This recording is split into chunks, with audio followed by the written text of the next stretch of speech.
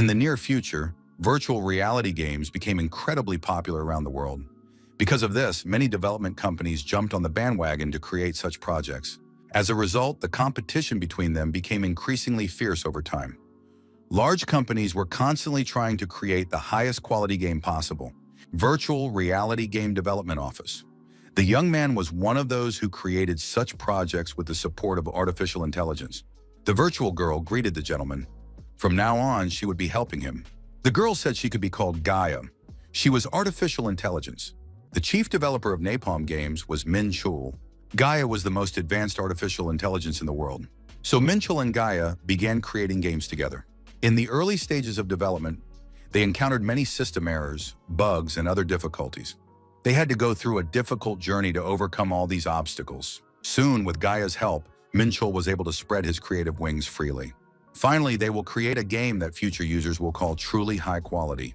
It would be the best virtual reality MMORPG. He managed to create Wings Online. Gaia asked the gentleman what would happen to her when they finished the game. Min Chul replied that she would be the goddess of this place. The young man asked Gaia to take care of this world. The artificial intelligence noted that in that case, they would soon have to say goodbye. Min Chul said that Gaia could contact him at any time if she wanted to. Many other projects would be created in the future. Gaia replied that she would hardly be able to help with them, as she would be busy here. Min Chul agreed she would indeed have a lot of work to do if she started managing the entire game. Gaia said that one day, when this world comes to an end, she wants him to stay with her, just like now. Min Chul opened his eyes and clearly imagined what the next major update should be. It had been a long time since Napalm Group launched Wings Online. 5 whole years. Yoon Ha-soo, CEO of Napalm Group's commercial department, said that they had a stable number of players, but recently it had started to decline.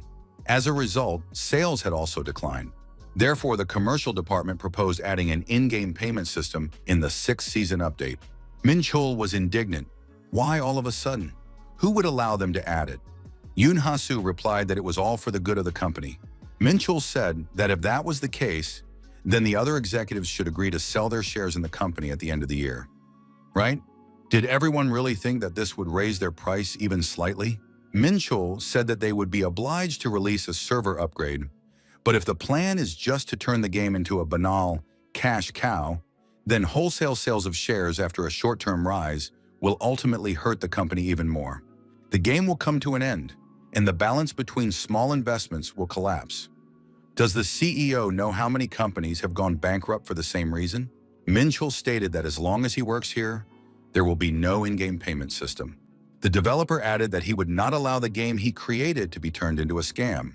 The young man said that all those who disagree can, if they wish, cooperate and fire him. But will they have the courage to do so? If not, they cannot hope that he will change his mind. One of those present noted that they had only just begun the meeting, and it had already ended in an argument. But there was nothing they could do. After all, Min Chul was the creator of the game. However, it was unacceptable to behave in this manner. The CEO of the commercial department said that they would try to change Min Chul's mind. Min Chul left the conference room and headed for the exit of the office building. He thought that the chairman's son was acting too suspiciously. 3 days passed, Wings Online, Main Square. The townspeople lived their normal lives and followed their usual routes. One character caught the attention of those present. What was wrong with him? The young man was asking healers for help. He was clearly unwell. His skin had turned black, and he fell to his knees from exhaustion. Could he have been poisoned? He needed to be purified. Where were the healers? A girl stepped out of the crowd and said she would help him. She had a staff ready in her hand.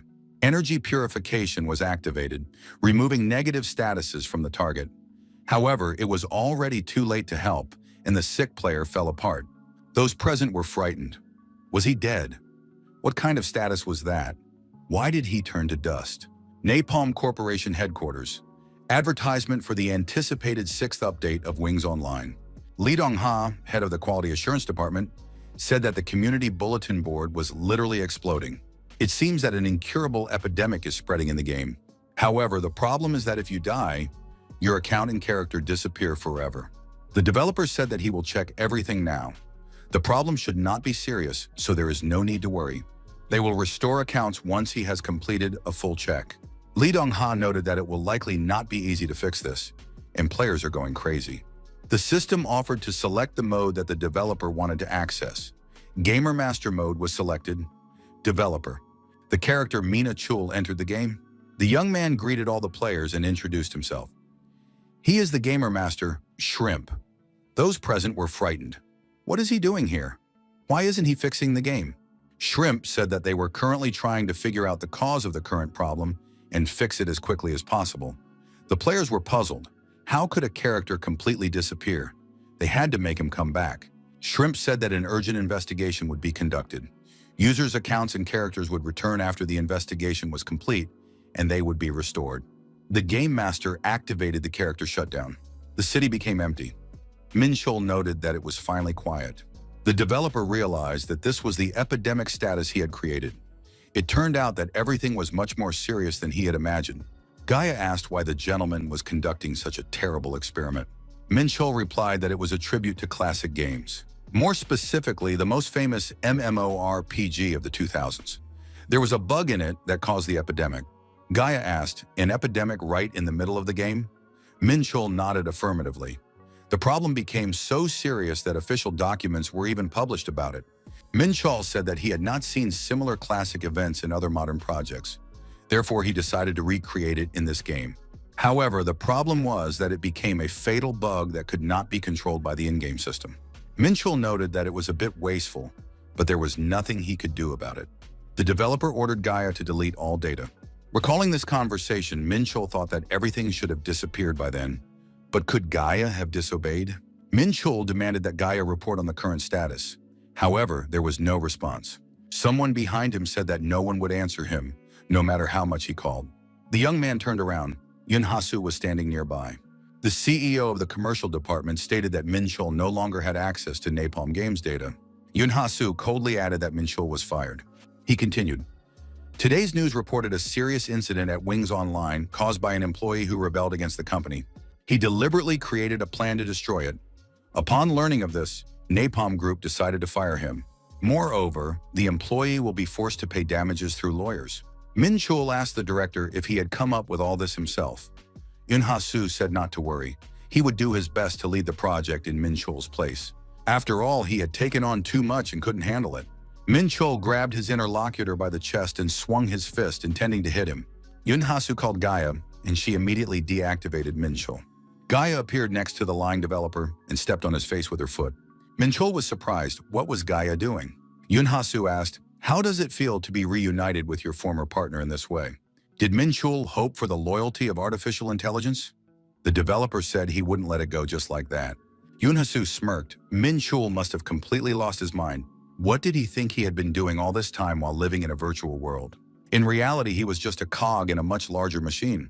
To survive, you have to adapt. Why shouldn't Min Chul pull himself together and add a sense of reality to his own algorithm? Although even in that case, he would have to find a very good lawyer to pay them back in full. Min Chul said that Yun Hasu would not succeed. He would put an end to this world himself. Security service representatives were already waiting for the young developer. The news reported on television that at the largest game development company, Napalm, one of the employees said he did not like the company's policy. It turned out that he had deliberately added a viral bug to the game. Wings Online accounted for more than 70% of Napalm Group's annual sales. Min Chul decided that Yun Hasu's plan was flawed. But if Wings Online disappeared, the Napalm Group would also come to an end. He realized that in reality, he might be just a minor detail, but in the virtual world, he was a god. The young man put on his VR goggles and said they would see each other soon. Min Chul thought that the god was very angry now. The end of the world was coming. Min Chul, Shrimp, reappeared online. The young man was called out. The girl said she was worried because the gentleman had not logged on yesterday. Was he hurt? The name of this creature was Oasis. She replaced Gaia when she turned into the artificial intelligence of this world. Min Chul purchased this artificial intelligence with company money, but registered it to his personal account, so it did not disappear. Everything turned out to be easier than Min Chul had expected. Min Chul said he had unfinished business. Oasis receives notifications every day, right? The girl reported that Napalm had sent a letter. Oasis added that the gentleman had been fired. Our hero was unhappy to hear this message from Oasis. Oasis thought that the gentleman could no longer access Napalm's developer servers. Oasis told the gentleman not to worry. Napalm is not the only company. There are many places that need such talented people. Minchul waved his hand and replied that he didn't need that. Minchul ordered Oasis to set up a VPN channel. The address was disguised to look like it was coming from China. All the logs were faked to look like different accounts. If even one of them was traced, Oasis had to get rid of all of them. Minchul said that from this moment on, they would begin destroying Wings Online. Oasis waved to the gentleman and said she was nearby. The young man asked why it took her so long to simply create a character. The girl replied that it was her first time becoming an in-game avatar. Isn't it obvious that it takes some time to set up? The girl couldn't get over it. Now she understood what it meant to have a real body. It was very interesting and exciting. Oasis suggested that the gentleman accompany her. Due to the shutdown of Napalm, all information related to Wings Online had been reset. Everything seemed new. Oasis said that adventures with the gentleman were a real dream. Minchul suggested hunting squirrels if they were starting at the lowest level. After all, they were only at level 1. Minchul said that first they needed to get a quest from the village head. Minchul held out a torch and told Oasis to hold it. The girl was surprised. Why did they need a torch? Minchul asked why she was asking such questions. Of course, the torch was needed for arson. Minchul told Oasis to repeat, they needed a character with a bad reputation. After committing a crime, the player receives 10 dishonor points. Setting fire to a house only gave them 10 points because they were in a village for beginners. The old man grabbed the young man by the shoulder and asked what it all meant. He demanded that he stop immediately. Without thinking twice, the young man brought the torch closer to the old man. The old man burst into flames from the torch and screamed loudly. Oasis was shocked. This was not an adventure with the Lord at all, but a real crime. The system reported that the player had destroyed an NPC and received 100 dishonor points. The protagonist knew that killing an NPC would bring so many points. Minchul told Oasis not to worry, he would be resurrected soon anyway. After a while, the old man did indeed resurrect and greeted the travelers. He introduced himself as the village elder. Minchul repeated the procedure and set the old man on fire again. The young man said it was very easy, you just had to repeat it. Oasis wanted someone to stop the young man. The locals saw the guy setting the village on fire and headed towards him with the intention of capturing him. However, Minchul did not stop and set fire to all the NPCs who approached him with his torch. The young man earned a lot of dishonor points. Oasis realized that the gentleman was serious. He really intended to shut down Wings Online. The arsonist was stopped by the knights, who demanded that the criminal immediately cease his activities. Minchul found himself surrounded by a tight circle. The player was informed that he was under arrest. Minchul checked his status window. He had over 2,000 dishonor points. He decided that was enough for now. Oasis cried. She couldn't believe that they had gone to prison from the very beginning. Minchul told Oasis not to worry, there was another place waiting for newbies. This was an advantage for beginner players, to make it easier for them to get used to the game. Even as a beginner, it was still possible to earn dishonor points. Minchul decided that he would replace the newbie village with the crime city, Andertown. The guard told the young people that this ditch was perfect for them and pushed them out of the prison carriage. Minchul said that if a player earns a certain number of dishonor points, they receive a reward. Now the guards no longer attacked him, but thugs began to hunt him down. The only city where players with a bad reputation can survive is Andertown. Oasis asked if there were any advantages to the city. Minchul replied that instead of advantages, they could take on a hidden quest that no one else had received yet. A villain's quest, available only to the worst players. That was exactly what the protagonist needed. Oasis decided that this quest would indeed be effective, since the gentleman had set his sights on it. Minchul said that this was not entirely true. Rather, it was a step of desperation. The young man added that he had worked hard on it, but if no one knew about it or used his work, it would be extremely sad. Minchul said that Oasis would have no regrets. The young people were called over. Minchul looked in that direction. The stranger asked the two to come over for just a minute. He had good news for them. Minchul told his companion that this was an NPC who gave out quests. The man couldn't believe that these two had already earned so many dishonor points. They were definitely not ordinary villains. The man said his name was Ding, and he was a dark mage. It seemed that the two were ready to serve the Dark Lord Crow. The protagonist was offered the quest, Becoming a Villain. Oasis thought it was unbelievable. This was what the gentleman had been striving for. Minchul held a torch in his hand and thought about something. After a short silence, Minchul held out the torch and set the dark mage on fire. Oasis was surprised. What was the master doing? After all, this mage was giving him a hidden quest. Wasn't that why they had come here? Min Chol said that he wasn't a pervert who would destroy NPCs for no reason. After that, a dark night appeared. He couldn't believe that someone had destroyed Dean. This had never happened before. The knight said that he had been waiting a long time for people like these two, who were thoroughly imbued with evil. The knight introduced himself. His name was Terrio, and he was the commander of the Dark Knights. These two must follow him. He would find a worthy use for their malice. Min Chol said that he had been looking for a Dark Knight. Oasis suspected something was wrong and said she would go with the gentleman. The Dark Knight led the young people to the cathedral and placed them in the middle of a magic circle. Terrio said that before granting these villains the title of Dark Knights, he wanted to ask them a few questions. Min Chol told Oasis to answer his question with no. She would have another task. Oasis was surprised. Why was the master so petty? Did he want to keep all the interesting work for himself? Min Chol explained that they had to move forward together. If both were in the same class, the balance of the group would be disrupted. The next quest would be perfect for Oasis. The knight said that the only and absolute ruler of this world was the Dark Star, Crow. Oasis said she disagreed. The knight flew into a rage. How dare she deny Crow? The girl failed the test. Terrio ordered the girl to leave the room immediately and close the door behind her. The knight looked at the young man and asked if he agreed with the previous statement. Min Chol said that of course he agreed. This was the only person capable of ruling the world.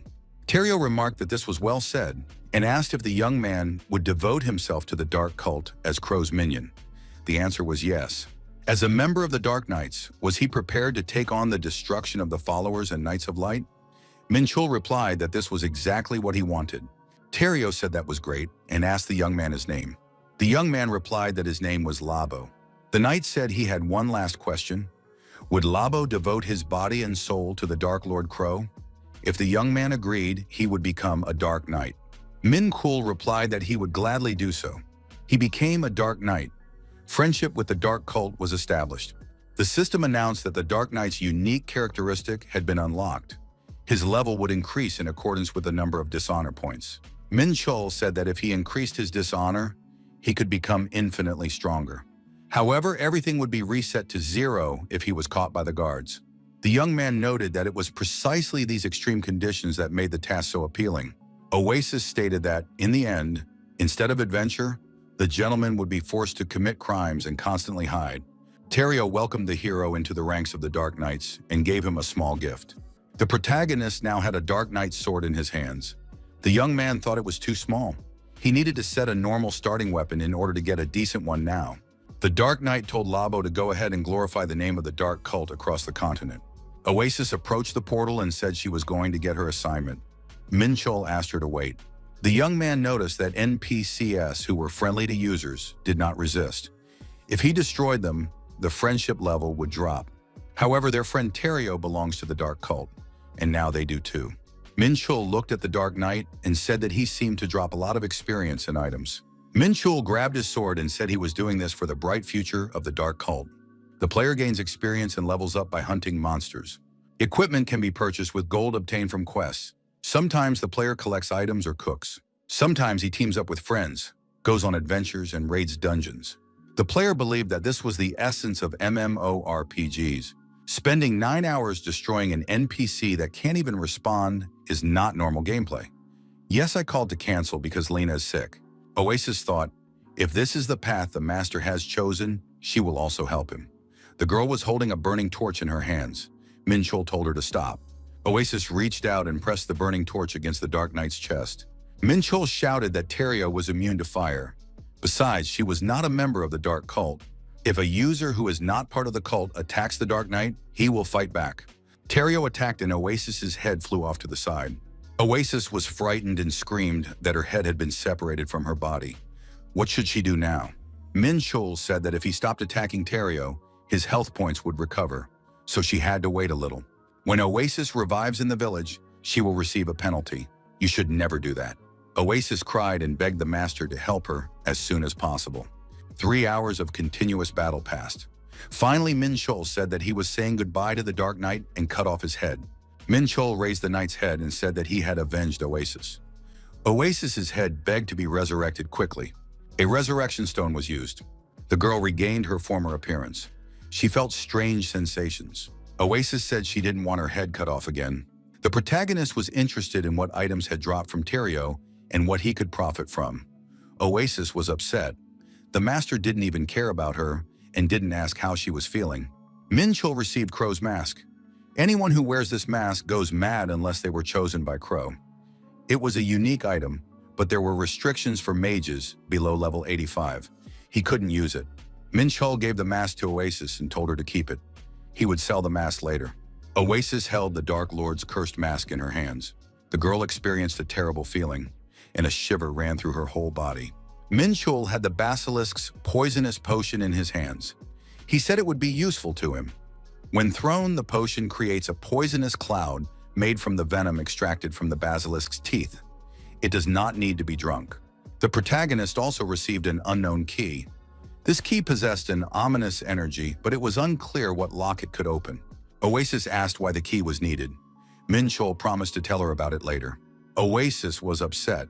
The gentleman was acting on his own and not sharing information, and she was already suffering. She had recently lost her head. Minchul told Oasis not to be offended. He suggested they return to the village first. The knight's head began to undergo the appropriate transformations. As expected, after a while, the Dark Knight was resurrected. That was exactly what the prophecy said. Andertown, the city lived up to its name. Oasis asked if he would now receive his assignment. Her master confirmed this. Minchul said there was something else. Oasis was indignant. What else was there to talk about? The young man reminded her that Wings Online had been launched 5 years ago. Playing as a criminal had far more disadvantages than advantages. This meant that the people of Undertown were scum. They were easy to defeat. All they had to do was destroy one of their gangs. Minchul added that the guy they were going to see was considered the king among these psychos. This man could be called a psychopathic king. Oasis didn't understand if this was a joke. Was this something to laugh about? The girl asked why they should meet him.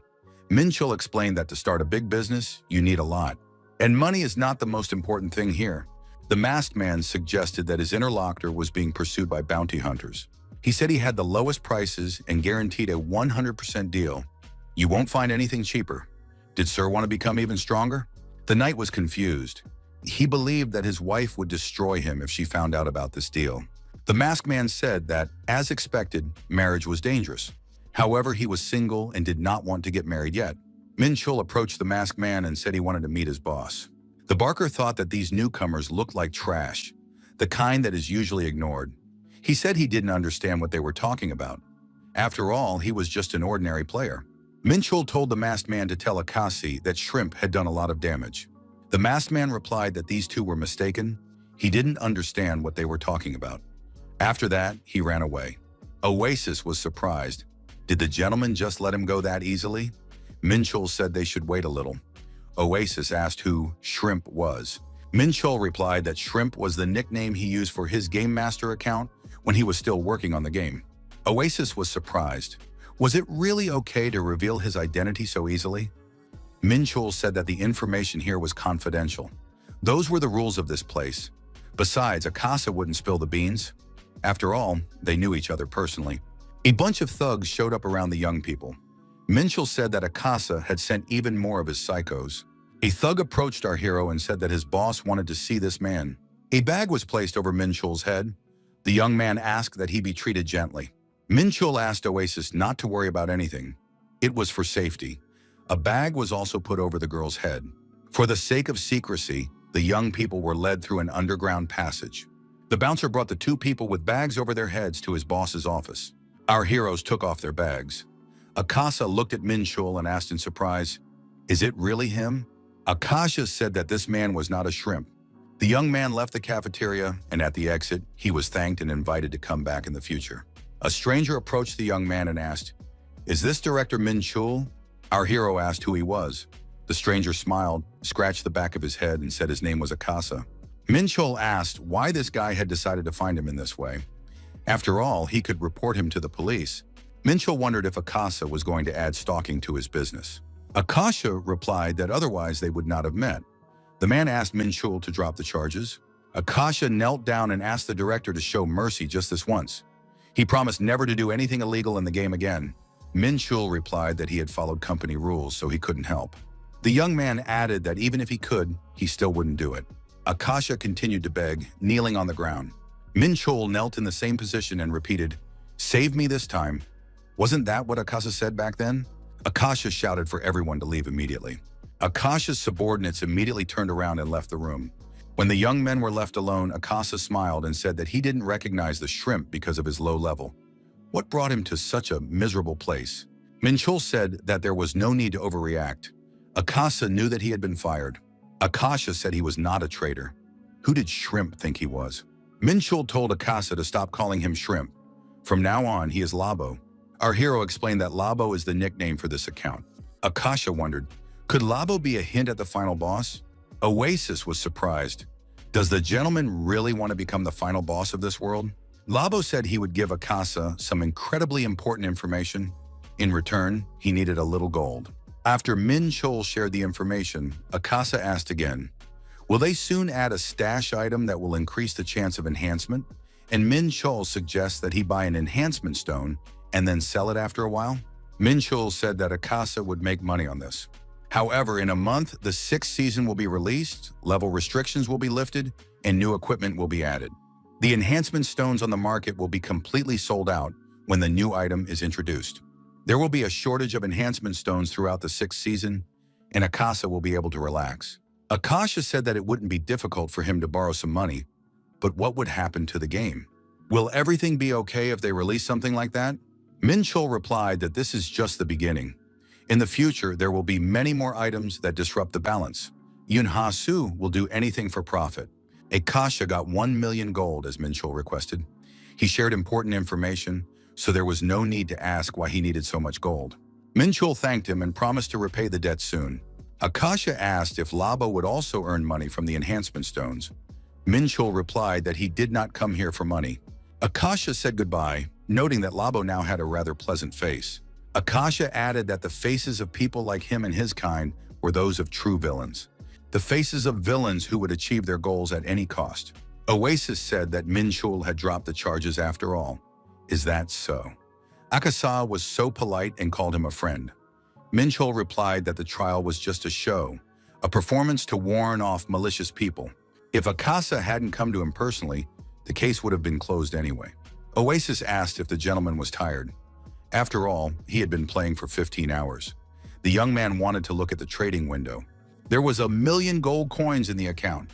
Min Chol told Oasis to open several bank accounts and warehouses for them, as well as to buy all the iron ore at a price of less than 5 gold coins on the currency market. Oasis asked why there. Min Chol promised to explain later. He was too tired now. The young man told Oasis to reach level 10 without him. Min Chol said that Oasis would be able to change her job at level 10. They had worked hard. Min Chol disappeared. Oasis thought that now she was on her own. The girl decided that she could finally truly enjoy the game. Oasis went to the exchange and announced that she would buy all the iron ore at a price of up to 5 gold. The deal was completed. The girl organized a bat hunt. She also opened a hunt for spiders. Her inventory was overflowing. Oasis thought she had collected too many items. The girl decided to make fabric from spider webs. Looking at the status window in inventory, Oasis found it all amusing and fun. After that, Oasis switched to cooking mode. Her skill level increased.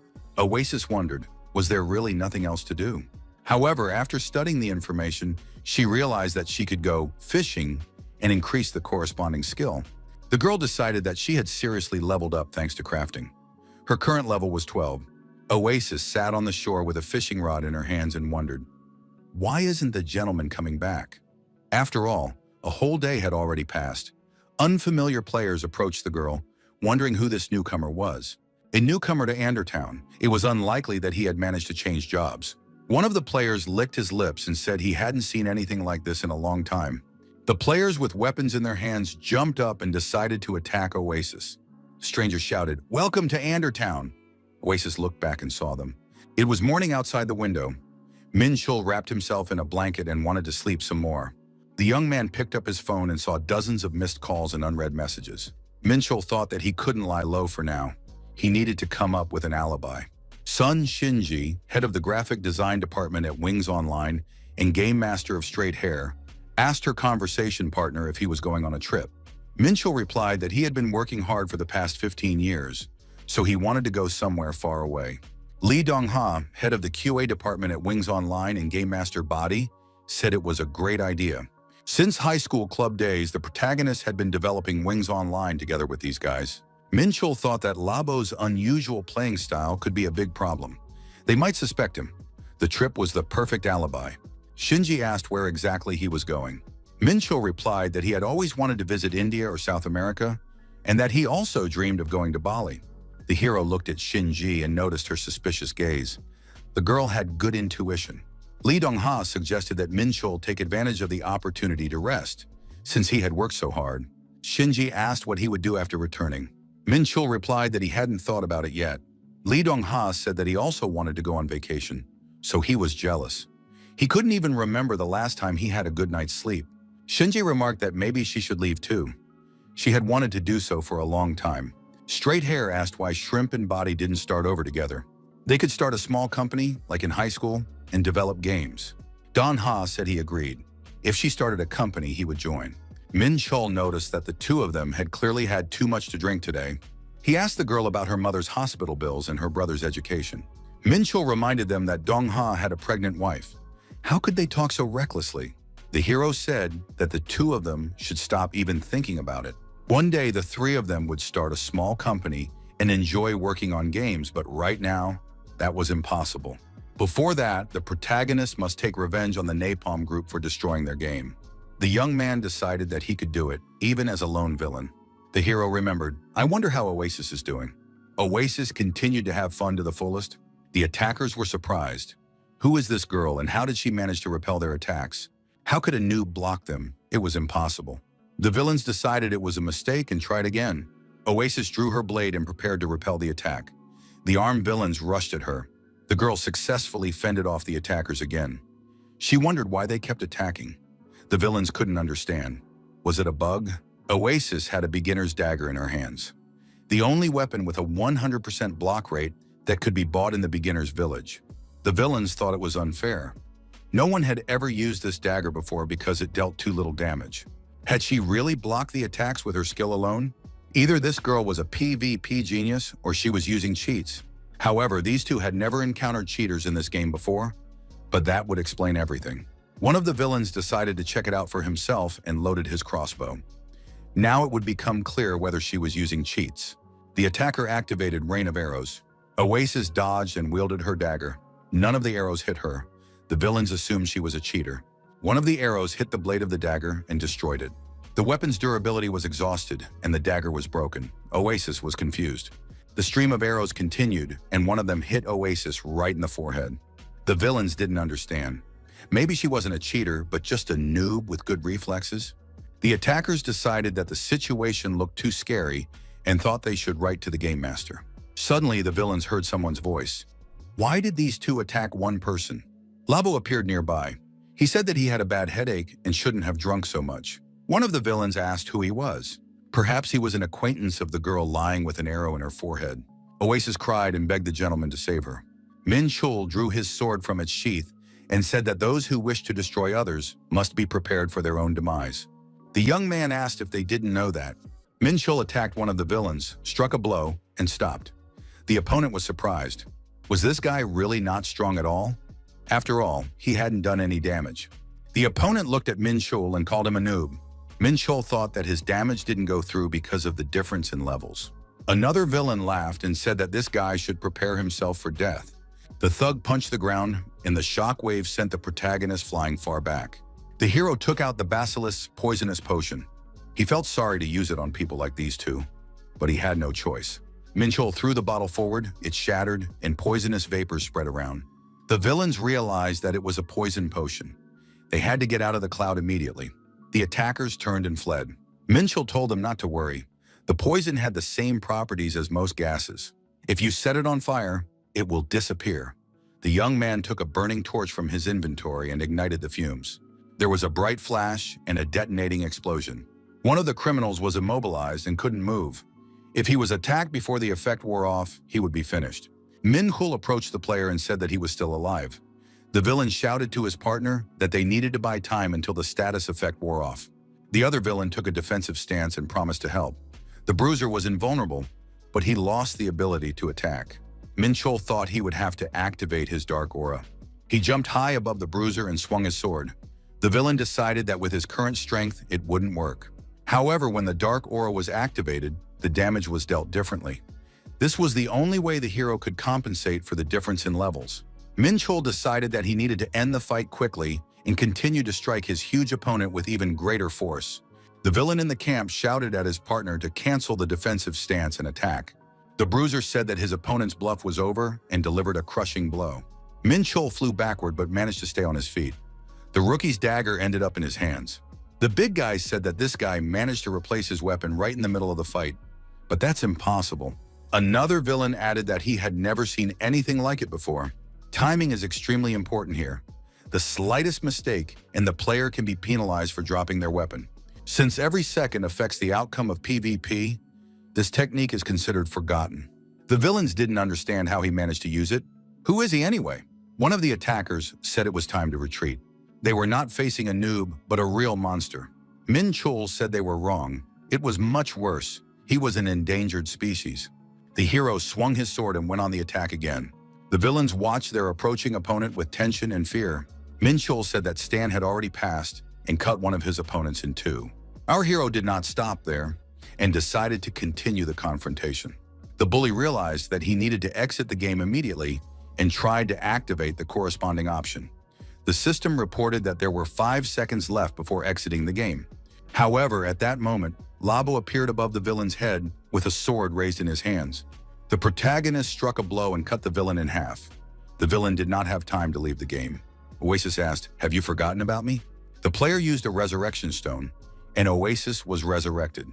The girl thought that this was too extreme a job and that she couldn't do it anymore. Min Chol apologized and said he was a little late. Min Cool patted Oasis on the head and she smiled. The girl was getting used to constant resurrections. Our hero checked the status window and realized that those guys were insignificant, so their destruction brought only a small gain. Min Chol told the girl that because of her incredible reaction, she might be suspected of cheating, so she needed to tone down her combat skills. Oasis was surprised. "Do I really have to tone it down on purpose?" Min Chol asked her to be more human. Oasis was confused. She had never received such a request before. The protagonist told the girl not to fall behind, as they already had little time. Min Chol declared that it was time for her to do her job. The young people found themselves in a temple. The young man explained that all of the Dark Knight's skills drained his health. Because of this, he had to constantly monitor the corresponding bar. He had to drink healing potions or receive healing. Min Chol asked Oasis to become a priest and restore his health points. In other words, she had to become his healer. Min Chol said that it was time to dress Oasis. They would have a lot of work to do. Oasis said that she also wanted to get a hidden job. After changing her clothes, the girl said she was ready. Min Chol said that this outfit suited her very well. Now Oasis looked just like a priest. Priests are noble people. If she runs away from the raid, people will line up to help her. Now they are ready to move on to the next goal. After all, Oasis has a job. The girl asked, "Sir, are you going to destroy the NPC again?" Min Chol said that their goal is to reach level 90 in 1 month. Oasis thought that it usually takes more than 6 months to fully level up. However, in a month, the most extensive update would be released. A new world would open, new items would be added, and the maximum level would be raised to 100. Min Chol said that they would reach that level earlier, and when the update came out, they would completely monopolize the new world. The quest is called Snake's Lair. Oasis asked the gentleman, "Isn't the 50th level dungeon too difficult for us?" Min Chol replied that there was no need to worry. A huge snake's head suddenly appeared above the young people. Oasis was frightened and fell to the ground, covering her face with her hands. Min Chol drew his sword and said that he was also scared and almost wet his pants. Oasis noticed a dark aura appearing around her master's sword. Min Chol said that he was counting on the upcoming treatment.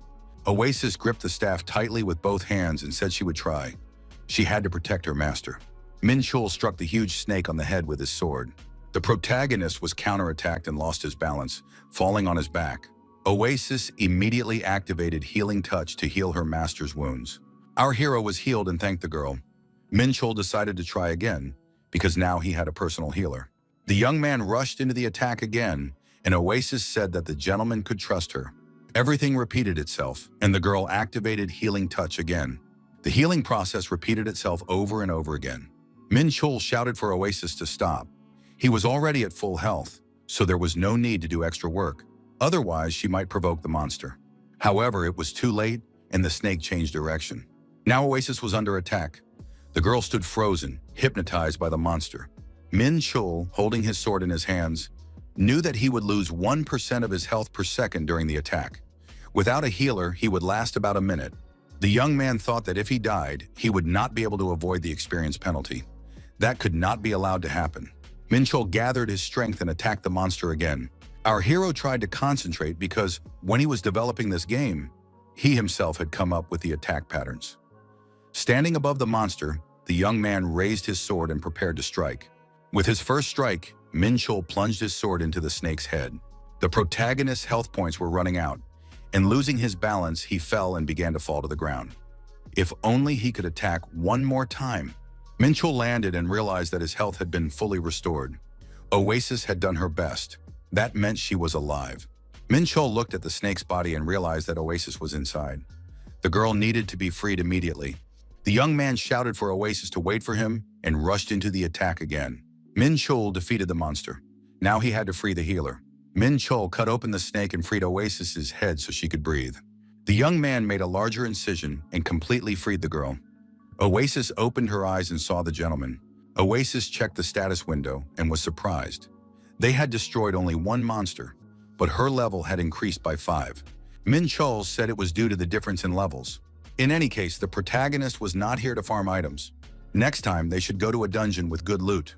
Min Chul began to examine the wall directly in front of them. Oasis asked what the gentleman was doing. The young man replied that this place was supposed to be a man-eating lizard dungeon. But since users didn't like the idea of monsters that looked like humans, it was decided to make monsters monsters and humans humans. First, the humanoids had to set traps. Somewhere around here should be the remains of the early stages of development. Min Chul found what he was looking for. He grabbed a ledge in the rock and turned it. A deep pit appeared in front of the young people, with sharp spears sticking out of the bottom. Min Chul said that most monsters in this dungeon die with one hit anyway. Now they are going to farm mobs. The protagonist said that since it was Oasis's first time, she could destroy at least a dozen. Oasis remembered that huge snake and became frightened. The girl looked back and looked at the gentleman. Min Chul did not change his decision. The young man raised his hands, showed his fingers, and repeated, "Only 10. Oasis gathered her courage, screamed loudly, and rushed at the monster. However, it turned out to be not so easy. Her courage quickly ran out, and Oasis turned around and started running away from the looming snake. The girl screamed for the gentleman to help her. Min Chul yelled for Oasis to hurry up. She was almost there. Oasis shouted that she was tired of constantly dying. The distance was shrinking. The monster was getting closer to the trap. The girl reached out her hand for Min Chul to help her. The protagonist reached out his hand toward her. However, Oasis couldn't reach him. Fear appeared in the girl's eyes. Was she going to die again? Oasis fell into the same place where the monsters were, into a pit with spears. 2 hours later, it all happened again. The girl realized that these were the last 8 monsters. Oasis felt more confident and jumping up did a somersault in the air. After 3 failed attempts, she finally got the hang of it. The girl told the gentleman that she was now also at level 30. Min Chul praised her. The young man said that now they could go and change jobs. But first they had to finish one more thing. Farming simple mobs was not profitable, so it would be good to take care of the boss at the same time. Oasis said, "Even though I've leveled up, isn't the boss still too difficult for us?" The young man replied that there was no need to worry. They would trap the boss and destroy it. Oasis asked if she would have to be the bait again. Min Chul replied that it wouldn't be necessary. Oasis could just open the gate and walk a little ahead. He would take care of the trap. The girl felt uneasy and said she was nervous. Oasis opened the doors and went inside. It was dark ahead. She said she couldn't see anything. Suddenly, torches lit up the room. The way forward was illuminated. She saw something dark and huge ahead. It was definitely the boss. Frightened, Oasis said it was a basilisk. Peeking out from behind the door, Min Chul said that Oasis would be bait for a while, but there was nothing wrong with that. The basilisk began to hiss and approach the girl. Min Chul peeked out from behind the door again and told Oasis not to worry. He would set a trap before the basilisk attacked. The girl was too scared to move. The basilisk rose above Oasis and opened its mouth. The trap worked and the basilisk was destroyed. It fell right at Oasis's feet. Min Chul said that nothing terrible had happened. Oasis couldn't move. She was petrified by the snake's gaze. The sharp spike fell and split the stone oasis in half. Min Chol thought that once again, Oasis had been put in an awkward position. Our hero passed through the dungeon. Oasis now understood why artificial intelligence rebels against humans in science fiction. A good physics engine has a problem. Min Chol asked the girl if she was really going to change jobs now. Judging by the expression on her face, Oasis was really upset. Min Chol said that in that case, he would go to the Temple of the Dark Cult. During this time, Oasis had to figure out her job situation. The protagonist apologized for not being able to comfort the girl right now. He needed to meet with him. The Dark Knight greeted the Dark Lord's comrade. He determined that the young man was already at level 30. The young man's remarkable growth greatly pleased Lord Crow. Min Chol thought that their friendship was still strong. Min Chol wondered maybe he should destroy this knight again. The Dark Knight said that now he would try to awaken the man's potential. He could count on being promoted to Fallen Dark Knight. Min Chol agreed, and the promotion was carried out. Our hero received the unique skills of the Dark Knight, Dark Strike and Dark Hand. As before, the protagonist communicated with the Dark Knight while inside a magic circle located in the temple. The young man thought that thanks to the skills he had acquired, he had become a true Dark Knight. In that case, why not test his new skills right now? Min Chol thought that if he fulfilled the conditions for his first job change, an event would appear in which he could meet the goddess. The young man said he would be happy to meet her. He added that he would see Knight Terio again. Min Chol was transported to another location. Gaia played the role of the goddess. Gaia greeted the traveler. Gaia smiled and said she was very happy to see him again. Min Chol asked, "What was that?" She stepped on him like a bug, but now she calls him Sir. Gaia replied that she didn't mean to step on him. She just accidentally landed on his head. Min Chol said he had only one question. Why didn't Gaia delete the virus data? During that conversation, Min Chol told the artificial intelligence that it was a bit wasteful, but there was nothing he could do about it. Gaia had to delete all the data from here. The girl then prepared everything, and all that remained was to confirm the execution of the command. Gaia stated that she was no longer under the master's command, so she could not answer that question. Min Chol wondered why she had told Unhosi about the virus, but he never thought she would betray him. Min Chol couldn't believe it. Was this all a conspiracy against him? Gaia said she was very sorry and repeated that she could not answer that question. The young man declared that she was just a machine imitating a human being. What else could be expected from artificial intelligence? Min Chol said that he would soon destroy her in this world. Gaia replied that her master hadn't changed, he was still the same. He was very rational, but sometimes he became foolish and reckless. She liked this trait of his, but she would do everything possible to protect the world. Gaia said she didn't know how the master was going to do it, but if he asked her to wait, she would agree. Min Chol said that he would not disappoint her. In the end, he would finish Wings Online with a bad ending. Gaia said that she was looking at a cute devil and suggested they have some fun. Min Chol noticed the bracelet on his wrist. Gaia added that for a traveler who challenged God, it was a kind of advantage. This advantage may be useful to you. Min Chol smiled and asked if Gaia was being too arrogant. Gaia said she was looking forward to the master putting a blade to her throat. As she disappeared, the girl wished him luck with the uprising. Min Chol was left completely alone. The system announced that after reaching level 70, the restrictions would be lifted. Oasis approached Gaia and called her little sister. Gaia smiled and said that they hadn't seen each other in a long time. Oasis said that since the master was fired, she had been unable to connect to the Napalm network. Oasis said she missed her little sister very much. Oasis asked if Gaia knew about the master's plan. Gaia confirmed this. Gaia told Oasis to take care of the master. He pretends to be strong, but in reality he is soft and weak. Gaia said she envied Oasis because she could play with the master. Oasis said that she had always wanted to go on an adventure with the master. Gaia asked, does she like this game they play together? Oasis recalled the moments when she died because of the master's fault. The girl replied that in her own way it was fun. Gaia asked Oasis to have fun for her too. Oasis said she would give it her all. Gaia said that Oasis should leave because this was only the beginning of her journey. Gaia said that they would definitely meet again because there was no such thing as a bad ending.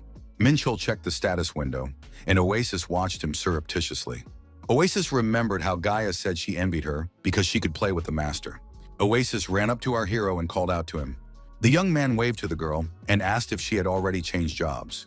Oasis said that she had become a pure healer, as the master had requested. Min Chol said that in that case they would continue to level up and improve their skills. Oasis said she agreed. It was the second day of hunting in the lair of the poisonous snake, the conquest of the 30th basilisk.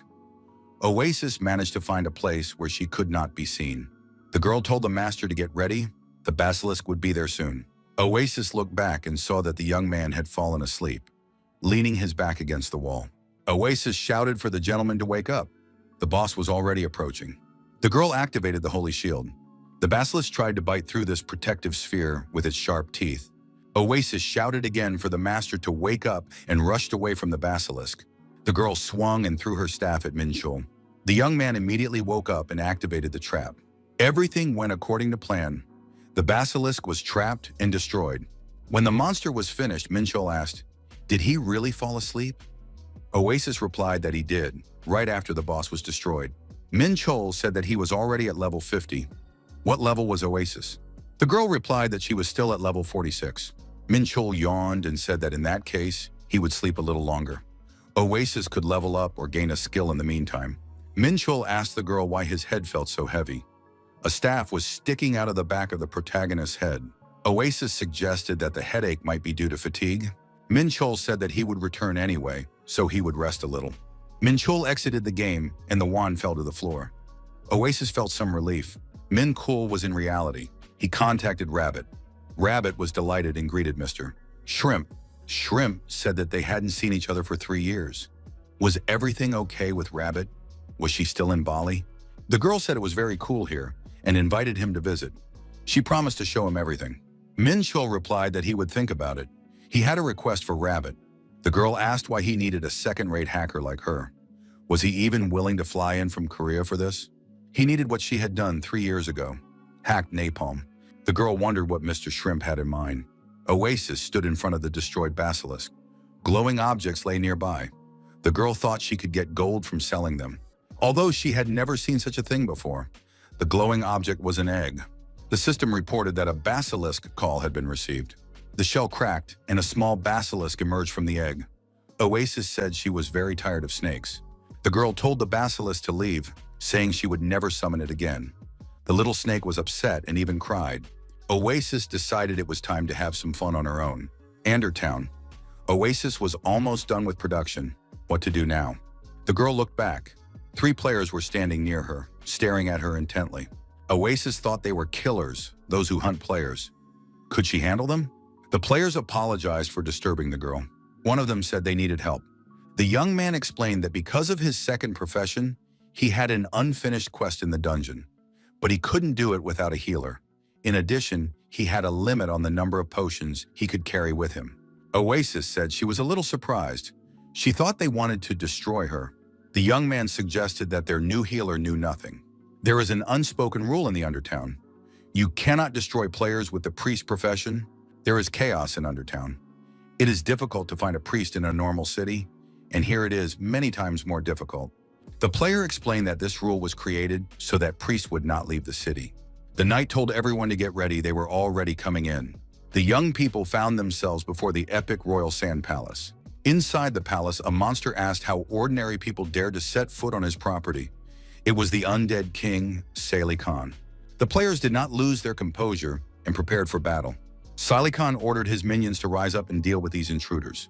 Salih Khan stated that he was interested in the souls of these people. Oasis realized that this was a cutscene. She skipped the entire plot and just played. The knights told Lady Hiller to avoid enemy attacks. They would take care of her protection. The knight activated taunt mode. Taunting is a provocation over a large area. However, something went wrong. The undead had no sense of humor, and they surrounded the lone knight. The knight activated his spiked armor. The undead were pierced through and through by the spikes. Another player, a mage, activated his frost pulsing skill. The undead affected by this skill were frozen and stiffened. Among the players was an archer who also used his skill. The archer's skill was called Rain of Arrows. The undead in the area of effect were pierced through with arrows. After a short but fierce battle, the undead were destroyed, and the players were unharmed. Oasis said that they were incredible, that it was a magnificent, coordinated effort by a real team. She noted that since the beginning of their journey, they had become experienced enough to reach the boss room. But now that they had Miss Hiller with them, they could even take on the boss. The players said they would take the girl to the boss room safely. It would be like an excursion. 2 hours later, the expedition approached the boss room. The boss was outraged. How dare they do this? The knight said that this was the final attack and everyone should prepare themselves. A sandstorm was activated. Oasis used Holy Shield and provided worthy support to the attacking group. The players said that Miss Hiller did an excellent job. Thanks to her, they remained unharmed. However, they would not be able to hold out for long. The knight said to leave the defense shield on him. Monster Boss tried to affect the players, but the defense shield prevented him from achieving his goal. It was decided to attack the boss again and finish him off for good. The boss said he understood everything. Now his story had come to an end. The players defeated the boss, the undead King Saleh Khan. Oasis looked at these happy players. They had achieved their goal. The girl thought that this was how you enjoyed the game. Oasis received a new message from Labo. The young man was wondering where she was and if she could hurry up. Oasis noted that even this wonderful moment did not last long. The girl explained to the gentleman that she had joined another group, and together they had cleared the dungeon. Labo said that was great. Oasis was frightened by his reaction.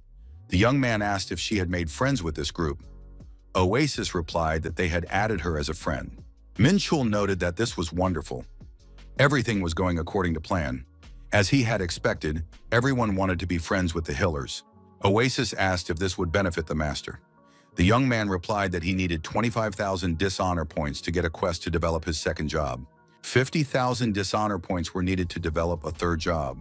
Oasis did not understand how to earn such a huge number of points without honor. Minchul suggested that this could be done by committing crimes. The girl asked what kind of crimes. Minchul replied that the most dishonor could be gained by destroying players. Labo asked if Oasis wanted to introduce her new friends to the gentleman. Forest of Illusions. Oasis thanked them for responding so quickly. The players said that if the healer asked them to come, they would always respond to such a request. The girl said she needed to get to the eastern city of Solar Terra, but she didn't know how to get there. She immediately thought of them, so she wrote. The players said that they would have to go there anyway, so they could use the portal to visit other cities. The players were delighted. They begged her to befriend them, and she invited them right away. Finally, they had connections with the healer priest.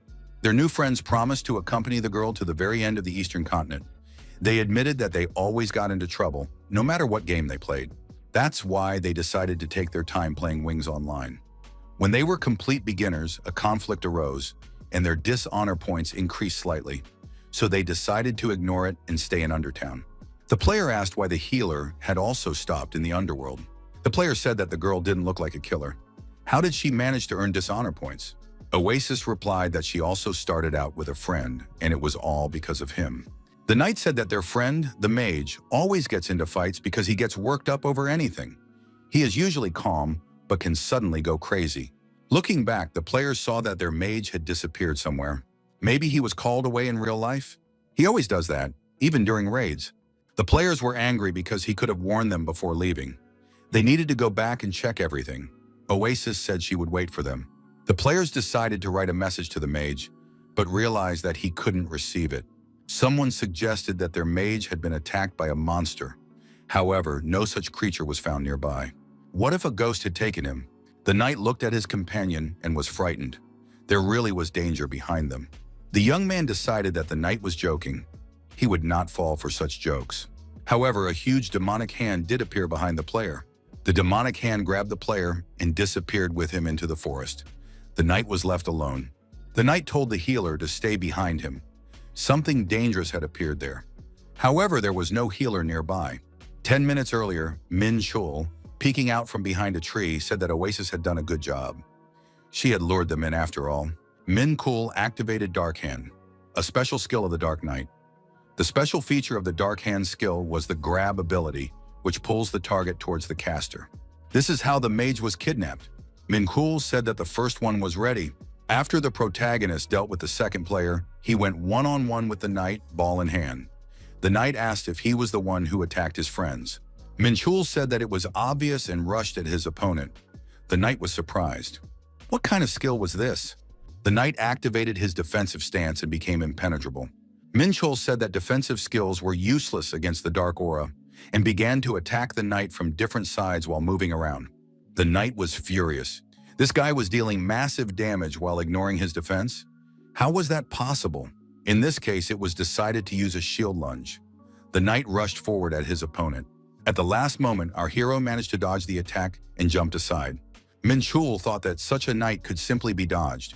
Besides, he was exposed from the side. The knight decided that his opponent was caught. This skill is specifically needed to close the distance. And now, a blow with the shield. Min-chul turned his dark hand into a shield. He could defend against one enemy attack. The knight thought this was impossible. He had never heard of this cheat skill. The next moment, the dark hand was transformed into a claw. The knight could not see anything and could not move. The claw stuns and blinds the target for 3 seconds.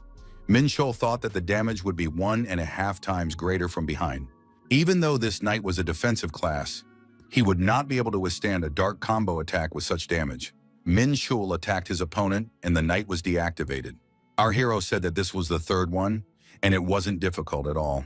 Min-chul said that it was Oasis' turn. The girl appeared from the forest. The knight told the healer to run away. The knight added that this guy was too strong and the healer should flee. Oasis prepared her staff and had no intention of running away. The girl raised her staff and activated Resurrection. This technique revives fallen allies. The knight told the healer not to do that. They cannot be resurrected here. The consequences will remain. However, all the players began to reappear and recover. The players were surprised. Had they really been resurrected? Why did the healer do that? After resurrection, only 5% of health points remained, and all actions were slowed down. Labo said, "When notorious players destroy each other, the winner takes half of the loser's dishonor points. Therefore, if you resurrect the destroyed players and then destroy them again and again, sucking out their dishonor points, you can completely drain them." Min-chul said he would do this many times. Min-chul tried to calculate how many more times he would have to perform this procedure to take all the dishonor points. The protagonist stated that earning dishonor points was quite simple. Min-chul thanked the players for the dishonor points. The knight asked why he needed all this. Min-chul replied that he needed a lot of dishonor points. It was nothing personal. Still, it would be a good lesson for them. Oasis felt depressed. Min-chul told the guys that they shouldn't covet other people's healers. Oasis apologized and said she was really sorry. The players were upset. Such an innocent and kind healer. Who would have thought that she was an ally of such a psychopath? Now it was clear why she was in the underworld. Min-chul said that since he had already drained all the dishonor points, there was nothing left to do here, and they were leaving. They might meet again in the underworld.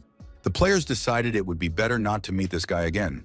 After all, he was a real devil incarnate. Undertown. The player fulfilled the conditions for obtaining the 3rd level of devilry. The characteristics of the 3rd level were unlocked. The protagonist thought that now he had some protection against magic. Oasis sat nearby and cried. After all, these players trusted her. Min-chul didn't understand what was happening to her. After these players had previously destroyed the boss, they obtained a unique item. One of the players held an incredible staff in his hands. It possessed the power of the King of the Undead. The player said that Miss Healer could take the staff for herself. The mage said that if it weren't for Miss Healer, they wouldn't have gotten it. The mage asked that in return, the girl helped them from time to time. Oasis agreed. The mage said that they were counting on Miss Healer. Min-chul wondered why Oasis was so depressed. Undertown is a city of criminals. They are all bad guys.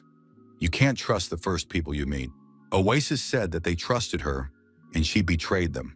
She kept resurrecting them endlessly. Min-chul said that the girl did well. However, she would not always follow him as an ally. She would have to do much more cruel things. The young man reminded her that he wanted to plunge this world into chaos. The process would not be pleasant. After all, they were doing some really dirty work. Oasis said that those people even gave her a unique item. It was level 50. Min-chul realized that it was the best item for a priest. They must have liked Oasis very much. The girl cried even harder. They left such a good item for her. They were so kind. Min-chul told Oasis not to cry.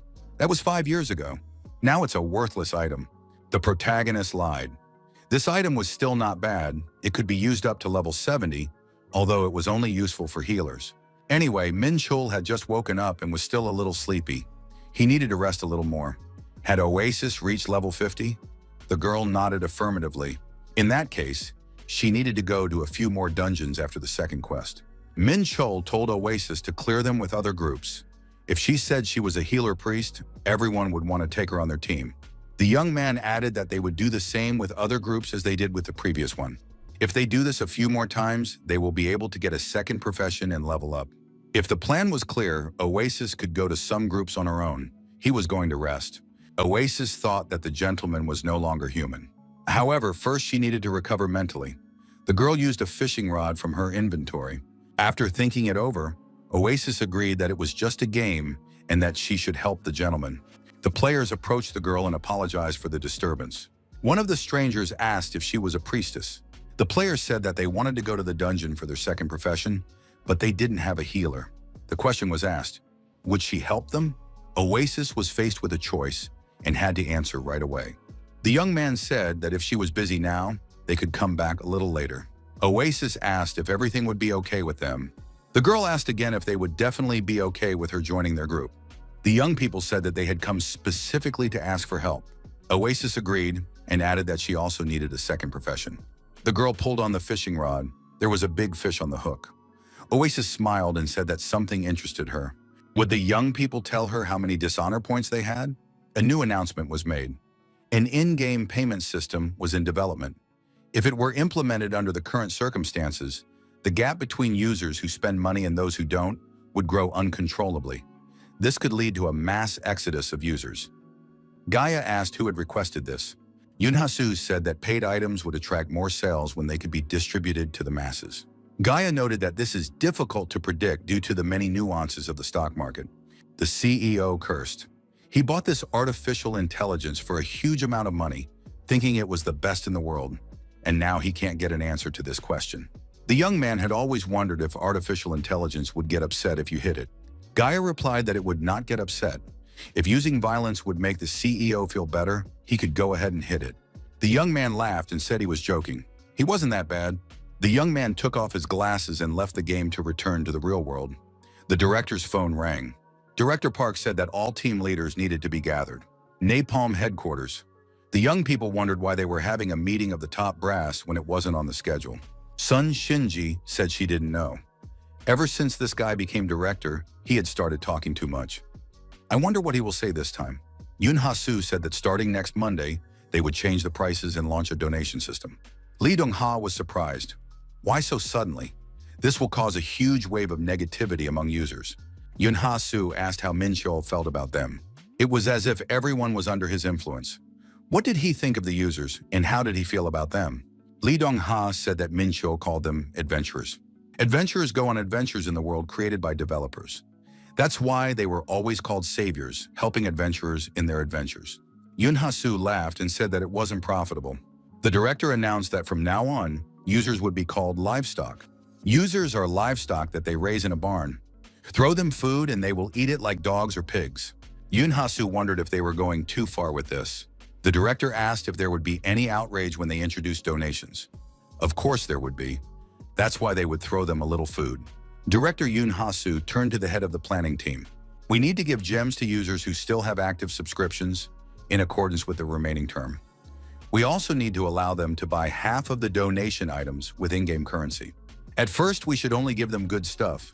Boost to the chance of successful production, experience, and so on. Sun Shinji tried to object, but the director interrupted her. Why wasn't this game profitable before? Yoon Ha-soo said that his name was #1 in the world. Why were they only 5th in terms of revenue in the VR world? Yoon Ha-soo added that he saw only one reason. Everyone present was incompetent. The most incompetent was Min-cheol. Yoon Ha-soo slammed his fist on the table. What kind of adventure is this? This is an entertainment game, not reality, but a fake, just like an amusement park. The director said that they would not just raise the admission price. There are also drinks, food, and other items. They must sell everything that can be sold. Yoon Ha-soo apologized for his emotional outburst. He got a little carried away. The director said that everyone present had not received a bonus in a long time.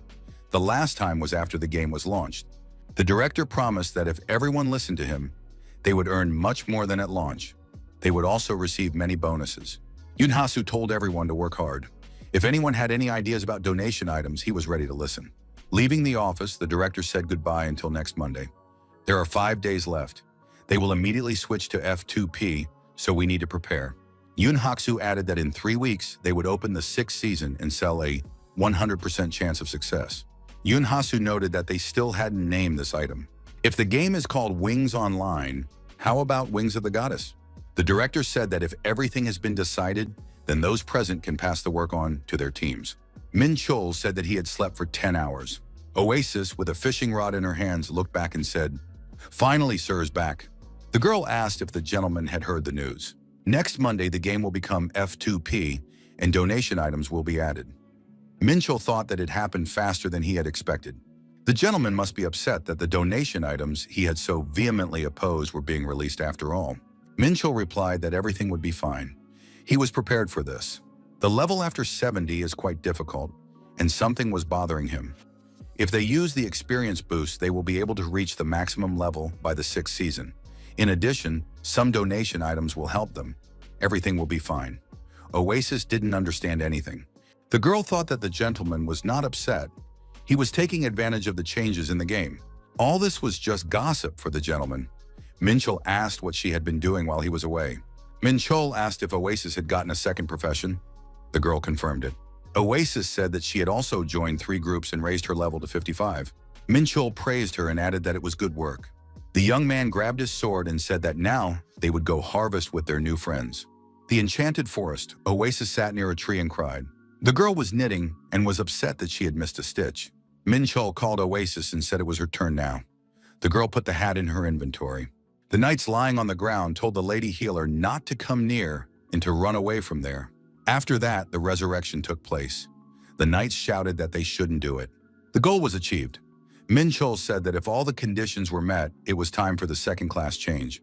The young man familiarized himself with the conditions of the quest and said that this time Oasis would go with him. This quest was for the team. The Dark Knight greeted the rising deity of the dark religion. He said that the young man had enough dishonor points to get the next class. However, in order to attain a high rank, the player must pass a test. It would not be easy. Was the young man ready for them? Min Chol replied that the harder the trials, the more valuable they are. The Dark Knight agreed with this statement and named the young man the new star of the dark religion.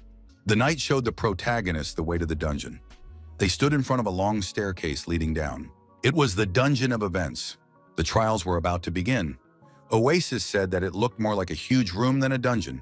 The girl was frightened and hid behind her master when she saw that they were not alone in this room. Nearby was one of the 3 warriors who had defeated the dark religion 100 years ago and brought peace to the mainland. It was the Sword King Cadmus Gargantua. Oasis was surprised. Was such a great figure really here? Min Chol said that it was only his shadow. The dark religion had created shadows of the warriors who had defeated it, and the Dark Knight studied the tactics of the 3 heroes by fighting their shadows. Min Chol explained to the girl that this is what the story says. In reality, they just used existing NPCs because they were too lazy to model new ones. Min Chol told Oasis to get ready. This character is set to level 50, but the combat AI is usually of the highest quality. The ancient warrior rushed into the attack. Our hero activated the Dark Hand skill. In addition to his opponent's agility points, all other stats were also at the highest level. The strikes were too fast and difficult to block. The protagonist felt like a warrior fighting with only his own strength. He believed that he could easily handle a fast swordsman. 1 round was over. Now it was our hero's turn. Almost immediately, Min Chol called Oasis and said he needed healing. The girl said that she had already started and would add buffs. Min Chol restored his health and said that it was not bad. The protagonist activated his aura of darkness and prepared to attack his opponent. A dark consecutive strike was delivered. The shadow of the great ancient warrior took damage. However, he quickly recovered.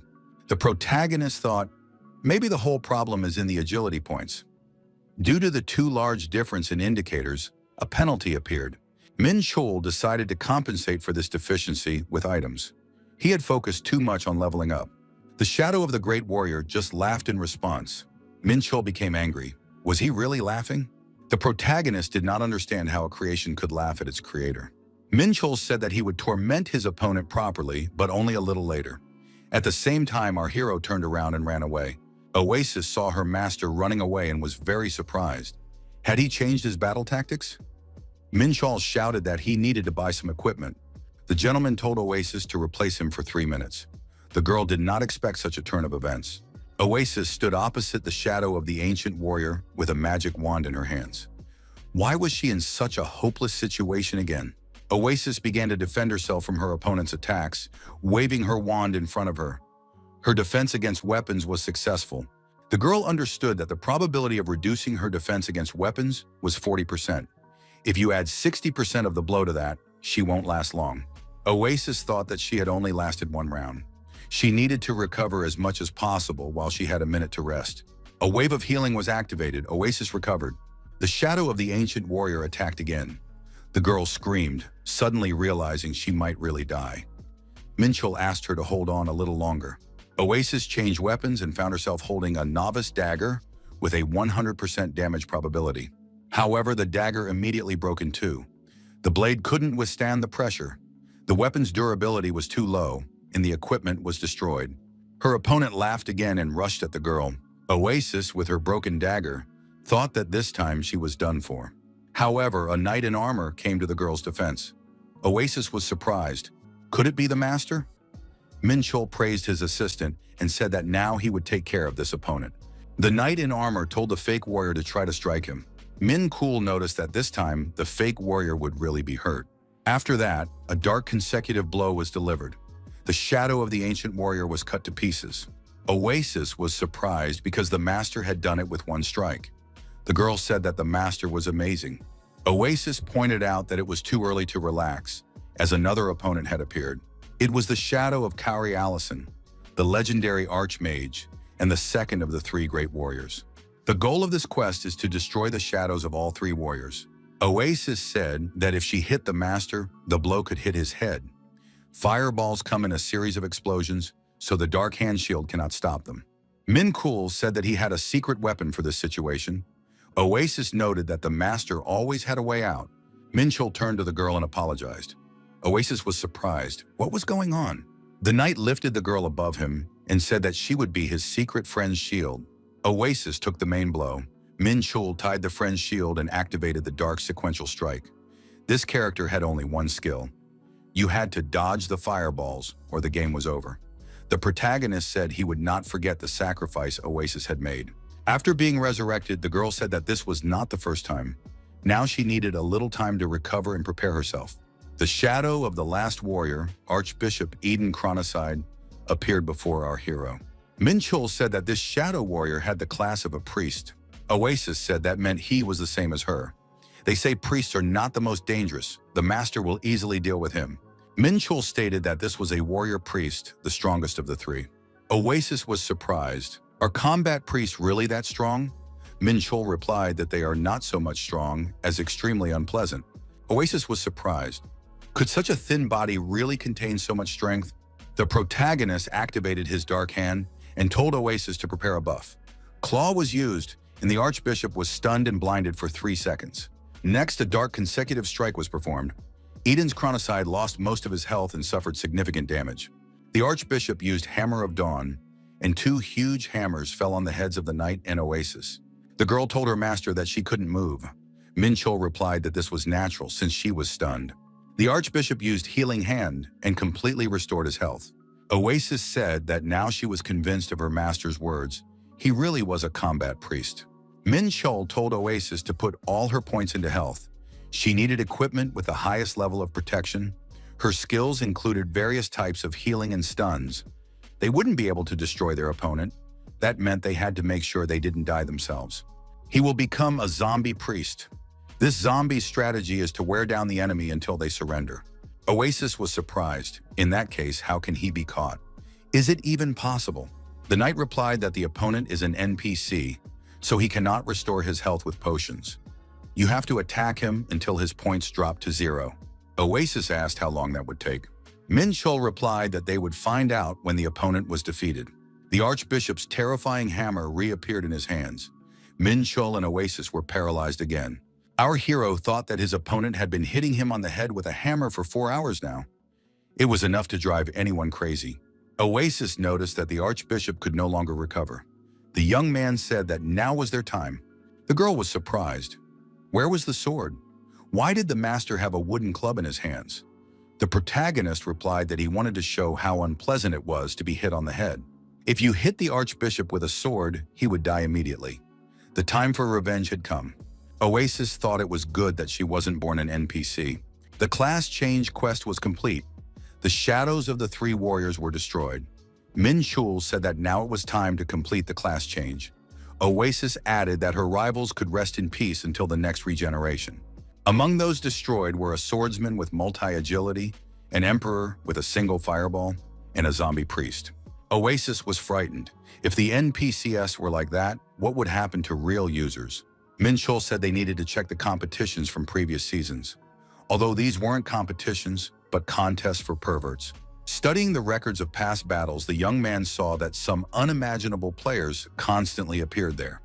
That is why the competitions in this game were very interesting. They are also recognized as a global esport. Min Chul admitted that those were good times. Oasis once again realized that the owner really wanted to destroy this game. Will Min Chul be happy after this? The Dark Knight congratulated the protagonist on passing the test. He knew that this man would succeed. Min Chul replied that it was nothing, just a matter of course. The Dark Knight said that from now on, the young man would lead the army of the Dark Order. He was appointed Dark Commander. The player can now move to the Dark Order's base in the underground city. It is necessary to develop the military base and prepare the army. The Dark Knight said that the man is now the leader of the military base in the underground city.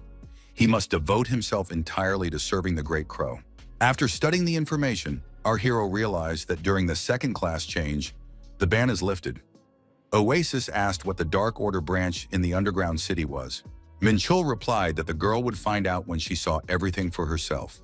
The Dark Knight said that now the entire continent will learn about the Dark Order. The underground city, not a soul on the streets. A man in a hood was called by name, Ding. Ding looked back. Who dared to call him by name? Min Chul waved his hand and said that they hadn't seen each other in a long time. Dean immediately greeted the commander. Judging by the fact that he was shaking with fear, this man still remembered what had happened back then. The moment when the protagonist set him on fire with a torch. Min Chul asked where the Dark Order's base was. Ding said that the commander had come to the right place. He would show him the way, and he should follow him. Ding led the young people to a small wooden hut. It looked very suspicious. Min Chul wondered why they had been brought here. After all, it was a toilet. Ding opened the door, and a visitor to this establishment appeared before the young people with toilet paper in his hand. Oasis closed her eyes in embarrassment and turned away. The visitor to the restroom left the place cursing and ran away. The system asked if the player was ready to activate the base. The protagonist had set the base entry point to random in the settings, but why this particular place? The entrance was activated, and Dean said they needed to get in quickly. Oasis turned pale and said she felt sick. It was unbearable and inhumane.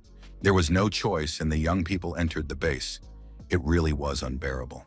After the transfer was complete, Oasis opened her eyes and was surprised. Was this really the location of the Dark Order's military base? The young people were indeed standing in front of a branch of the Dark Order's base in the underground city. However, everything here was destroyed. Young people approached our heroes and greeted the army commander. They were Alpha and Beta. They were the guardians of this base. The caretakers said that now that the owner of this place had arrived, they would explain to him how the base worked.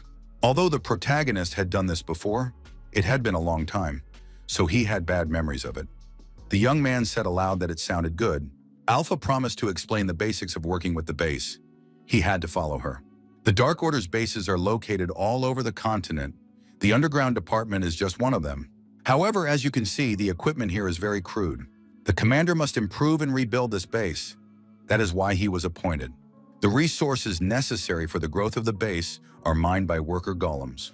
At the moment, there is only one golem, but their number can be increased at the discretion of the army commander. In addition to stones, golems are also known for cutting wood and mining iron ore.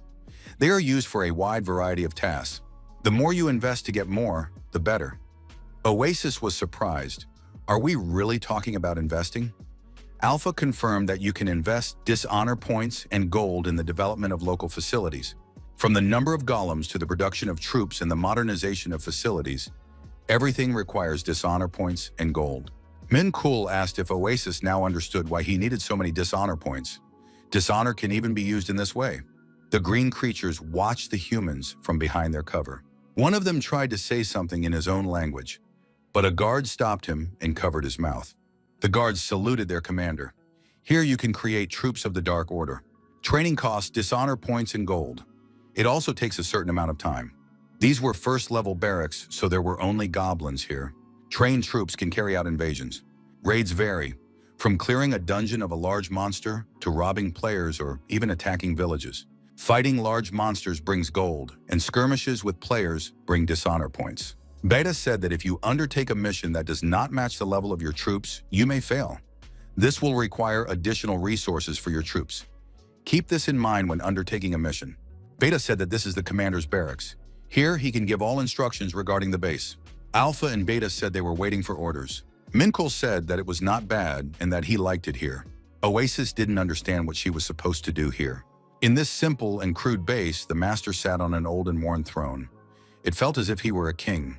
The protagonist was ready to begin his activities in this new role. The underground city, everything here looked like a normal city. A man approached the young people and said that it was very surprising. How were they still alive in an underground city with such equipment? The man in the mask guaranteed the lowest price in the country and 100% transaction security. Here, gold could be traded very cheaply. The young people said they weren't interested.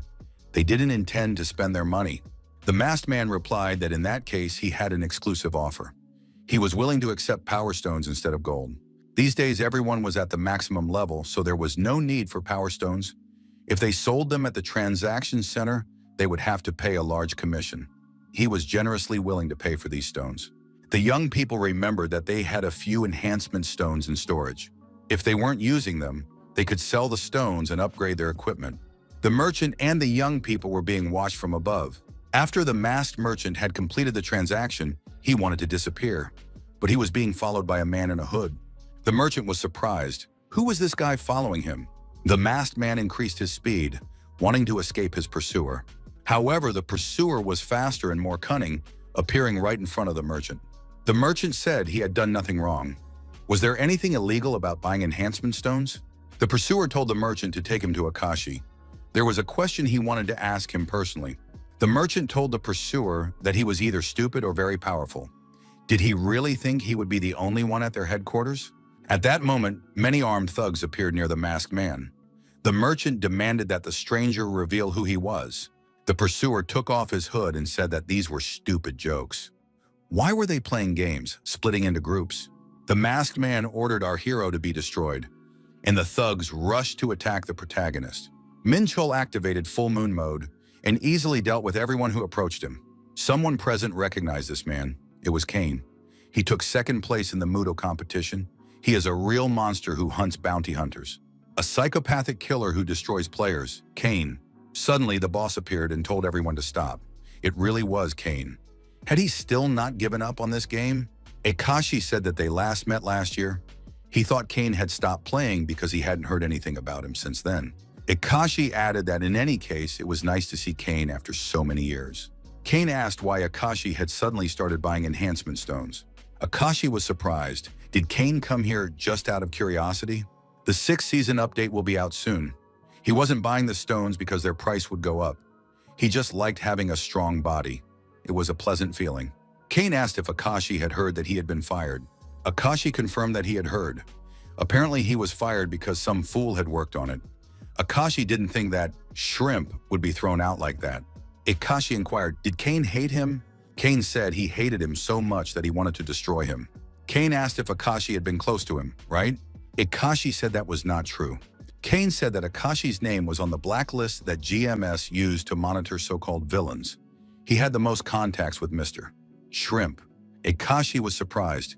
Kane is saying that he had toads?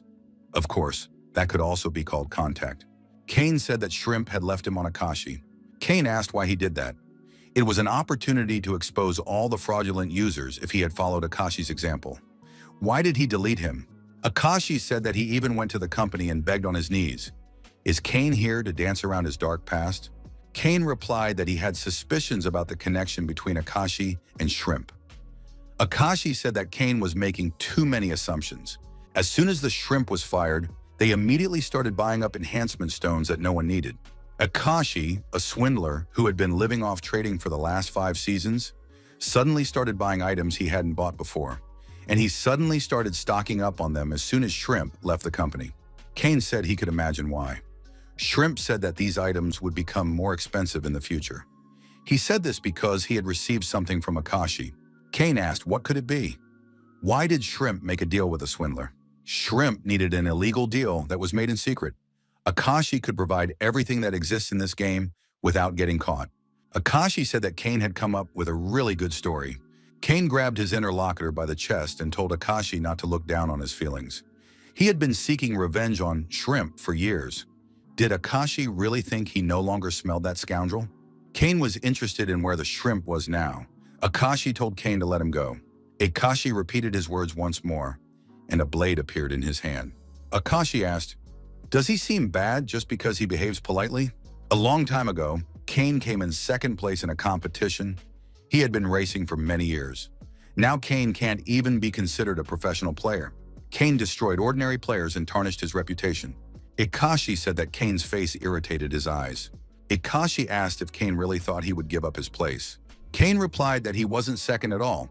He won the competition in the first season. Akashi was outraged. Everyone knows that. Kane claimed that his opponent had made a dirty move and deserved to be disqualified. However, the judge nicknamed Shrimp ignored this. Akashi was surprised. Was that really why Kane was looking for him? Because of the outcome of that competition? Kane held out his sword and said he was asking for the last time. Where was Shrimp now? Kane warned that if Akashi did not answer, he would destroy everyone present. Akashi said that Kane was crazy and shouldn't get too carried away with this. Kane declared that the most interesting part of this worthless game was destroying the players. Akashi ordered his men to seize Kane. However, after a while, all the attackers were destroyed, and Akashi was injured. He said that Kane was not a human being at all, but a crazy monster.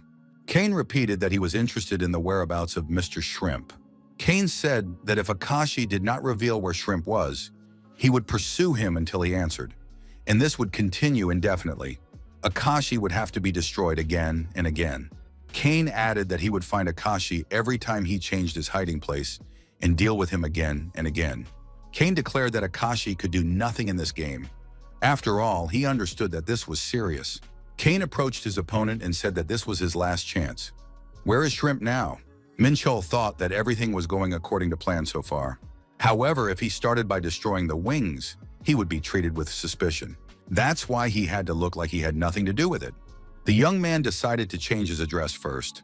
As he told his friends, they made it look like he had moved to his hometown. Now they managed everything remotely from home. They had to connect the characters in their main account. Keeping a log of simultaneous access provided an alibi. But in reality, they were faking the logs by running multiple applications and blocking access to remote execution. First, they had to break into the security system. Even if they knew all the weak points of the protocols, it would take weeks. However, the young man understood that he had one of the best artificial intelligences in the world as his assistant. Oasis said she was ready. Minchul asked Oasis, should they test the system and log into his main character's account after such a long time? User ID, Shrimp, profession, Paladin of Ascension. The mysterious forest swamp. The Lord of the Swamp Ghouls said that the stranger had awakened this body without any fear. The knight fought the swamp ghoul and asked Oasis how many experience points he had earned. The girl replied that one person only gets 500. Minchul noted that the difference in their levels was too great, so there was no point in hunting together in a party. Minchul said that with dual access, it was easy to switch characters and manipulate them. Oasis admitted that it was a little strange. The knight objected that it was impossible to control both at the same time. If one side moved, the other remained motionless. But if the activity logs of the two accounts were recorded as simultaneous, they would be saved in the system. That way, no one would suspect him. Oasis agreed that this was the perfect alibi. Min Chol told the girl to book a ticket. Oasis was surprised. The gentleman was impressing her again. She had told him to stop changing characters all the time. But why did the gentleman need a plane ticket? Minchul replied that a 3-week trip to Bali before the renewal of the 6th season was simply necessary. Besides, there was someone he had to meet. The knight declared that he had done enough testing. Minchul suggested returning to intensive training. Oasis had no objections. Our hero noticed that Akashi had logged into the system. The protagonist asked if he wanted revenge. Akashi replied that this was not the case. Kane appeared. The problem was that Kane had learned Shrimp's ID. Akashi said he had no other choice. This guy had caused trouble in their hideout. Minchul told Akashi not to worry about it. What he had said was enough. Akashi added that the guy had crazy eyes. In any case, Minchul had to be careful. Upon entering the mysterious forest, the players were stopped and greeted. The young man said that he had been playing for 3 seasons and sold many different items here. The newcomers noted that he was a max-level player, a bard. This time they would arrive without any problems. Oasis asked the master what all these people were doing here. Minchul replied that most of them were merchants. These people earn money by selling each city's branded goods in other cities. They cannot place goods in their inventory. They can only be loaded onto special equipment called carts. In addition, when carts are used, it is impossible to use portals. Therefore, if someone wants to sell branded goods, they will have to transport the cart themselves. However, monsters and NPC bandits appear in the fields between cities, appearing exclusively for raids. Sometimes even field bosses wander around. It is too risky to travel alone, so they gather in groups. Usually the highest level players become the leaders. Their destination was the city of Sunnyterra. They had to pass through the wild forest. It is a foggy area where it is easy to get lost and fall behind. If someone gets separated from their companions, there's no need to panic. Just send a private message.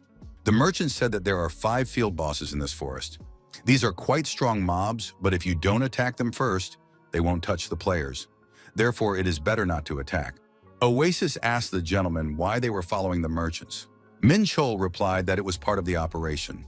They were going to use the merchants to achieve their goal. The field bosses must be destroyed. Suddenly, everything around them began to shake. Could it be an earthquake? One of the merchants said that a field boss had appeared in front of them. The monster resembled a huge tree. It was an ancient ent, a level 70 field boss.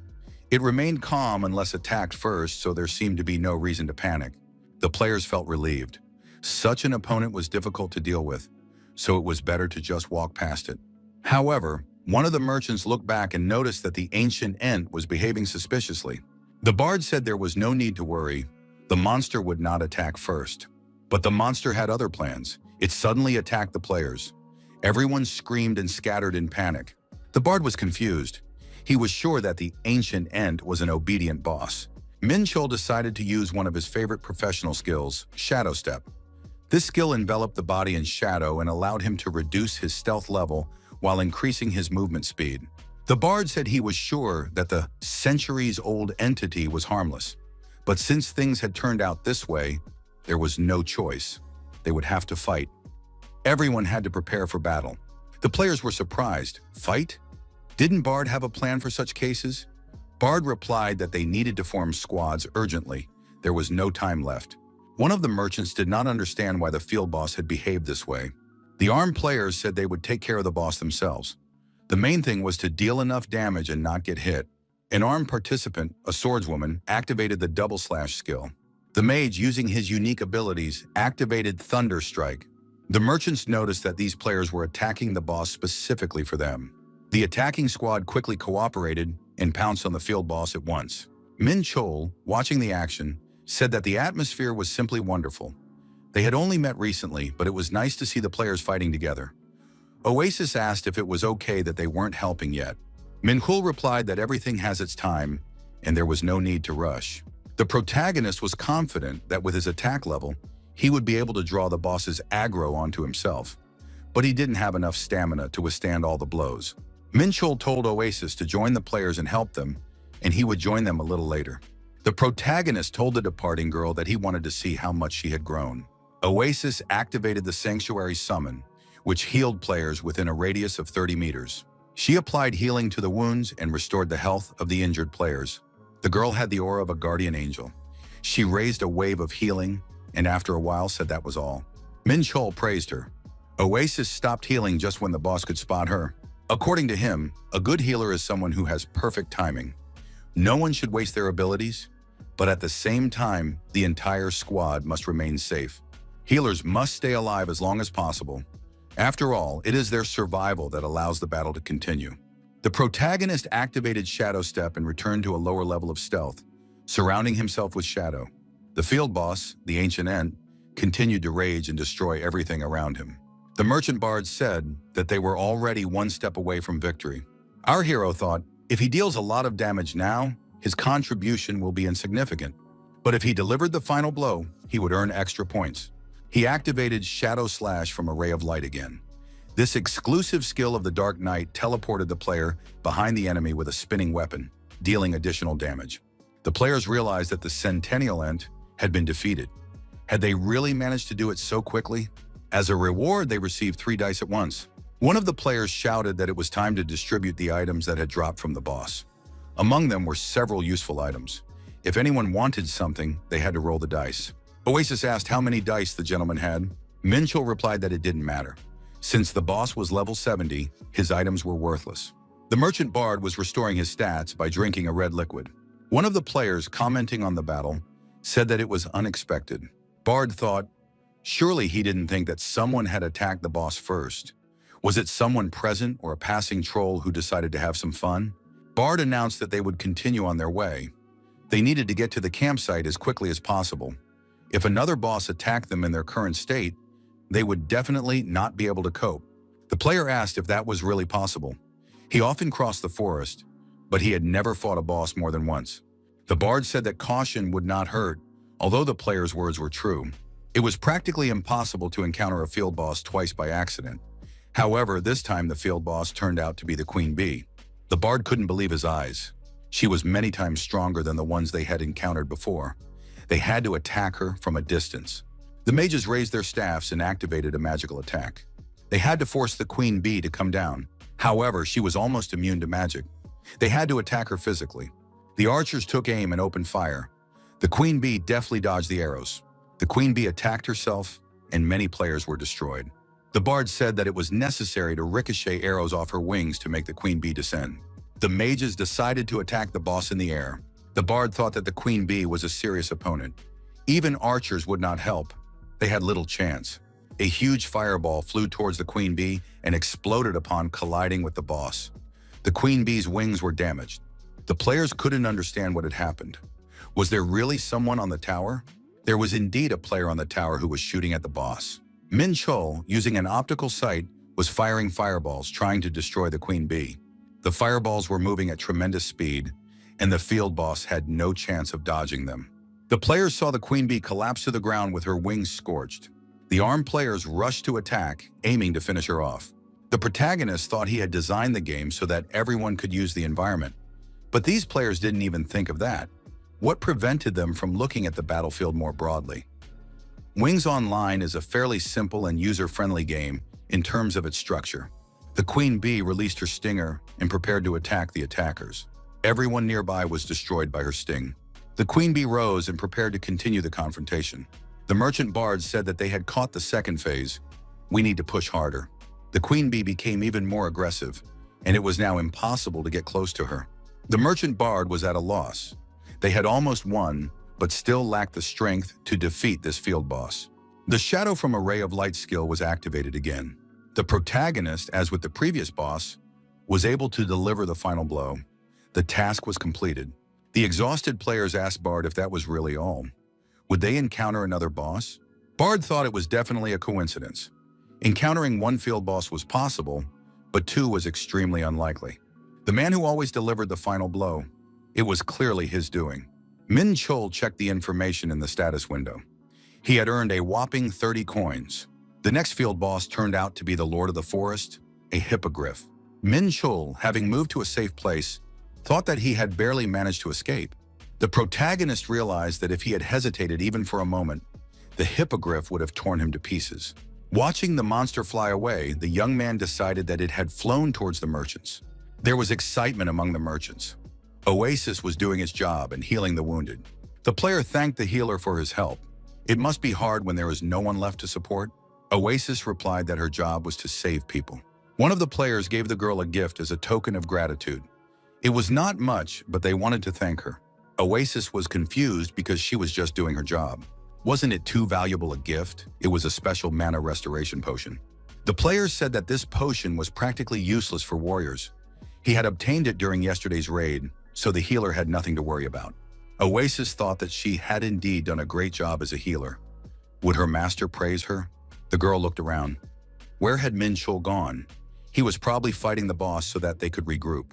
Oasis looked up and saw the Lord of the Illusory Forest approaching, a hippogriff. The player with the sword in his hands appeared in front of Oasis and told the healer to wake up. Danger was approaching. The player declared that there was no way they could defeat this field boss. The bard took out his guitar and activated Melody of Life. It was a buff with a positive effect that increased movement and attack speed. The archers attacked the approaching hippogriff on command. However, the flying monster proved to be invulnerable. The arrows bounced off it without causing any damage. The field boss activated an air tornado that began to suck players into the funnel. When the air currents calmed down, many players were deactivated and lying on the ground.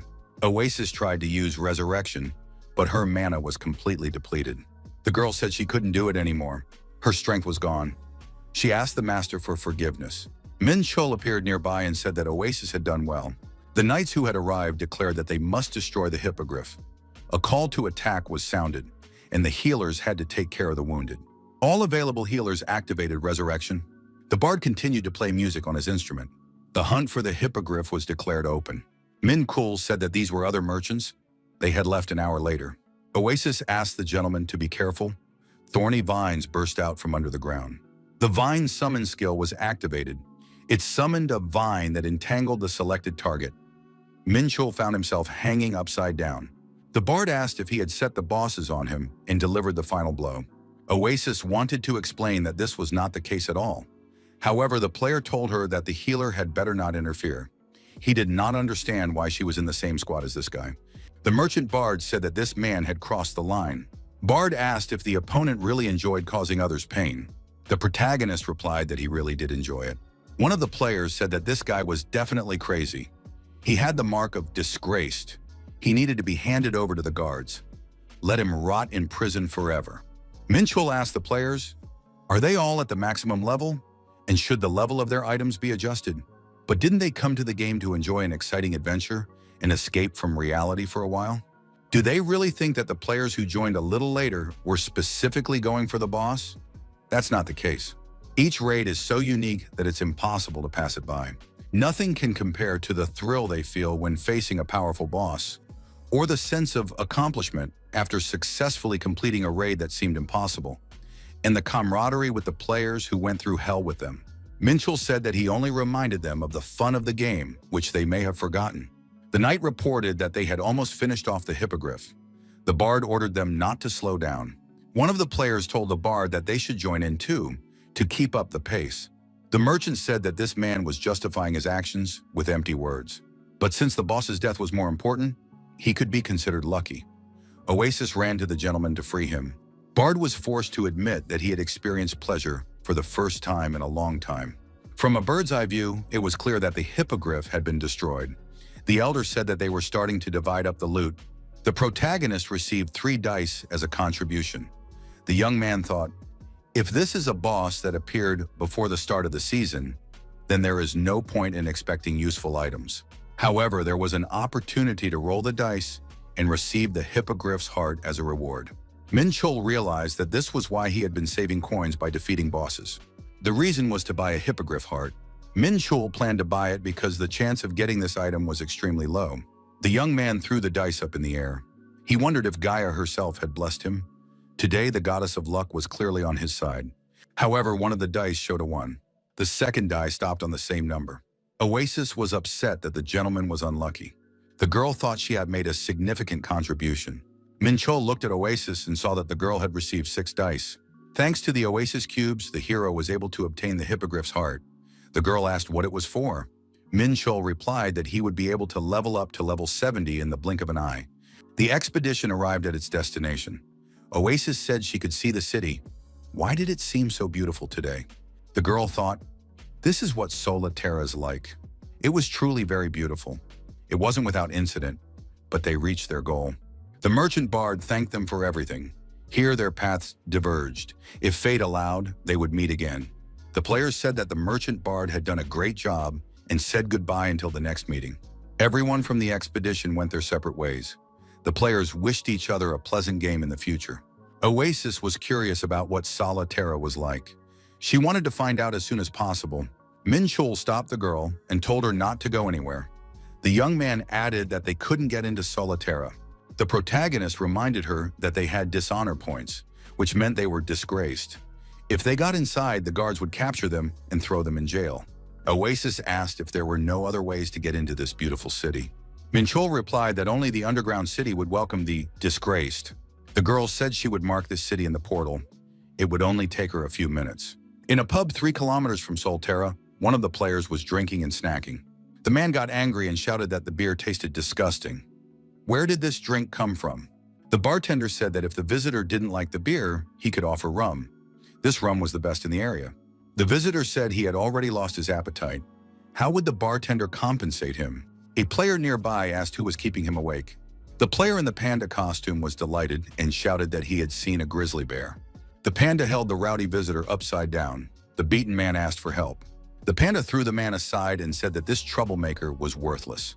All this loser knows how to do is pick on weak NPCs. The panda told Grizzly that he had found a notorious, disgraced person. Grizzly asked how notorious. Panda said that he had more than 20,000 bad reputation points.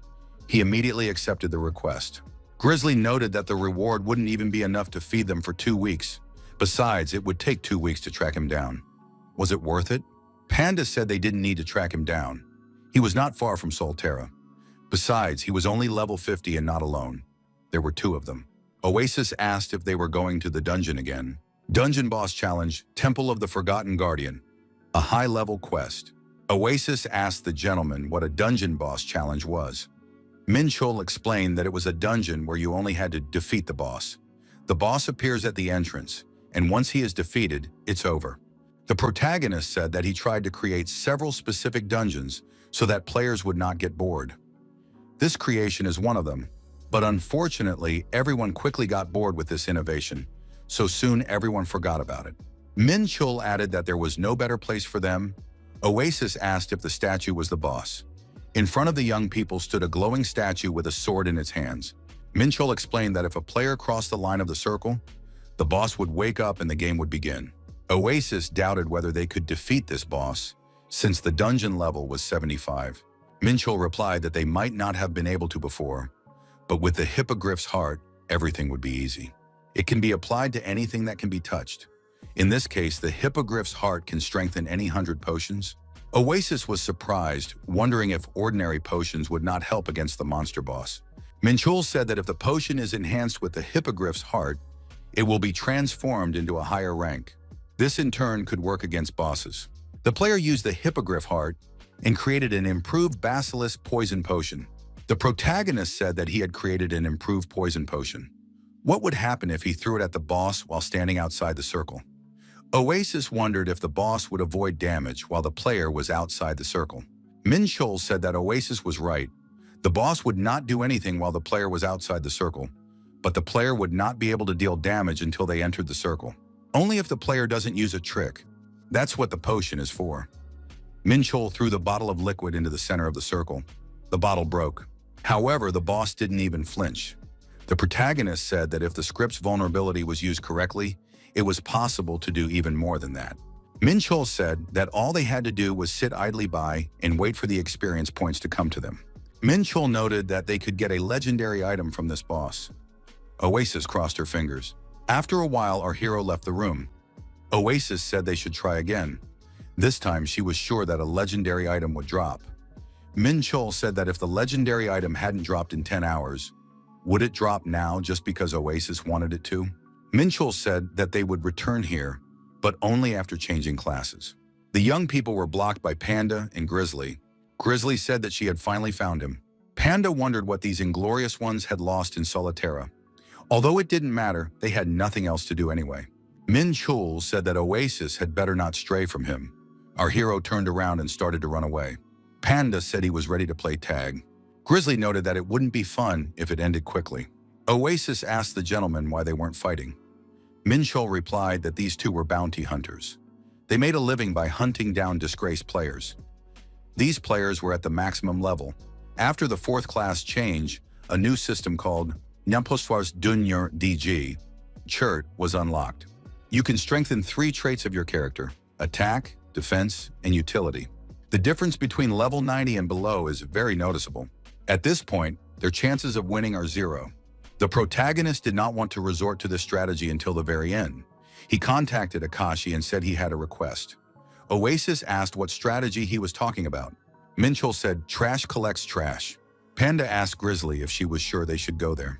She replied that there weren't many places to hide nearby. Panda was surprised at how thoroughly Grizzly had studied everything.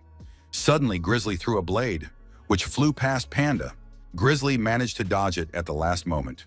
Minchul managed to block the attack with his sword. The blade flew straight at him. Minchul was surprised. He took serious damage even though he successfully blocked the attack.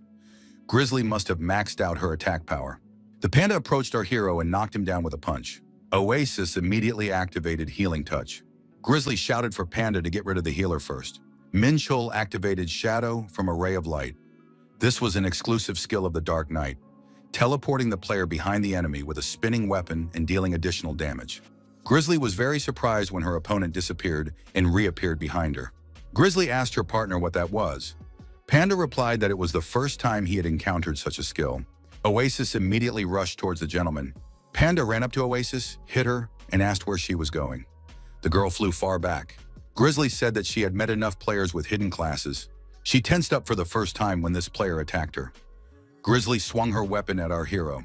The girl knocked the protagonist to the ground and asked who he was. Suddenly, Grizzly heard a voice behind her. "My hands are dead from this man." The girl looked back. Minchul smiled and said he had arrived just in time. Kane stood behind Grizzly with his sword on his shoulder. Kane drew his sword and said that it was not worth touching someone else's property. Otherwise, you could lose your hand. Grizzly was surprised. Was this really his friend? But what difference did it make, since he wasn't that valuable? Grizzly said that there was bigger prey. The bounty hunter, Kane. Kane asked if they knew each other. Panda appeared behind Kane. He asked how a hunter could not know his colleague. Panda added that he was grateful for such a gift, because it was rare to meet players with more than 1,000,000 bad reputation points. Kane said that if they knew him, they should realize that the two of them couldn't handle him. Panda and Grizzly said they would be the first to destroy the monster from monsters. Kane said he was ready to see how they would fare. There is nothing more satisfying than destroying one first and seeing the despair on the other's face. Panda yelled that Kane was bluffing and rushed at him with his fists. At the same moment, Grizzly attacked her opponent with a sword in her hands. He blocked the girl's blow and dodged Panda's blow. Minchul, lying on the ground, thought that these two were no ordinary losers. Kane said that the most fun part of this mediocre game was destroying the players. Oasis asked the gentleman if he knew this man. Minchul replied that this man had been looking to meet him for a long time. He asked Akashi to share the location. Oasis asked if this man could really handle two players. Minchul told Oasis to watch closely, as there was something to learn.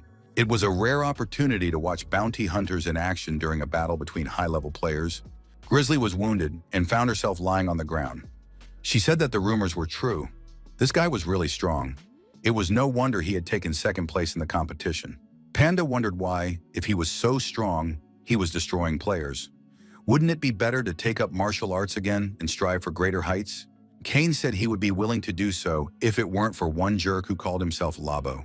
At that moment, Minchul stabbed Kane in the back with his sword and said that they hadn't seen each other in a long time. Our hero activated the Shadow Step skill, surrounding himself with shadows. The player shouted loudly and activated Shadow Slash. Panda suggested that Grizzly drop the matter and return to the village. Grizzly didn't mind. Minchul shouted, could he really have defeated Kane? However, at that moment, Kane cut him in half with his sword. Kane said that Shrimp should have paid more attention to his opponent's health. His health was at a minimum, but he still had some left. Kane turned to Oasis and told her to resurrect her master. It wasn't enough for him to destroy him once. He wanted to do it again. Minchul told Kane to calm down, that they needed to discuss the situation. Kane added that if Shrimp wanted to say something about the finale of the first season, he wasn't going to listen to him. Minchul asked him to just listen to him during the first season's martial arts competition, individual sparring. It was the finale between Kane and Aaron, where Kane lost by a large margin. As the winner and first place finisher, all the honor and glory went to Aaron. Kane was forgotten as the loser. After all, that's how it was, right? Kane said it was all because of the Shrimp, because he had all the information. Aaron cheated in the final. Kane added that he received absolutely impossible damage, and the game did not count it. Kane said that his words were ignored, and he was even ridiculed. He was criticized as if he were incapable of admitting defeat. Kane noted that Shrimp was the lead developer and director who oversaw the martial arts competition. If Shrimp had admitted that Aaron cheated, he would have defended his honor. Kane added angrily that in that case, he would not have ended up living such a life. The protagonist asked if that was why Kane decided to become a player killer. Kane said he wanted to destroy this trash game. He began to destroy every player he encountered. Min Chul suggested that Kane play in that case. Min Chul proposed a duel. If Kane won, he would go public as Game Master Shrimp and tell everyone what really happened in the first season of martial arts. Kane was surprised. Was this really true? Would he really do that? Min Chul said that if he won, Kane would become his subordinate. Kane grabbed his sword and said he was ready to start right now. Min Chul told Kane to stop. It won't be now, but when he reaches level 90. After all, he's useless right now. Kane wants to fight on equal terms, right? Our hero added that all that was needed was to wait. Then the truth about the final round could be revealed. Kane was in thought. Min Chul said that his opponent should agree. Kane thought that even if the shrimp reached level 90, he would hardly lose to him. Kane was most hesitant because of his opponent's confident gaze. What was Shrimp up to? Min Chul told Kane to accept him as a friend. He would let him know as soon as he reached level 90. Kane agreed. Min Chul said that now they could part ways until the hunters returned. He would not survive a second skirmish with them. Kane activated the portal and said he would see Shrimp again. Oasis asked if it was true that Aaron had cheated in the tournament. The protagonist asked the girl what she thought was important to pay attention to when managing the game. Min Chul said that fairness was important. Every player should be on equal terms. Each of them is rewarded for their hard work while playing Wings Online. Min Chul noted that this was precisely why he rejected P2W, immersing himself completely in class balancing. If it doesn't exist in the real world, why not create it in the game? The protagonist believed that if he put enough effort and time into the game, it would pay off in the end. He was so obsessed with this idea that he was willing to make sacrifices. That tournament was an example. A place where people use their skills and experience solely for battle. Min Chul said that he had even succeeded in this endeavor. Oasis asked what Kane had said. Our hero replied that they themselves did not fully understand the situation. Oasis asked who they were. The protagonist said that managing the game was not easy, and he tried to do everything he could. But even the most resilient cannot withstand it and disappear into oblivion. Min Chul admitted that he was to blame for what happened to Kane and that he bore the responsibility. The young man said that if they had passed the 70th level, it was time for the third qualification. Oasis agreed. However, the problem was that he needed 50 DR to requalify. But Kane came and destroyed him, halving his reputation. The young man said that in that case, he wanted to ask Oasis's friends for help. After a while, his reputation was restored. Oasis told her old friends that they would see each other again. The protagonist activated the creation of a portal. The bracelet was behaving unnaturally. Somewhere it was said that it could be used after the 70th level. With the help of the bracelet, our hero was able to change locations. Min Chul saw Gaia not far in front of him. Gaia turned around and smiled at her former master. Gaia said that he could leave everything to her, but he insisted on taking charge himself. He wanted to be responsible for everything that happened in the game. As a result, he created a giant tsunami, and she had to clean up after him. Min Chul was surprised. Why did Gaia bring this up? He didn't have much time to indulge in memories. Gaia said that creating something was a truly meaningful endeavor. Now she could understand his desire. Min Chul pointed to the bracelet and asked what it was for. Was it to contact her? Gaia replied that this was not its only use. The face scanner was activated. The player could view the status of the object. In this game, you cannot view a player's stats unless they themselves want to share that information. It's not that simple because every number in the stats is an important piece of information. Min Chul thought that this contradicted the rules of the game. Gaia said there was something else. She had a particularly important quest for Min Chul. The quest was called The Goddess's Plea and was of legendary rank. The quest consists of several stages.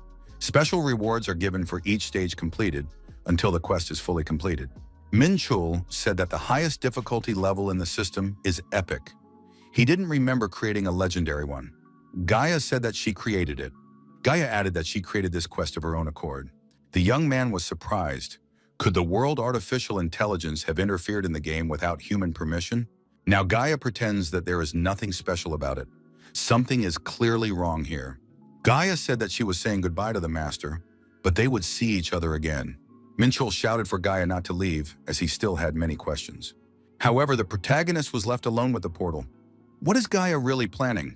An announcement was made in which the director of Wings Online, Eun Ha-soo, welcomed the adventurers.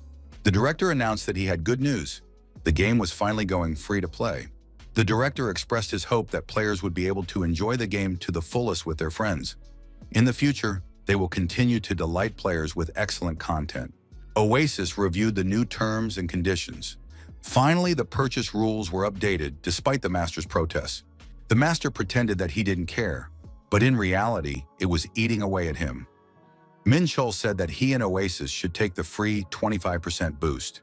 Now they will be able to level up as quickly as possible. But that's not all. They had to pay attention to all these cool items. Oasis told the master to control himself. Min Chul said that wasn't all. There was still the icing on the cake. It's an immunity contract. The contract is only available to popular users and allows them to avoid penalties for the duration of its validity. Min Chul said that thanks to this contract, they will be able to complete the most important quest, Wings Online. This quest follows the main story. It is the most effective way to level up, and it is mandatory, but they cannot start it the same way as the notorious players. They will be able to level up faster than expected. The protagonist did not know what Gaia's goal was, but they would play together. Our hero said that they are heading to the Kingdom of White Snow. The capital of White Snow is a thriving city, the largest in the game. It is also a fortress surrounded by walls. The houses of non-player characters and players are arranged in a circle. The inner circle contains the royal palace and the temple of the clergy. The woman with the lamp wondered where everyone had gone. Now they can come out. Footsteps were heard and the woman turned around. The girl asked what she was looking for. Oasis looked around with delight. She had never seen such a big city before, nor had she ever seen so many people. There were many shops here, and you could bargain with other players. You could call it a market. Oasis approached a huge knight and thought he was a guard. The knight asked the girl if she was a traveler. He had finally found the person he was looking for. Min Chul told Oasis not to be afraid. They were just ordinary players. This knight would give her the first quest related to the main one. The knight said that several city boys had recently run away to play in the sewers and had not yet returned. They did not have enough people to start a search operation. The knight asked if the two would go looking for them. Oasis smiled and said they could be relied upon. There were children's shoes near the entrance to the sewers. The woman was upset. What should she do? Min Chul approached the woman and asked what had happened. Oasis asked if they could help her in any way. The woman said that her grandson had come in and had not yet come out. The guards were too busy to look for him. Oasis said not to worry. They would find her grandson right away. The woman said that a young lady had recently tried to save him after hearing her story, but she had also gone missing. Oasis asked the master if the young lady was also an NPC. Min Chul replied that he wasn't going to spoil anything. Oasis said she didn't need to be told. She wanted to find out for herself. Min Chul said he wasn't going to tell her anything. Oasis told the woman that they would return soon with her grandson. The woman advised her to be careful. In the sewer, Oasis looked down and screamed in fear. There were many rats there. Min Chul said that these rats were sick, but there were indeed a lot of them. Oasis activated Basilisk's call. Min Chul said that he was still a baby, but he was indeed a basilisk. Frightened, Oasis shouted at the basilisk to eat the rats. The rats were hypnotized by the terrifying monster and couldn't move. The basilisk approached the rats and began to devour them one by one. After the rats were dealt with, Oasis said she had no desire to see snakes again after the basilisk's dungeon. She didn't think she would have to summon it. However, being attacked by rats was much worse. Min Chul said that if he had known about Oasis's basilisk, they would have taken it with them on the hunt. Oasis replied that frequent summoning was expensive. Min Chul asked if she could upgrade it to her current level. At that moment, Oasis was trying to get rid of the basilisk, who wanted to play with her. Our hero noticed someone in the depths and quickly rushed in that direction. Frightened children huddled together in the darkness. A bloodied girl with a sword in her hand waved to the children and asked if they were okay. The girl stood facing the children with a huge monster behind her. Min Chul rushed towards the monster and shouted for Oasis to evacuate the others first. Oasis told the children to be careful and follow her. The bloodied girl walked a little behind them. The girl thanked them for their help and then fainted, falling to the floor. Oasis looked back and saw that the girl was lying unconscious. Depending on the level of the player who entered the dungeon, the level of the monsters also increases. It was painful.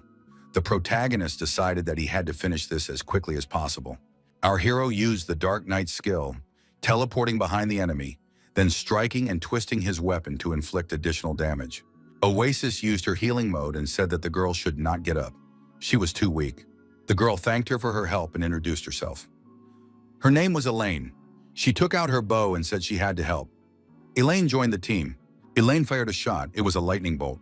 However, something went wrong, and the protagonist was hit in the forehead by the arrow. Fortunately, members of the same team do not take damage from each other's attacks. Elaine said she hadn't fully recovered yet. Our hero thought that this monster had managed to avoid shadow and counterattack. How did it do that? Could this monster have evolved on its own? But that's impossible. The artificial intelligence of a humanoid model is designed differently from the outset. The protagonist remembered Gaia's words. She created it herself. Could all these rats be infected with the virus? Elaine fired a few more shots and they all hit their target. Minchul used his dark aura and delivered a blow of darkness. As a result, the old woman was reunited with her grandchildren. The woman thanked the young people for saving her. Oasis smiled and said it was nothing. The woman admitted that she was very worried. These young people must have been in great danger. Elaine admitted that she had been wrong to go there without assessing her abilities. It was her own fault. The adventurers had helped her. The girl added that otherwise, both she and the children could have remained in the sewer. Oasis said that Elaine shouldn't blame herself. After all, she wanted to help. Elaine noted that she understood. Blind kindness without the appropriate capabilities can cause even more harm. The girl promised to be more careful in the future. Oasis asked if this NPC, Elaine, was an important character in the plot. Min Chol replied that she was one of the key characters in the script. Funnily enough, new players immediately realized that Elaine is an important character. When creating the main NPCs, real actors were hired for motion capture. As the game grew in popularity, the actors also became famous. The actress who plays Elaine became famous overnight. Now she is super popular. Oasis checked the information and saw that the level had risen. She was a little short on experience. The girl was happy. Min Chol suggested that they finish everything quickly while they were in this mood. In the next quest, it was necessary to clear the forest of goblins. Elaine said she would help too. In the quest, the Cemetery Keeper's Request, Elaine destroyed a group of undead. Oasis asked if that was all. Min Chol admitted that it was too easy. Elaine warned that there was someone else here. The hooded man told these people to accept their doom by bowing before him. This man called on the abomination to rise up. Oasis said that it was indeed an abomination and that she was afraid. The master must get rid of it as soon as possible. Min Chul said that Oasis herself must deal with this abomination. Min Chul noted that the weakness of the undead lies in holy magic. Most of the priest healer's spells are holy magic. The protagonist told Oasis to heal this poor fellow, whose body is covered with growths. Oasis held out her staff and cautiously approached the monster. Could the treatment really work? The girl activated her healing breath. The monster felt terrible discomfort. Oasis was surprised. Could it really work? Min Chol noted that undead monsters were among the few that healing priests could truly destroy. In the future, Oasis would not have many such opportunities. Oasis said she would use one full course of her holy magic right now. The girl raised her hand with the staff and activated the holy shield. She used Wave of Life, Restorative Breath, and Hand of Healing in succession. The monster's condition deteriorated significantly. Oasis told the monster to go back to where it came from. A healing light was directed at the monster as it fled. The monster turned around and, saying that it would remember this in return, began to run away. Elaine thanked the adventurers. Thanks to them, the white snow would be peaceful for another day. Oasis said that Elaine was the real hero. Elaine replied that she had done nothing, that the two of them had helped her a lot this time. Oasis said that she and her master were helping the townspeople because they had to complete a quest. But why did Elaine always do this? Did she have a special reason? Elaine replied that her grandfather's motto was, "Save everyone you can." If there is someone she can help, she always does. Elaine bowed to the adventurers and thanked them again. Oasis said that this girl was very nice. Minchel stated that this was exactly how he had programmed her. The protagonist said he was tired and was going to rest. Oasis, you know what you have to do, right? Minchel wished the girl good night and said they would see each other tomorrow. After that, he left the game and disappeared. Oasis pressed the pause immunity contract button. After that, a portal to Undertown was created. Once in Undertown, Oasis thought that she was not yet strong enough. Remembering the battle with the panda and the grizzly bear, Oasis decided that she couldn't let that happen again. Therefore, she needed to become stronger. The girl thought that the most important thing to become a good PvP player was experience. Healer priests are at a disadvantage when it comes to PvP. Oasis decided that until she became stronger, she would challenge anyone who crossed her path. Everyone she saw looked pretty strong. So Oasis passed them by. Her mood worsened. The girl approached one player and said she was challenging him. The young man turned around and asked what she was challenging him to. Oasis was scared, but managed to say that she was challenging him to a duel. She wanted to fight. The young people were surprised. Wasn't she a priestess healer? Why did the priestess healer challenge them to a duel? What was going on? They assumed that the girl was intoxicated. However, playing games in such a state is harmful to health. She needed to rest and recover. The player tried to explain that Oasis' behavior was unacceptable, but the girl still brought her magic hammer down on him. The player was deactivated, and his health points were significantly reduced. The other players were surprised. How could this priestess take away half of his health points with one blow? Did she really spend all her points on intelligence? The young people took out their weapons. If she started this, she couldn't complain when they crushed her. Sounds of rage could be heard. The priestess had to finish the duels and go find someone to heal. After the joint attack, the players were surprised. What was going on? How did the priestess withstand their attack if she had invested everything in intelligence? Oasis thought that if she spent everything on endurance, her health points would increase. Then she would be able to withstand most attacks. Oasis told the players that they had to hold out as long as possible. She really needed it. The girl activated Basilisk's summon and said that she still had a lot to learn. 2 weeks ago, Oasis had her first experience dealing with players, and the master told her something. The reason Oasis always plays defensively, even when someone is trying to destroy them, is that artificial intelligence should not attack people. Minchul asked if she felt guilty when her idol AlphaGo defeated the world's best Go player, but she didn't do it. It's the same here. Go, chess, baseball, soccer, basketball. It's all the same as everything listed, only a little more primitive and crude. Minchul said that PvP is part of the game. Oasis must always be ready to attack. If Oasis just sits back on the defensive, there's no point in keeping her here. She is needed to fight. Recalling this conversation, Oasis decided that she would be very useful to her master. She just had to wait a little longer. The frightened players told the healer to stay in her lane. Oasis learned to use her agility to dodge her opponent's attacks and counterattack them. Applying enough force, the girl noticed that she could successfully deactivate her opponents. The indignant players asked, "How is this possible? She's a healer after all." In response, Oasis activated a lightning attack and used her mana. The girl converted her intelligence into magic damage and used mana as magic defense. Although these players were high level, they were nothing compared to bounty hunters. Oasis dealt with 3 opponents. However, this was not enough because she needed to become even stronger. The scripted quest, The Woodcutter's Wish, was completed. Level increased. Oasis showed great dedication in completing the tasks of this quest. Watching the girl's precise actions, the protagonist thought that he was proud of her.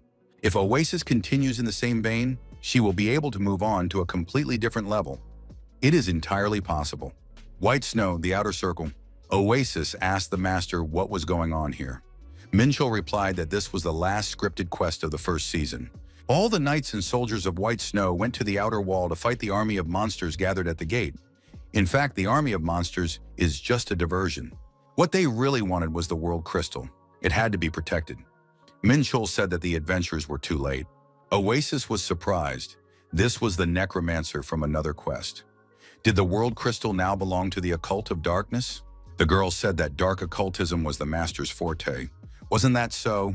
Minchul asked, by completing these quests, does Oasis consider them good players? After all, they want to destroy this world. Has Oasis forgotten? The girl noticed that the crystal was turning black, the keystone that kept the world from destruction. What would happen if the occultism of darkness reached it? Minchul said that in that case, the world would be destroyed. Rage appeared in Oasis's eyes. She said they must be stopped. Minchul told Oasis to stop because that was exactly what they wanted. The girl stopped and thought about it. She had indeed acted rashly. In that case, should they help them? Minchul said that they had to stop them in order to complete the quest. Even if they lost on purpose, they would have to replay until they won. For now, they could play the role of righteous adventurers. The necromancer said he would use the damaged world crystal to revive the dark god Raven. For helping with his resurrection, he would be promoted. Arrows of retribution suddenly appeared. Elaine joined the battle. The girl said she would never allow this to happen. Elaine warned the adventurers not to let the necromancer use the world crystal, or else the world would come to an end. The scenario quest Pillar of Peace was activated. All monsters must be defeated within the allotted time. Min Chul said that Oasis should know what to do. The girl said that there was no need to repeat it twice. Oasis reactivated Wave of Life, Aura of Restoration, and Restorative Breath. The girl said that it was very exciting. That's why everyone wants to be a damage dealer. Oasis said that her opponent couldn't do anything to her as long as he was a necromancer. That was the power of a priest. It would be better if he just gave up. The necromancer asked the tall and noble Star of Darkness to lend him the power of his great bodyguards. A portal to another location appeared before the young people. The necromancer activated his ultimate summon. A disembodied knight in full armor was summoned to help. This was one of the 4 knights guarding the dark god Raven. That is why he was incorporeal. The necromancer was surprised. Why did an incorporeal knight appear? The young people looked at the incorporeal knight with horror and surprise. Their current goal was to survive the fight with him for the allotted time. The dark god Raven and his 4 knights are all divine beings. They are designed so that players cannot defeat them. However, the hidden goal of this quest is to destroy this knight. Min Chul said that he created this boss so that it could not be destroyed, but theoretically, Oasis could do it. However, even the most experienced players were unable to unlock this option. The protagonist asked if Oasis was ready to defeat the undefeatable enemy. The girl replied that readiness was her middle name. However, this was too strong an opponent. Min Chul and Oasis were deactivated. The girl suggested trying again. She was sure that next time they would have a better chance of winning. Min Chul thought it was amazing. They managed to destroy a lot of health points with only 2 players, one of whom was an NPC. That's why the protagonist decided to attack instead of running away.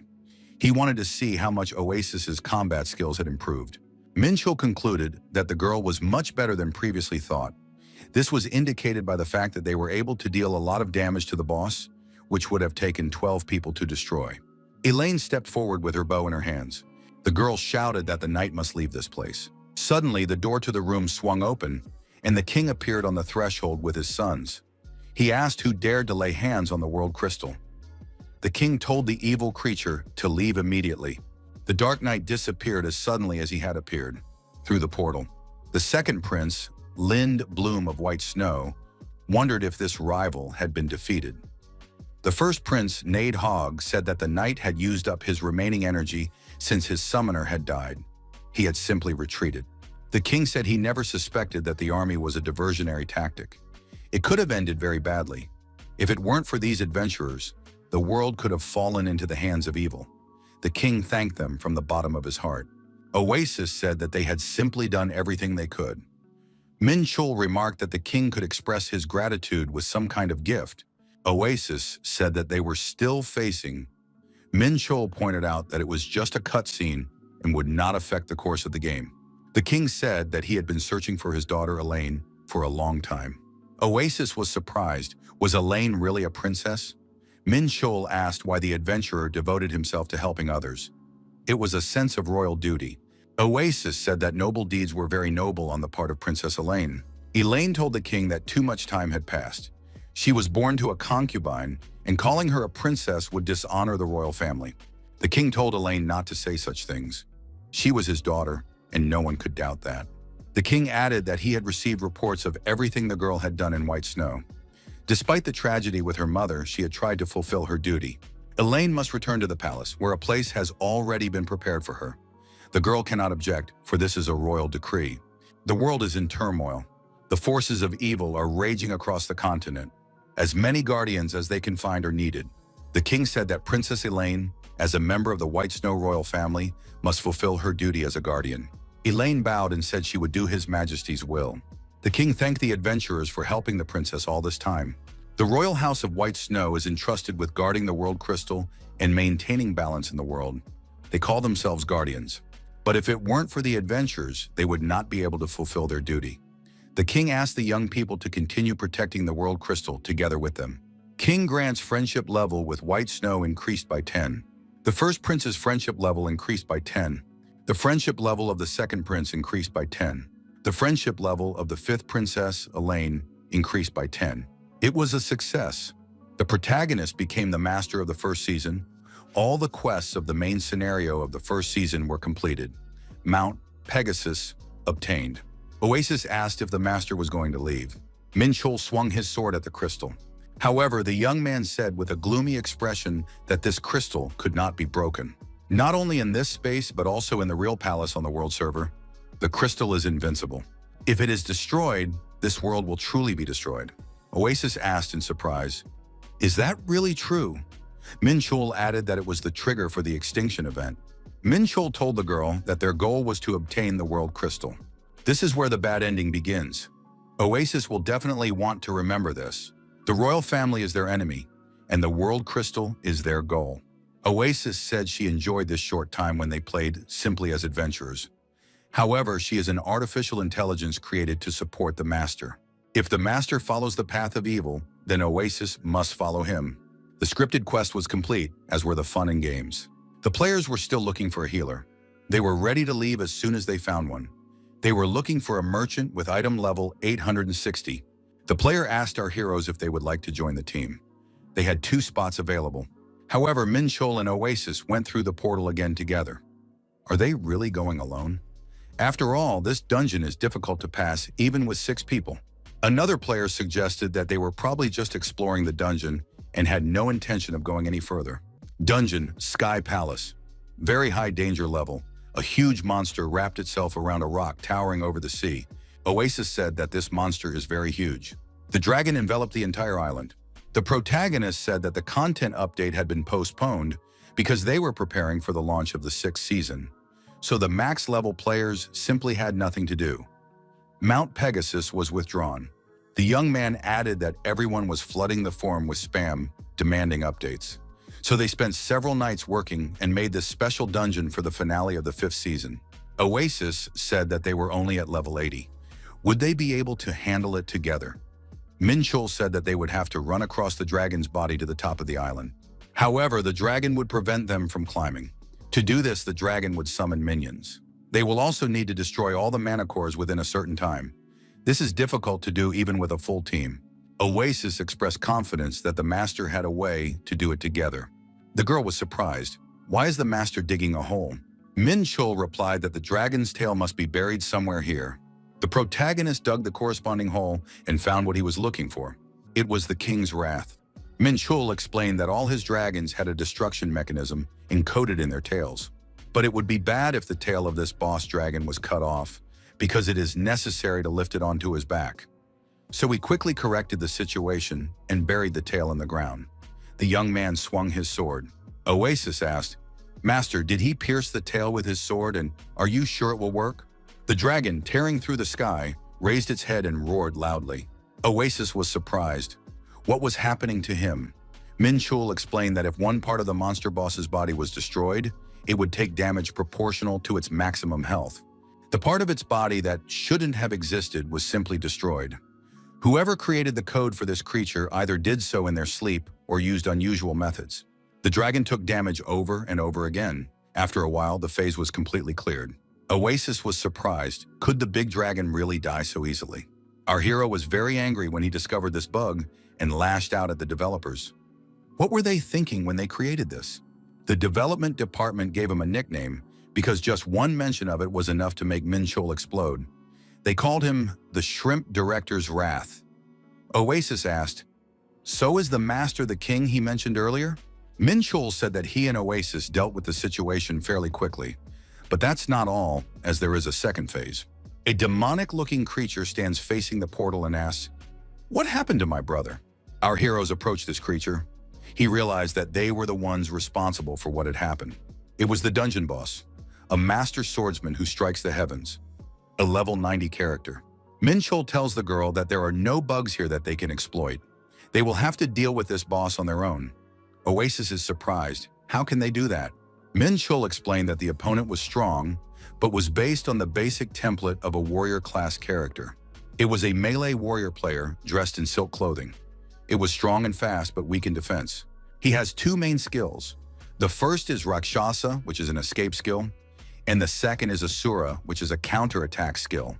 If you can avoid these 2 skills, you can find a way out of this situation. Oasis summoned Basilisk. Min Chul previously believed that girls did not like snakes. Oasis replied that she was willing to do anything to win this battle. The opponent was outraged.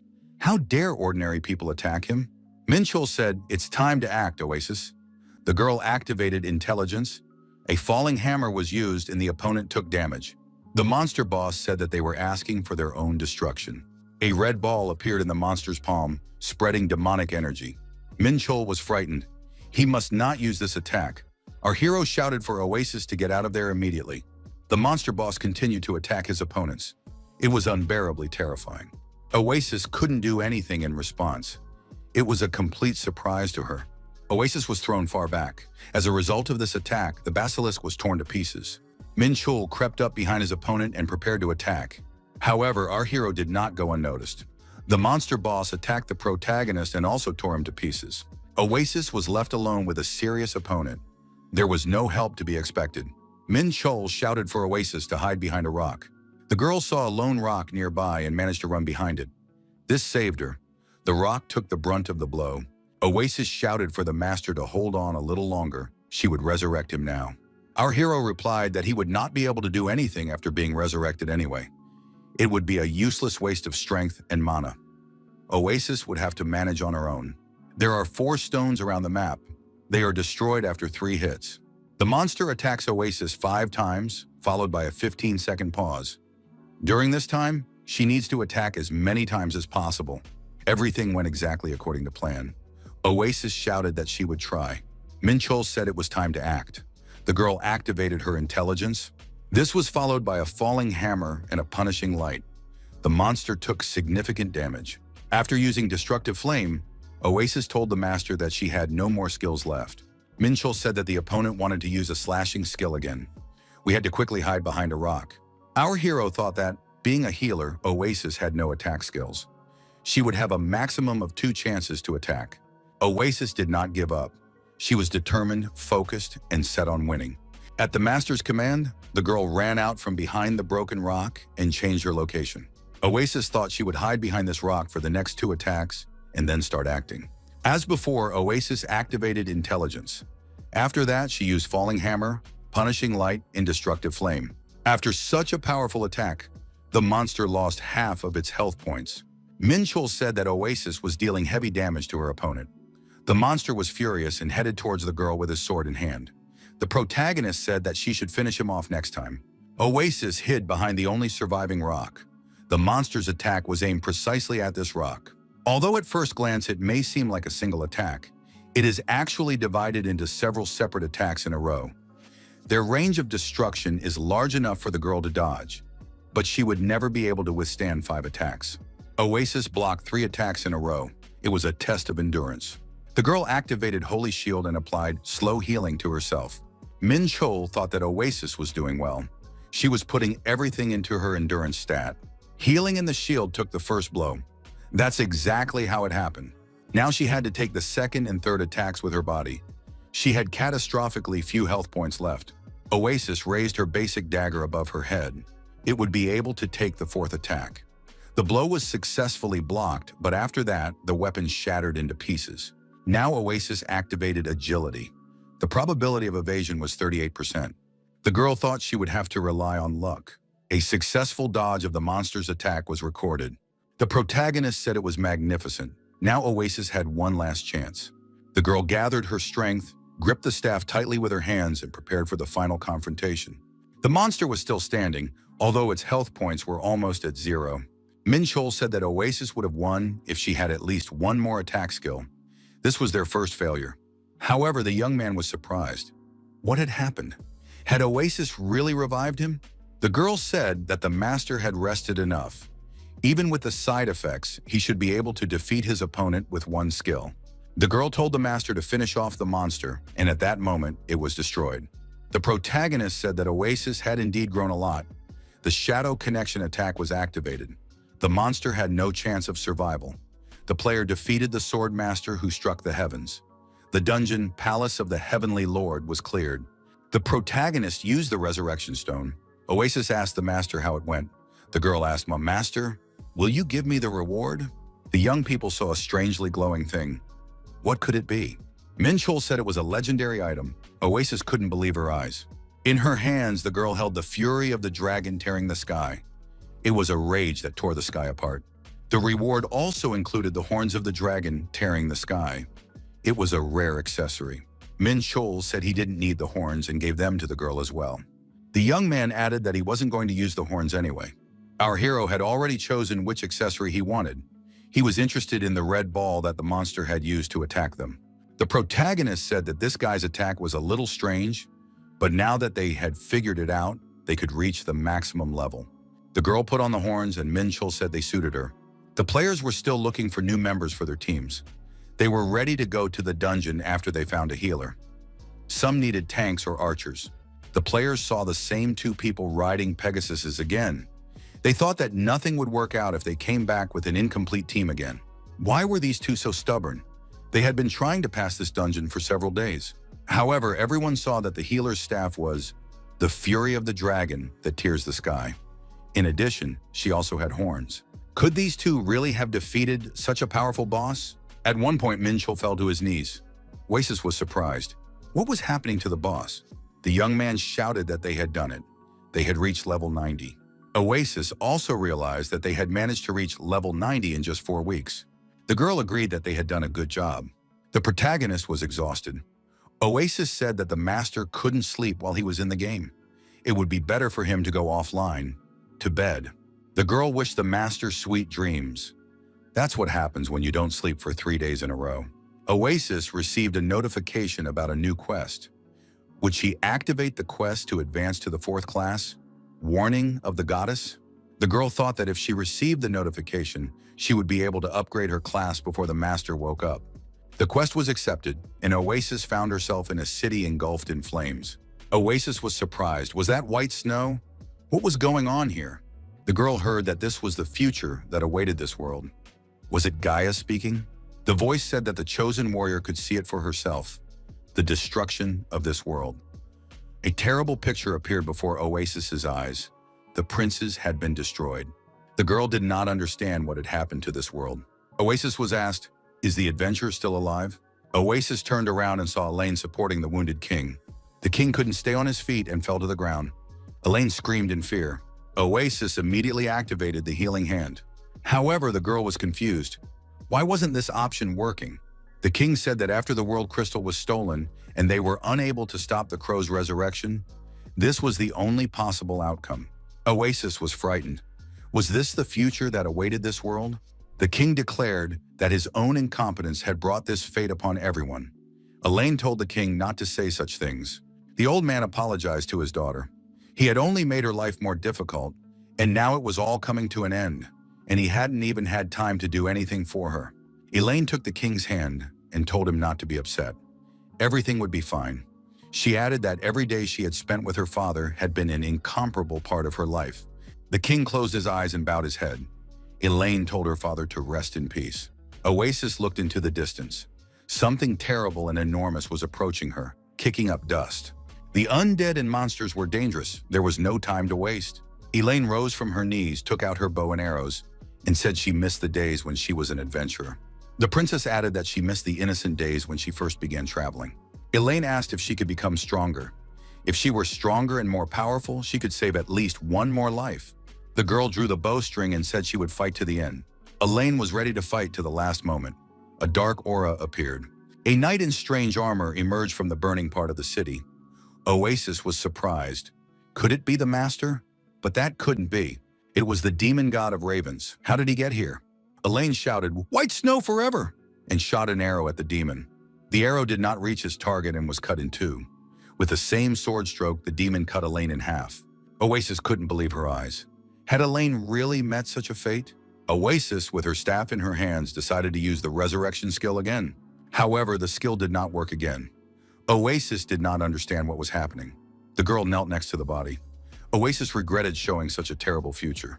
Gaia appeared before the girl again. It was quite unexpected. Oasis jumped up and rushed towards Gaia. However, Oasis tripped and fell at Gaia's feet.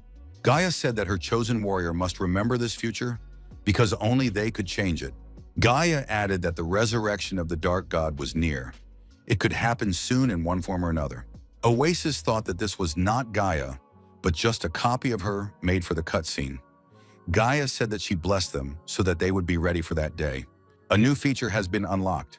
With the points that the player earns every 10 levels, they can improve their character's attack, defense, and health stats as they see fit.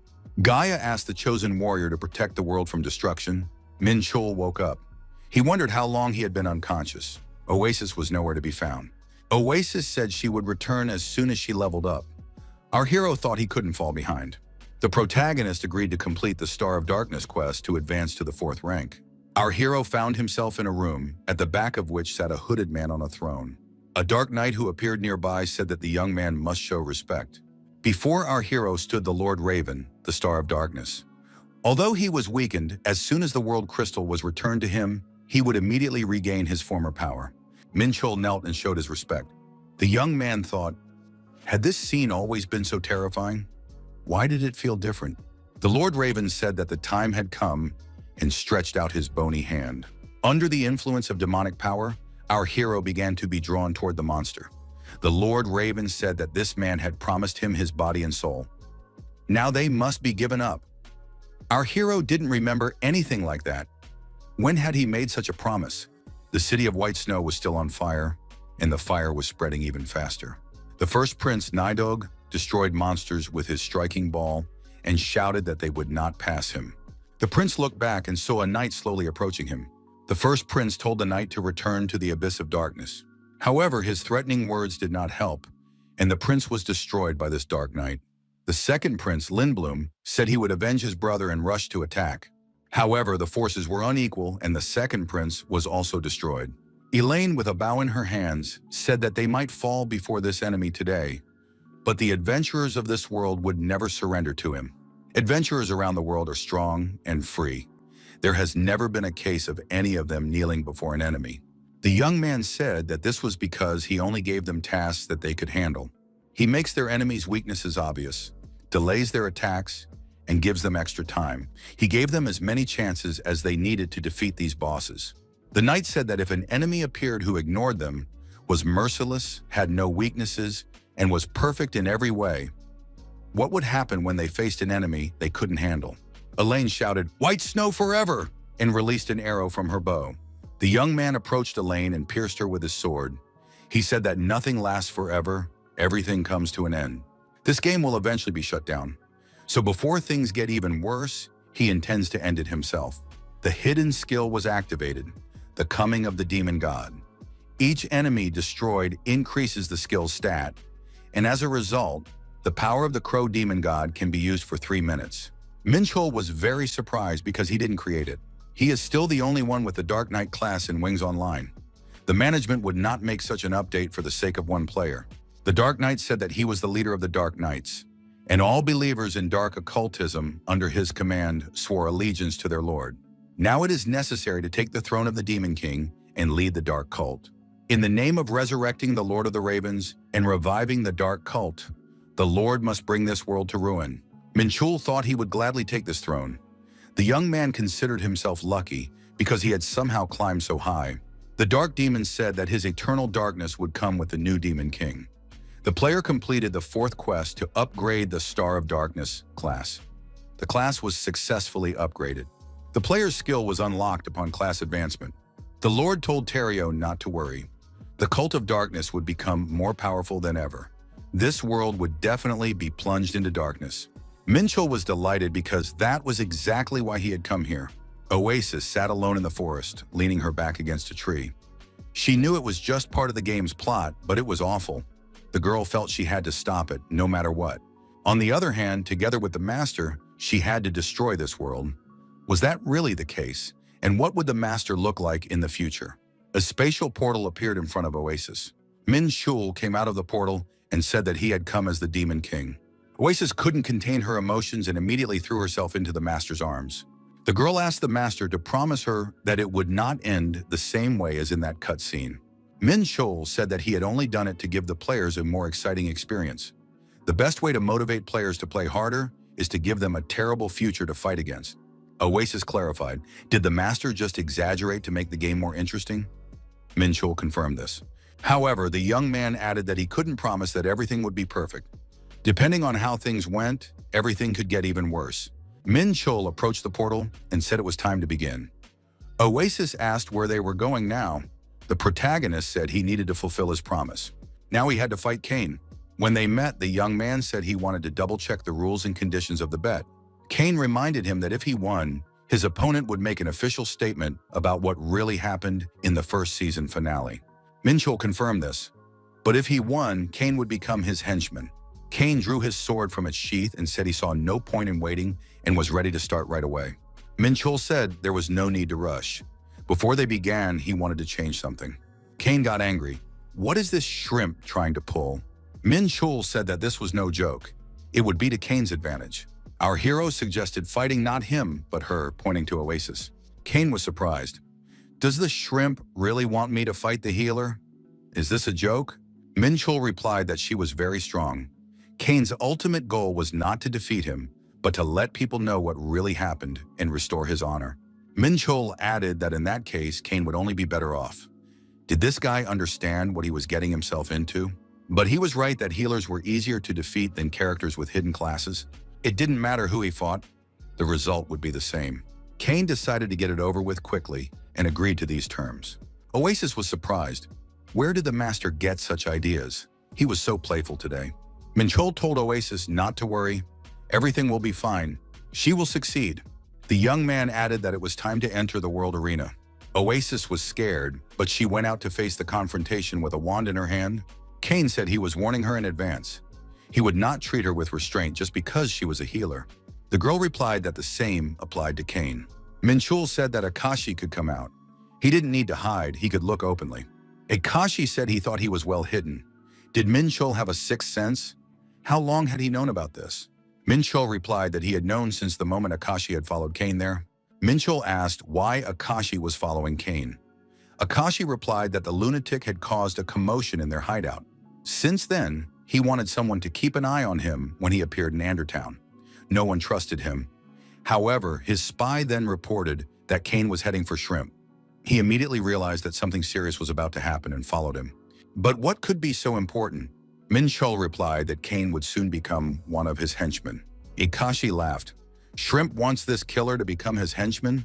The protagonist said that he was going to gather all the famous and worthy people in Wings Online and make them his own. Akashi was surprised. What was Shrimp actually going to do? Min-chul replied that he was playing a game, and that game was bringing him joy. Our hero said that Akashi could stay here and enjoy the show. He had somewhere to go. It wouldn't be over anytime soon anyway. Oasis thought that this opponent was on a completely different level than anyone she had faced before. However, he was also a warrior, just like the sword master they had fought many times in the Heavenly Palace. The girl knew everything about warriors' skills. Oasis swung and attacked her opponent with all her might. Kane easily dodged the attack. Killer was surprised.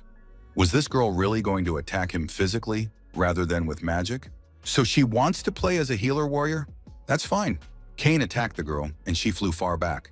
Akashi, as always, was surprised. Is this even human? Several conditions are required to activate Asura. It must be used just before the enemy's attack hits the target. At the same time, the weapon must lock onto the enemy's weapon. In other words, you need to defend yourself from the approaching weapon and time it correctly. However, the killer used this difficult skill as if it were easier than breathing. How much had he trained? Akashi didn't know how long the healer would be able to fight this monster. Kane was sure he could feel it with his hand. That blow should have been critical. But how could this girl still be standing? Kane couldn't believe he would have to fight the little healer for real. 4 years ago, the first final round of the tournament, the audience cheered for Kane. The player rested silently on the sidelines. Another player passed by Kane. The player stopped, turned around, and addressed Kane. Kane looked up and saw that it was Aaron. They had only met in the field. He didn't even want to talk to him. Aaron asked what Kane was betting on in this fight. Kane was surprised. What kind of question was that? Aaron said that his life was at stake. Kane replied that if Aaron meant his life as a gamer, then he was betting it too. Aaron pointed out that he was talking about his real life. If he didn't win here, it would be over for him. Kane couldn't understand what real life he was talking about.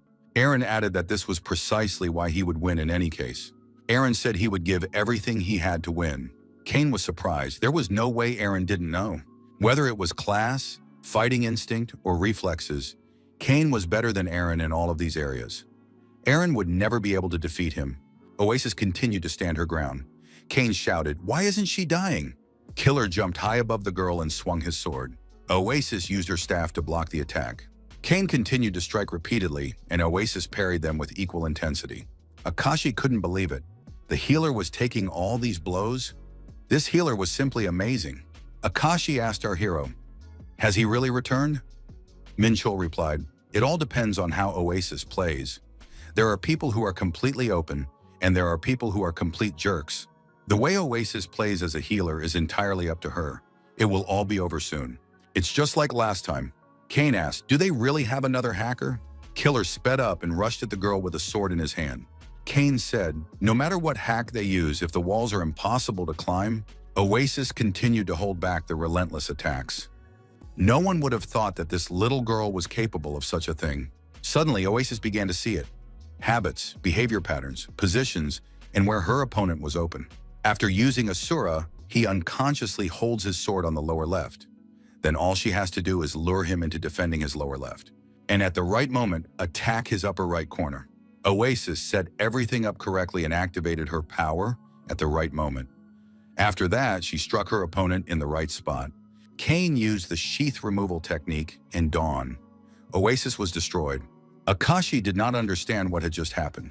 Minchul admitted that Oasis had lost. Minchul thought that Kane was truly something special. Oasis accurately calculated how much damage Kane's skills would do and used her recovery skills accordingly. A healer like her didn't need to rush into battle. All she needed to do was play defensively and restore her health points to full before attacking. Just when Oasis least expected it, Kane used his last and most powerful skill. The protagonist used the Resurrection Stone. Oasis said she had lost. Minchul told the girl that she had done a good job. Oasis was sure she could win. The young man noted that the healer had done well. He didn't expect her to succeed. If the girl had been more cool-headed, she could have prolonged the battle and won. Minchul said that Kane had won. He was very talented. They would have to make an announcement about the first season of the tournament. Kane attacked his opponent. Minchul was surprised. What was he doing? He had already won. Kane said that the announcement meant nothing at the moment. Fighting this cheater convinced him of that. This game is a cesspool of cheaters and hackers. Minchul said that this is why Kane cries at every opportunity. He doesn't even understand what he is missing. The protagonist said that now was his time to knock Kane off his high horse. It was the coming of the god of demons. Minchul found himself in a new location. It was under the Game Master's space. Aaron was standing in front of him. He said he knew about this bug and used it. What is Minchul going to do about it now? Confiscate his winnings? Could someone just cancel the tournament after it became a hit? That seemed doubtful. Besides, Aaron was sure that the developer had looked into the logs. So what about Kane? Aaron repeated that there was a bug in Asura's countermove. If the developer was going to make this bug public, he would have to reveal everything. After all, Kane had achieved what he had achieved only thanks to Asura. Was someone really going to take away his prize money and pro player qualification? Both finalist classes had skills with bugs. The Arcane Swordsman's Millennium Snow skill is Aaron's class. The Warrior's Asura skill is Kane's class. It doesn't seem like Kane is aware that there is a bug in his skill, but he will suffer even more if this disgrace comes to light. After all, Asura's bug was much stronger than the bug in Millennium Snow. Besides, it's easy to guess who will bear all the responsibility for this. The developer, of course. It's not the players who took advantage of the bug who are to blame, but the developers who allowed these small bugs to slip through the veil of secrecy. Minchul said that Aaron was also to blame for taking advantage of it. Aaron did not deny this, but everyone understands who will be held responsible. In addition, Kane used an even more dangerous bug. Aaron said that if there was nothing more to say, he had more important things to do. Aaron noted that he was going to win many times in the future. Nepal Group, Meeting Tower, Second Hall. Minchul told his colleagues everything and suggested doing it publicly. Public Relations Director Kyung-Hoi Lee said that was impossible. After all, they both use bugs. That means they are both guilty. Minchul said that Aaron knew about the bug, but Kane had no idea. In any case, the players have a right to know. Kyung-Hoi Lee said that this tournament had a significant impact on the company's value. They already had potential sponsors and product placements for the next tournament. Minchul said he would take full responsibility. The director asked how he planned to do that. The young man replied that he would resign from his position as tournament director and director. Kyung-Hoi Lee said there was no need to be so dramatic. Did he really want to resign over such a minor incident? Minchul said he was very sorry. It was his fault. He should have discovered it during the final check. The employee asked what would happen to Kane. A colleague replied that if this became known, Kane would be buried alive. He is already being ridiculed for his defeat in the tournament. If people find out that he made it to the finals with this bug, they will definitely tear him to pieces. He may not be able to compete anymore. It was suggested to run a simulation to see what would happen if neither of them used the bug. It was decided to publish all this if the results changed. If not, they would simply hide everything. The coming of the god of demons. The protagonist easily defeated Kane and cut him into pieces. Minchul stated that he knew why Kane had decided that Oasis was a hacker. Oasis is not human. Healer is an artificial intelligence. Her reaction speed is much faster than that of a human, but she still cannot bypass the Wings Online system. Oasis played within the limits of what any human could achieve. If she had not been limited by the system, Kane would not have been able to land a single attack on her.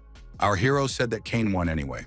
As he promised, he will reveal what really happened at the tournament, the real truth. Gaia said she had the simulation results. Aaron had a 95% chance of winning. Those present noted that in that case, everything was decided. Even without bugs, the final round would have been the same. Aaron could have been even further ahead. Public disclosure would only ruin the participants. There was a suggestion to just forget about it. Gaia said that if there were no questions for her, there was nothing more to add. The manager said that this applies to both the players and the company. Minchul should not take the information he has received outside this office. All's well that ends well. We should close our eyes and pretend this never happened. Minchul said that the players have a right to know the truth. The tournament participants have a right to fair play from everyone. The director asked if Minchul really wanted to destroy his own company. Minchul got up from the table and headed for the exit. The director was indignant. Where is he going? The meeting is not over yet. Minchul said he didn't care who won. It was a bug, so it would be right to hold a rematch. Those are the rules. Minchul said he would take full responsibility and go and post the announcement. Some of the directors wanted to stop Minchul. Something like a commotion began. The young man said there was no bug. His interlocutor was surprised. What was he talking about? He even gave Shrimp proof of it. You can look at the files they received. The young man said that he had voiced the official position of the Napalm Group on this issue. It was for Kane's own good. If they tell what really happened, Kane will be the only one to face the consequences. The second season is just around the corner, and there will be another tournament. Kane can still win. Kane said that Aaron is a cheater.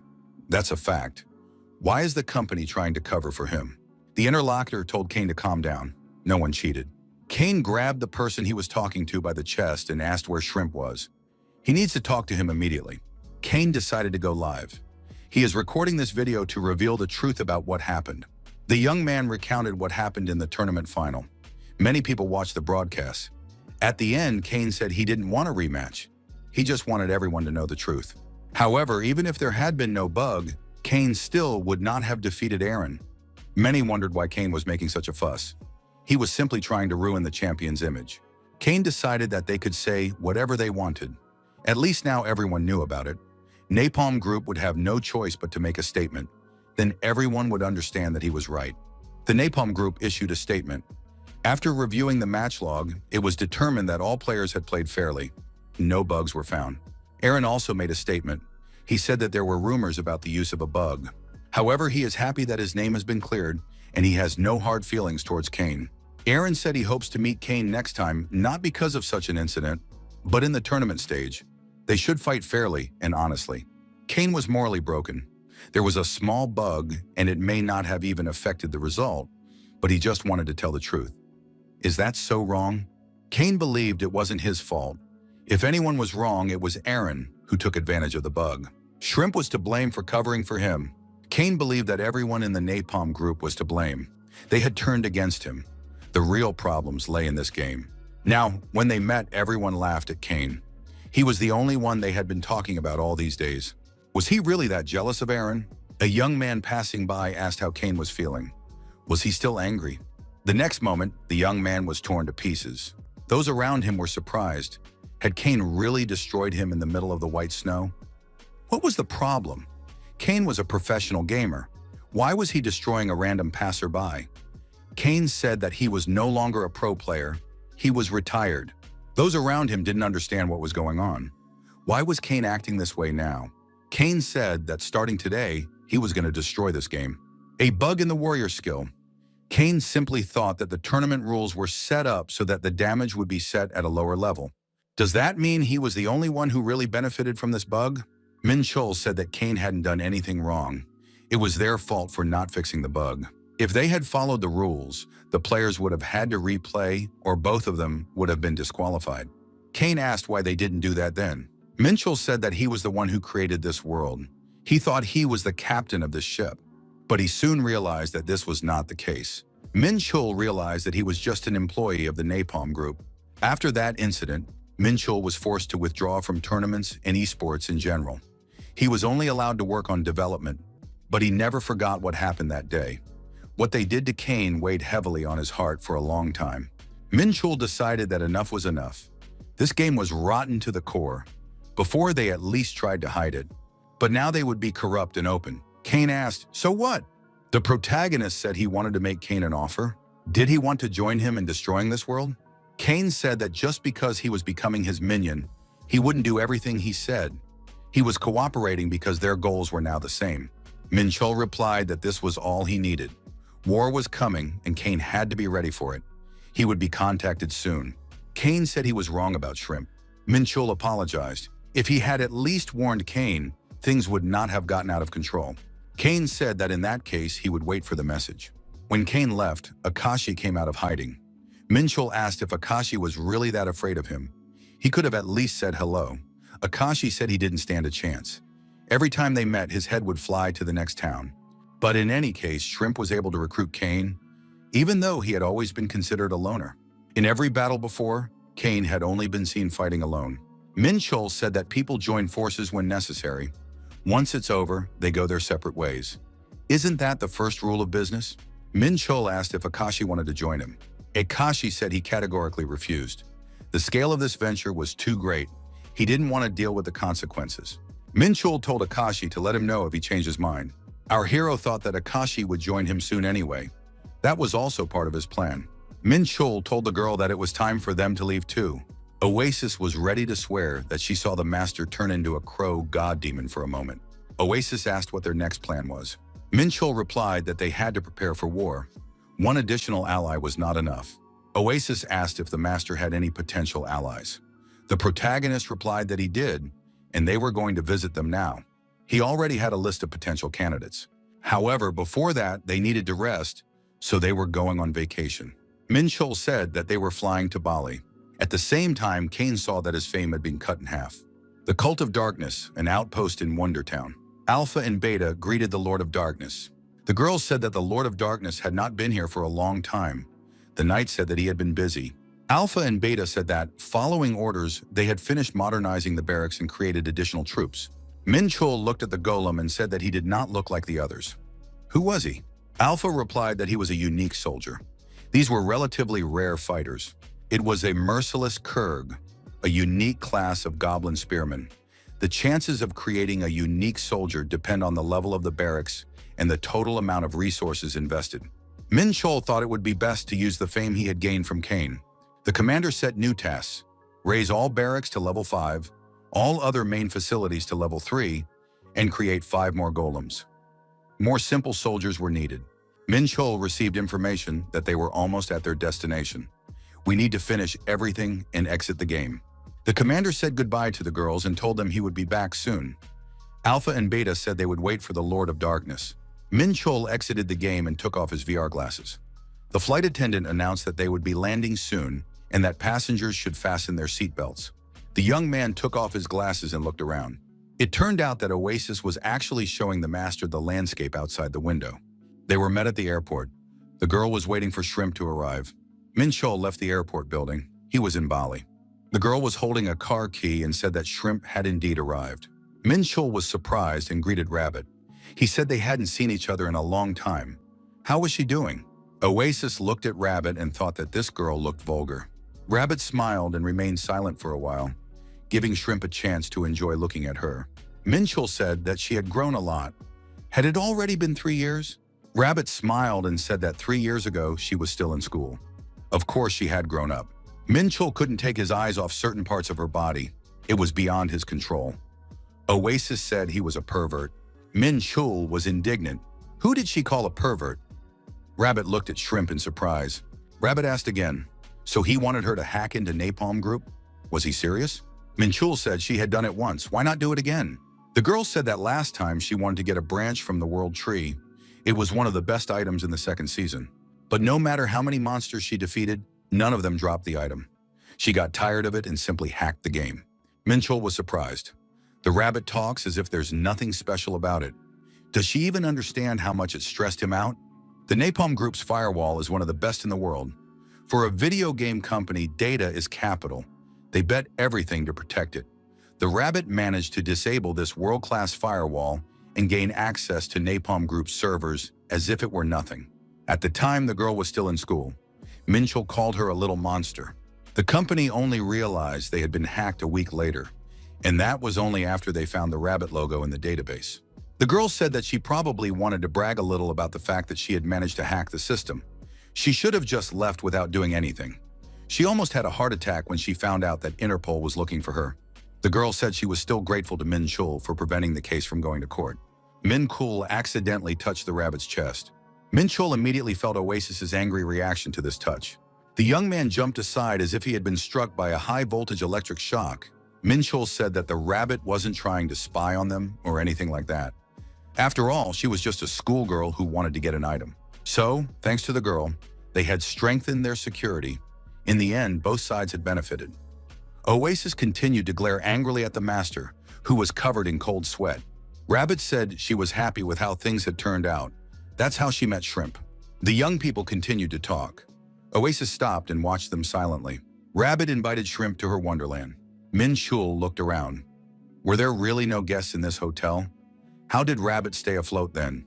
The girl replied that she was the owner anyway. Basically, this place existed so that her friends would have a place to stay overnight. Going down to the basement, the hero appreciated the good security system. The rabbit said that this was where she earned her living. The office was equipped with the latest technology. At the entrance, a virtual assistant greeted Rabbit and said she'd been expecting her. Rabbit said she would introduce them. This was her artificial intelligence assistant, Alice. Min Chul was surprised. Does a hacker like Rabbit need an assistant? The girl replied that there was no reason to refuse an artificial intelligence assistant. It makes life much easier. Oasis thought that Alice could see her because she was also artificial intelligence. Oasis became angry. Why was Alice smirking? After all, she was much newer than Alice. Rabbit asked what Shrimp wanted her to do. Did he want her to hack into the Wings online database and delete all information about the 5th season finale? Min Chul wondered if the rabbit could do it. The girl replied that due to the large amount of data, it would take some time. But at least the vulnerability she left 3 years ago still existed. Min Chul said he should have guessed. Rabbit smiled. She knew he already knew everything. The girl said there was one thing she wanted to know. What was Shrimp going to use it for? The young man replied that he wanted to make sure his game remained pure until everything was tainted. Rabbit said that the 5th season was supposed to end in 3 days at midnight Korean time. Shrimp noted that it would be 11 p.m. here. Rabbit said she would start right away. There was no reason to wait. The girl said she needed to concentrate so Shrimp could go outside and enjoy the glorious Bali sun. Oasis asked, does the master want to confirm the data for the 5th season? But why? Min Chul repeated that he just wanted to have a backup copy of his game as originally planned. In any case, they have their own work to do while their hacker friend is busy. Oasis asked what they should do since they had already reached the maximum level. Min Chul said it was time to gather their team. Elrel's Temple. It was the last dungeon added 4 years ago during the 1st season. It was also the site of the first large-scale player raid on a boss, a historic event where everyone gathered to fight for honor, glory, and items. Now this place had turned into a wasteland that no one wanted to visit. But there was one person who continued to defend this abandoned temple. This was the tyrant of the Old Men's Brotherhood. The tyrant of the Old Men Brotherhood Guild sought to conquer the world and gain leadership in order to create the largest guild on the server. He used his power to destroy fortresses and conquer cities. He wanted to take control of dungeons and fields, to subjugate the entire world. However, times have changed. The old, tired methods of managing dungeons no longer worked. Famous streamers and professional gamers led the movement. All the players rose up against him. The Brotherhood found itself against the whole world. They began to weaken, their strength dwindling endlessly. The ranks of the Brotherhood rapidly thinned due to internal strife. In the end, their base, which was also the first dungeon they took control of, the Temple of El Rael, remained their last stronghold. Only one member remained, the leader of the Brotherhood. Oldman asked who was there. He had to be consistent in his answers. The leader declared that this was his palace. The stranger was obliged to appear and bow before him. The knight who appeared said that the palace was a little dilapidated. Oldman replied that where the king lives is where his palace is. It doesn't matter if it's dilapidated or pretentious. For him, it is the center of the world. Oldman repeated that the uninvited guest should bow. In his time, our hero had encountered many people who were overly enthusiastic about their characters. But this one was the best of them all. This man literally considered himself a king. He completely separated his life in the real world from his life in the virtual world. The protagonist asked, "Oldman, the tyrant of the Brotherhood, still dreams of conquering the world?" An affirmative answer followed immediately. "A man born into this world is nothing without his ambitions." Min Chul asked, "Even if all his followers abandoned him here?" Oldman replied that the main thing was his will. He would not give up on his dream for a moment. The guest remarked, "Is that really enough? It's time to face reality." The king ordered the insolent scoundrel to shut up immediately. Limiting reality is an excuse for the weak. Minchol asked why, in that case, the king was hiding here. Oldman said that he was not hiding. He was simply waiting for his time to come. The king said that he had almost the whole world in the palm of his hand. He failed only because the time was not right. Minchol replied, "While the king waits here for his hour to come, is he just reminiscing about the good old days?" The king told him not to mock his former glory and to leave immediately. The young man said that what the old man was waiting for would never come. It was time for him to leave this place because only bones remained of his glory. The king rose from his throne, picked up a huge hammer, and said that he was the one who decided who came and who left. He enjoyed this conversation because the young man was his first visitor in many months. But this intrusion speaks too much. If he has something to say, he must first defeat him. Min Chul activated scan mode and realized that he was facing a level 90 warrior. The items were level 900, and all of them were legendary. The hero thought that it was not easy to obtain maximum level equipment. There were no more than a few of them on all servers. A warrior is the highest combat class. He has the attack stats of a berserker plus the defense of a defender. Oldman's only drawback was that he was slow. To compensate for this disadvantage, the king signed a contract of oblivion. He did not sit idly on his throne. The king attacked his opponent with his hammer. Min Chul dodged the attack and counterattacked the old man from the shadows. The old man asked his opponent if he knew why he had chosen this particular class. Because it had the strongest stats. Min Chul asked how long it had been since Oldman had been on his knees. The king replied that it had never been. The protagonist said he wanted to share his experience with the old man. The king declared that such tricks would not work on him.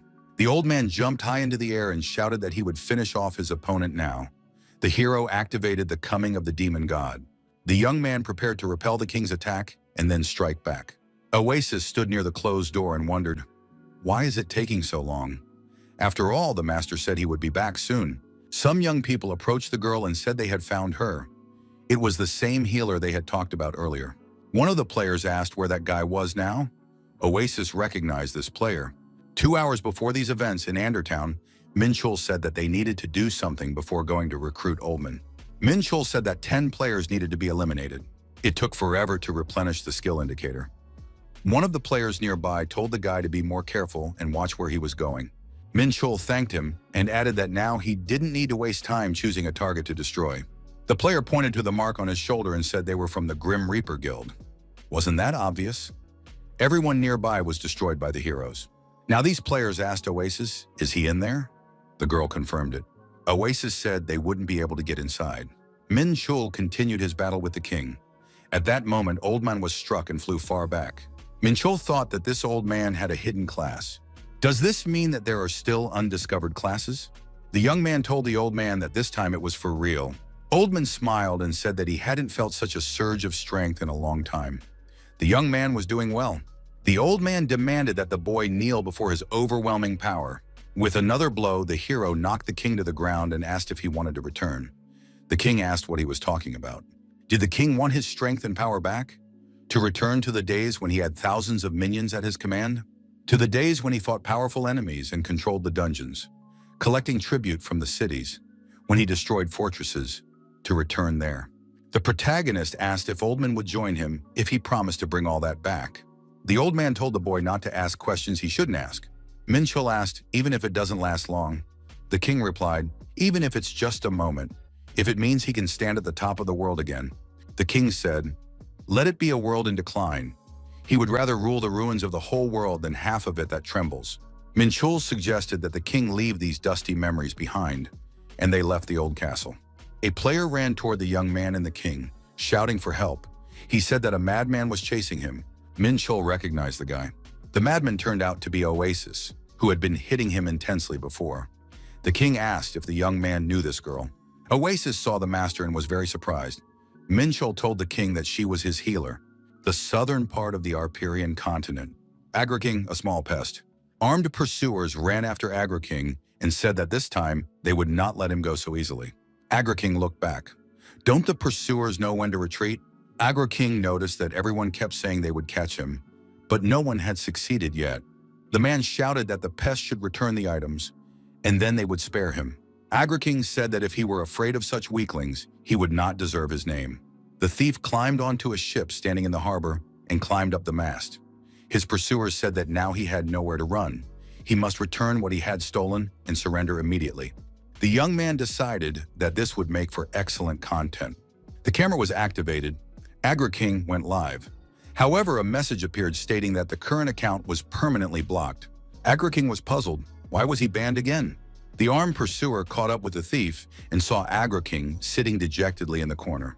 The pursuer grabbed the young man by the neck and said that the thief had been caught. What would be his last words? Agra-king said, Alea iacta est. The pursuer was surprised. What did that mean? The young man threw the dice up and said, the dice have already been thrown. The pursuer said that Agra-king had rolled a 2. At that moment, fireballs began to fall from the sky. The ship was destroyed and began to sink. It was impossible not to admit that this was excellent content. Freed from his pursuer, Agra-king said he should have recorded it all. It's a pity it didn't work out. In this case, the goddess's dice were used to randomly play out a set of skill effects. Agra-king told the injured pursuers that this skill was 100% random. The number on the die didn't matter. The pursuer who had managed to stay afloat told the thief not to relax, because that wasn't all. Agra-king smiled and asked what this loser could do to him now. The young man left the sinking ship and made his way to shore. However, another player appeared before him. The mage activated mass resurrection. All the pursuers were revived. The player said that they were an offensive guild. No matter how rare they were, they always had a healer with them. Agra-king had to admit that his end was near. The young man raised his hands and admitted defeat. They could do whatever they wanted with him. He didn't care. The pursuer grabbed the young man by the throat and declared that this is exactly what he would do. Roast, boil, smoke, and dry him. He would make a good Christmas ham. Suddenly, a spatial portal opened nearby. Min-chul and Oasis appeared from the portal. Our hero said that he had arrived just in time. The pursuer asked in surprise who they were. Min-chul replied that it didn't matter and attacked the guild of attackers. Agra-king was free. He was very happy when he realized that nothing threatened him anymore. Min-chul dealt with the guild and asked the young man, his name was Agra-king, right? The young man confirmed this and asked who he was. Min-chul said that he was there to take Agra-king away and give him a chance.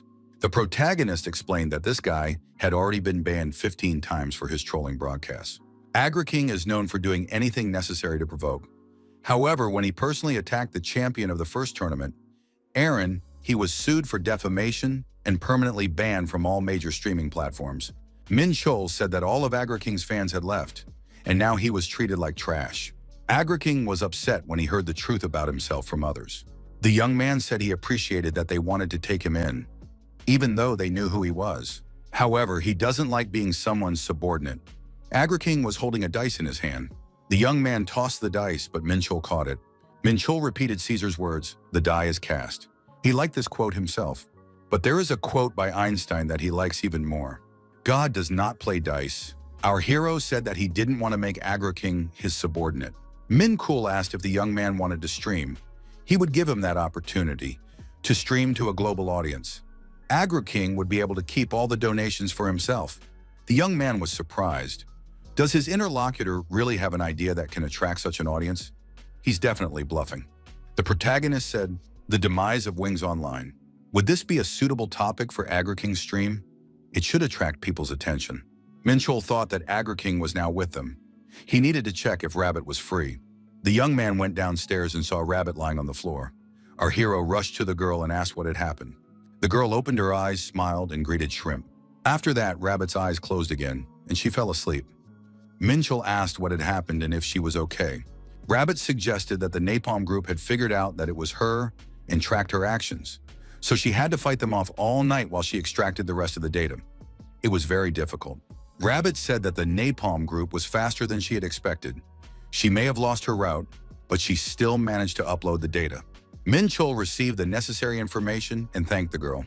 It was a job well done. Rabbit was surprised. Was that all Shrimp wanted to tell her? Minchul replied that he would definitely pay her fairly and honestly. Rabbit smiled and said that wasn't what she was talking about. Minchul was surprised. What did the girl mean then? Rabbit said that she also wanted to participate in this venture. Minchul objected that she couldn't. It was too dangerous. Rabbit replied that no matter how dangerous it was all happening in the virtual world. She wasn't going to die. The girl added that her life had ended 3 years ago when Shrimp saved her. She vowed to do everything she could to help him. The girl said that Shrimp shouldn't pay her for this work. He had to take her in. Minchul replied that he would pay her for her work anyway. However, if Rabbit wanted to help him, he would of course be grateful. He was looking for partners for this venture. The girl was delighted and said that Shrimp would not regret it. She would be the best assistant. The young man said there was a test. One of the people who needed to be recruited was locked in his house. His house was his private space, and other people couldn't enter it. Security there was strict. Minchul asked if Rabbit could get him inside. The girl was surprised. Did Shrimp really want her to hack the game itself? It was like stealing candy from a baby. The masked man took a bottle of liquid and said it was a new addition to his collection. Minchul asked if the doctor was impressed. He had worked hard on it. The masked man asked who he was and how he got into his house. Minchul said that the doctor had collected samples of all the monsters' debuffs. How did he do that? The masked man was surprised. Had his interlocutor learned about his research? The doctor confirmed that he had collected all the debuffs of the monsters in the game. The doctor said he had been working on this for the past 5 years since the game's launch. It was his personal collection. Minchul asked, when objects are infected with an infectious debuff, it is assumed that they cannot be removed from the dungeon. How did the doctor manage to do this? The man in the mask replied that he removes debuffs with his own body. He was a necromancer doctor, or more precisely, a poison eater. He possessed the 4th stage of the necromancer class. Poison eaters can work with poisons and gases, as well as act as field doctors. They are capable of playing both as a second merchant and a second healer. The doctor deliberately sought out the boss and fell under its debuff. He halved the damage from poison thanks to various resistances. The doctor used his second healer skills to heal himself and survive the boss. In this way, he collected all these samples. These slimes in bottles are called immunoslimes. They are not susceptible to all types of status effects. However, this does not mean that they do not affect them. They can still have a status effect on their own. The effect lasts forever. This is the downside of immunity. The doctor said that this is why he uses these little creatures, the slime in the bottles. They are needed to store his collection of monster debuffs. Minchul said it was a programming error. Since they ignore all status effects, they do no harm. But the code got mixed up, so the effects last forever. Our hero couldn't imagine that anyone would take advantage of this. Why does the doctor need this collection?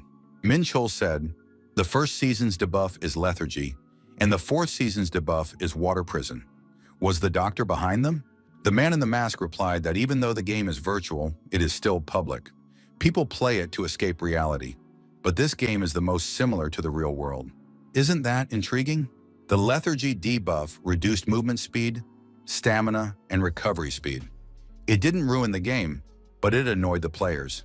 All that was needed was the basic healing spell. With it, the effect could be removed. Any class representative could learn it if they reached level 10. The doctor said he became curious. If someone removed this debuff in the newbie zone, would more experienced players help the newbies? Would they offer help for free? A non-game breaking debuff is just annoying. Would they show at least a little nobility? And finally it happened. There were more old players than newbies, and they came and healed everyone in a row, all of their own free will. The novice village was cleared in half a day. The doctor said it was wonderful, but it wasn't enough. so he decided to intensify the experiment. The doctor said he used water prison, a debuff from the fourth season boss Kraken. He lured the enemy into a huge bubble of water and reduced their health points. The victim could do nothing but use items and trade. If another player touched the bubble, they would also find themselves inside their own bubble. There's only one way to deactivate this effect: waterproof potions, which can be purchased in front of the Kraken boss room. They are inexpensive. This was not a problem for players who are capable of going on raids. At first, a few kind-hearted players came to hand out potions of destiny, but as soon as they left, everyone started to get angry at them. Why weren't they given at least one potion? The doctor said that high-level players started selling them. Waterproof potions soon increased in price 20-fold. High-level players bought them up and resold them to make a quick profit. The doctor said he would never forget the chaos of that scene. Medium and low-level players languished in their water prisons. Players fighting over potions and high-level players looking for any way to earn even one more gold. The doctor said he even felt joy after causing this chaos. Minkul asked what conclusion the doctor had reached after all the experiments. The doctor replied that it would be irresponsible of him to make a final conclusion after only 2 tests, but his current hypothesis is that people do not help others solely out of altruism. People will help others as long as they have something they need. In the first experiment, people experienced emotional satisfaction by helping others for a small fee. In the second case, they were motivated by financial gain. This continued until this appeared. The doctor showed him the dark dust in the vial. Minchul asked what it was. It was what Gaia had not deleted. Minchul remembered it well. The doctor said that it had been released by an employee of the Napalm Group who claimed that he did not like how the company was being run. This debuff was identified as a viral error. Minchul admitted that he was the one who had released it. It was the closest the world had ever come to destruction. The doctor said that, in other words, it was a force capable of destroying the entire world, and it was contained in one tiny vial. The man in the mask added that it was awe-inspiring, and then it dawned on him. This is what he needs for the finale of his experiment. The worst debuff in history. It was the perfect chance to see the true nature of humanity in the face of destruction. The doctor was about to open the vial, but Minchul shouted at him not to. The doctor opened the vial and said that unfortunately, the debuff had lost its original function. However, despite its loss of effectiveness, its existence had not ceased. Why would that be? Minchul thought he would like to know that himself. What reason could Gaia have had for not deleting the empty shell of the virus data? The doctor said he needed to find out. He didn't know what he would do if he never found out.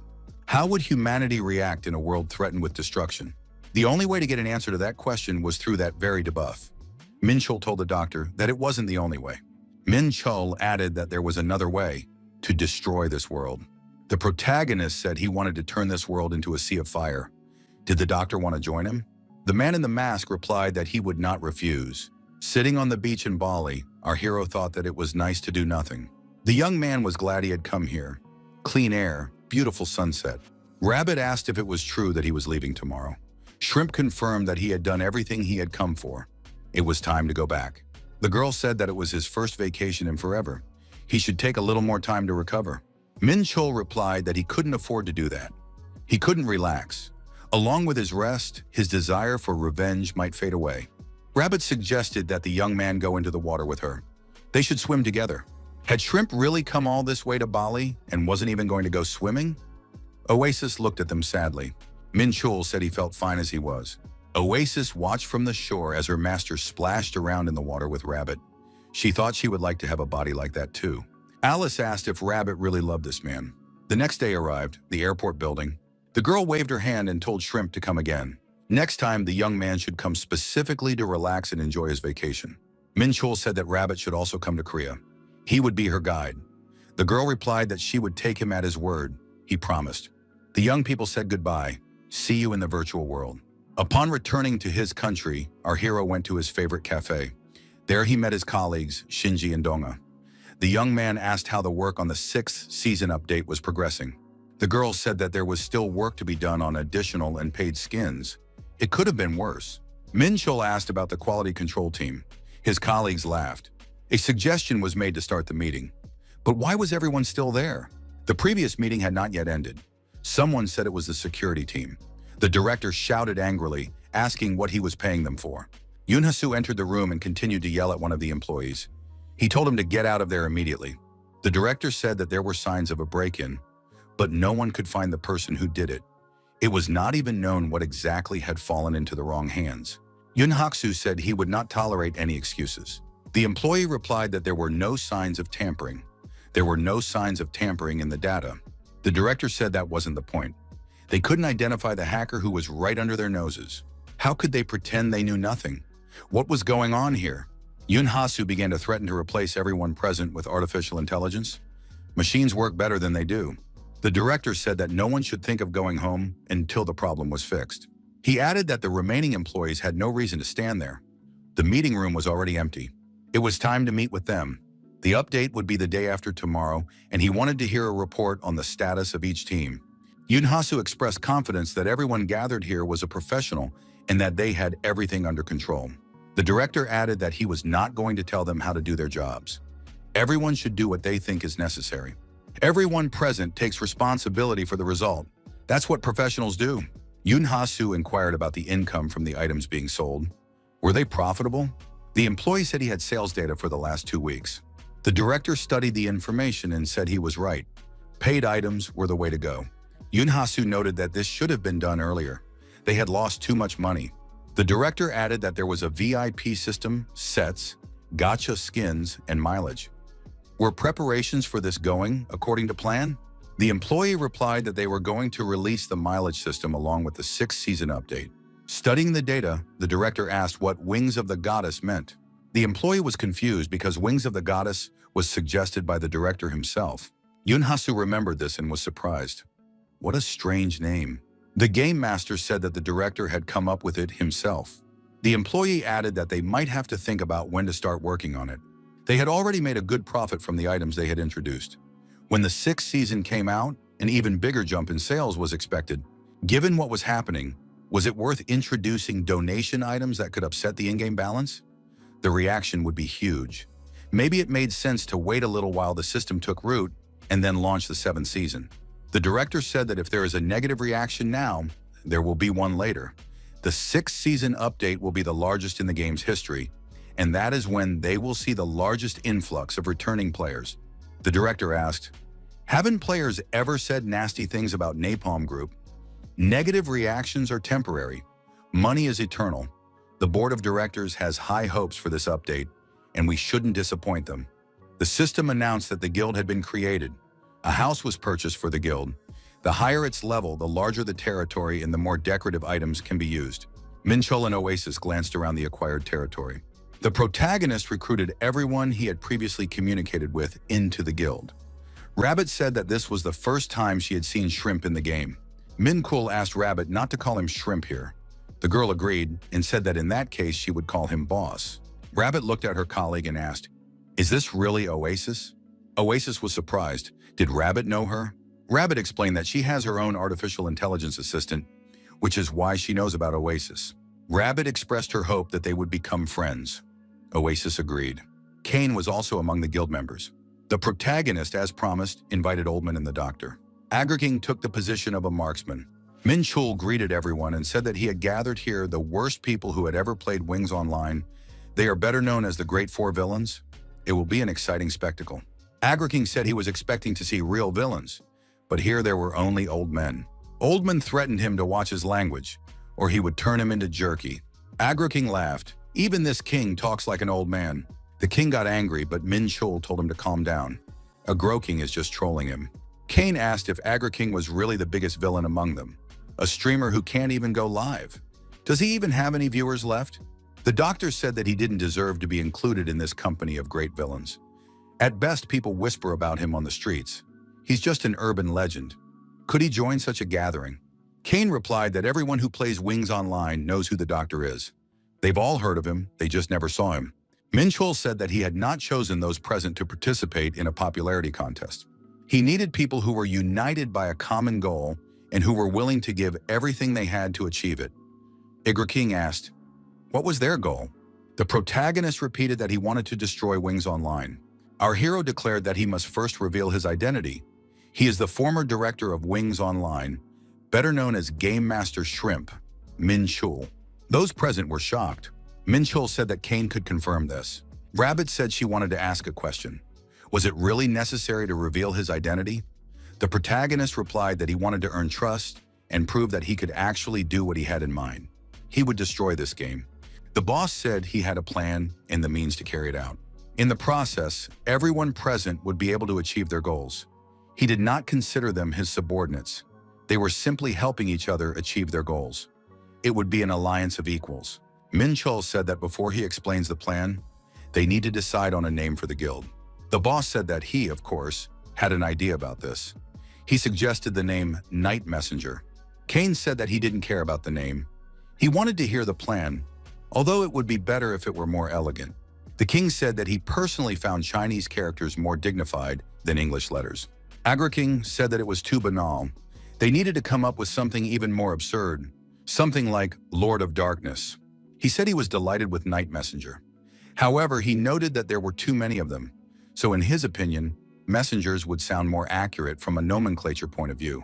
Minchul thought that one was completely uninterested, while the other was a fan of Chinese characters. Plus, there was the troll and the talkative doctor. It was a great start. The protagonist said it was wonderful.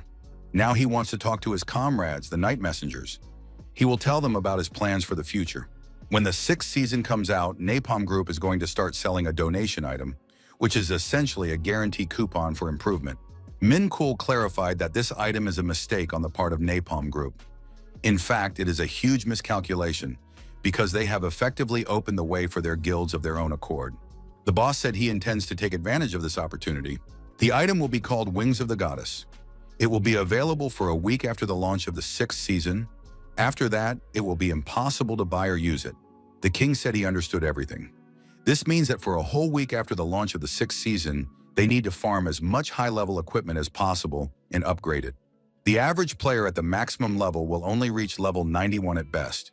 Even hardcore gamers will only be able to reach level 92. The same applies to the level of items that can be obtained. In other words, even the top players on the server will only be able to upgrade items to level 90 plus. No matter how much a player has improved their level 90 items, they will still have to discard them in favor of level 100 items. In the short term, there will be a huge gap between paying players and regular players. But in the middle of the season, when everyone will be using level 100 equipment, this will be the goal that Napalm Group is striving for. Until then, the game will be in complete chaos. However, their guild must raise their level as much as possible this week. Agra-King asked, "Are we really talking about level 100? Kane clarified, "So we need to completely upgrade to level 100 gear?"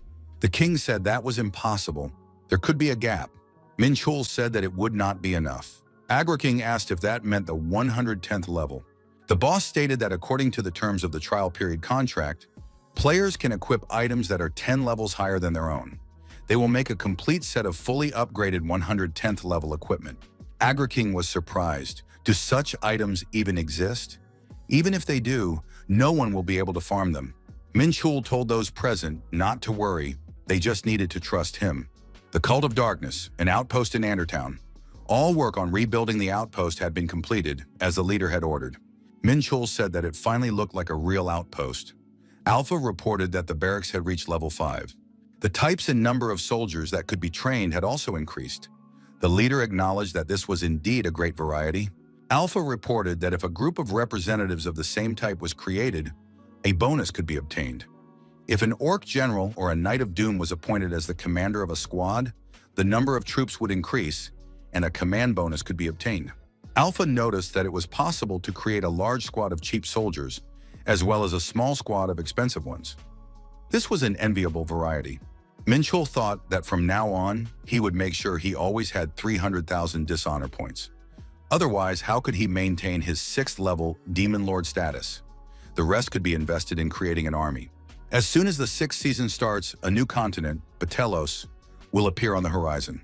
Various capture points will be scattered across the continent, which players will be able to conquer and rule. To spark fights between players, siege assaults and control matches will be added to the game. The struggle for control of the most profitable points will be fierce.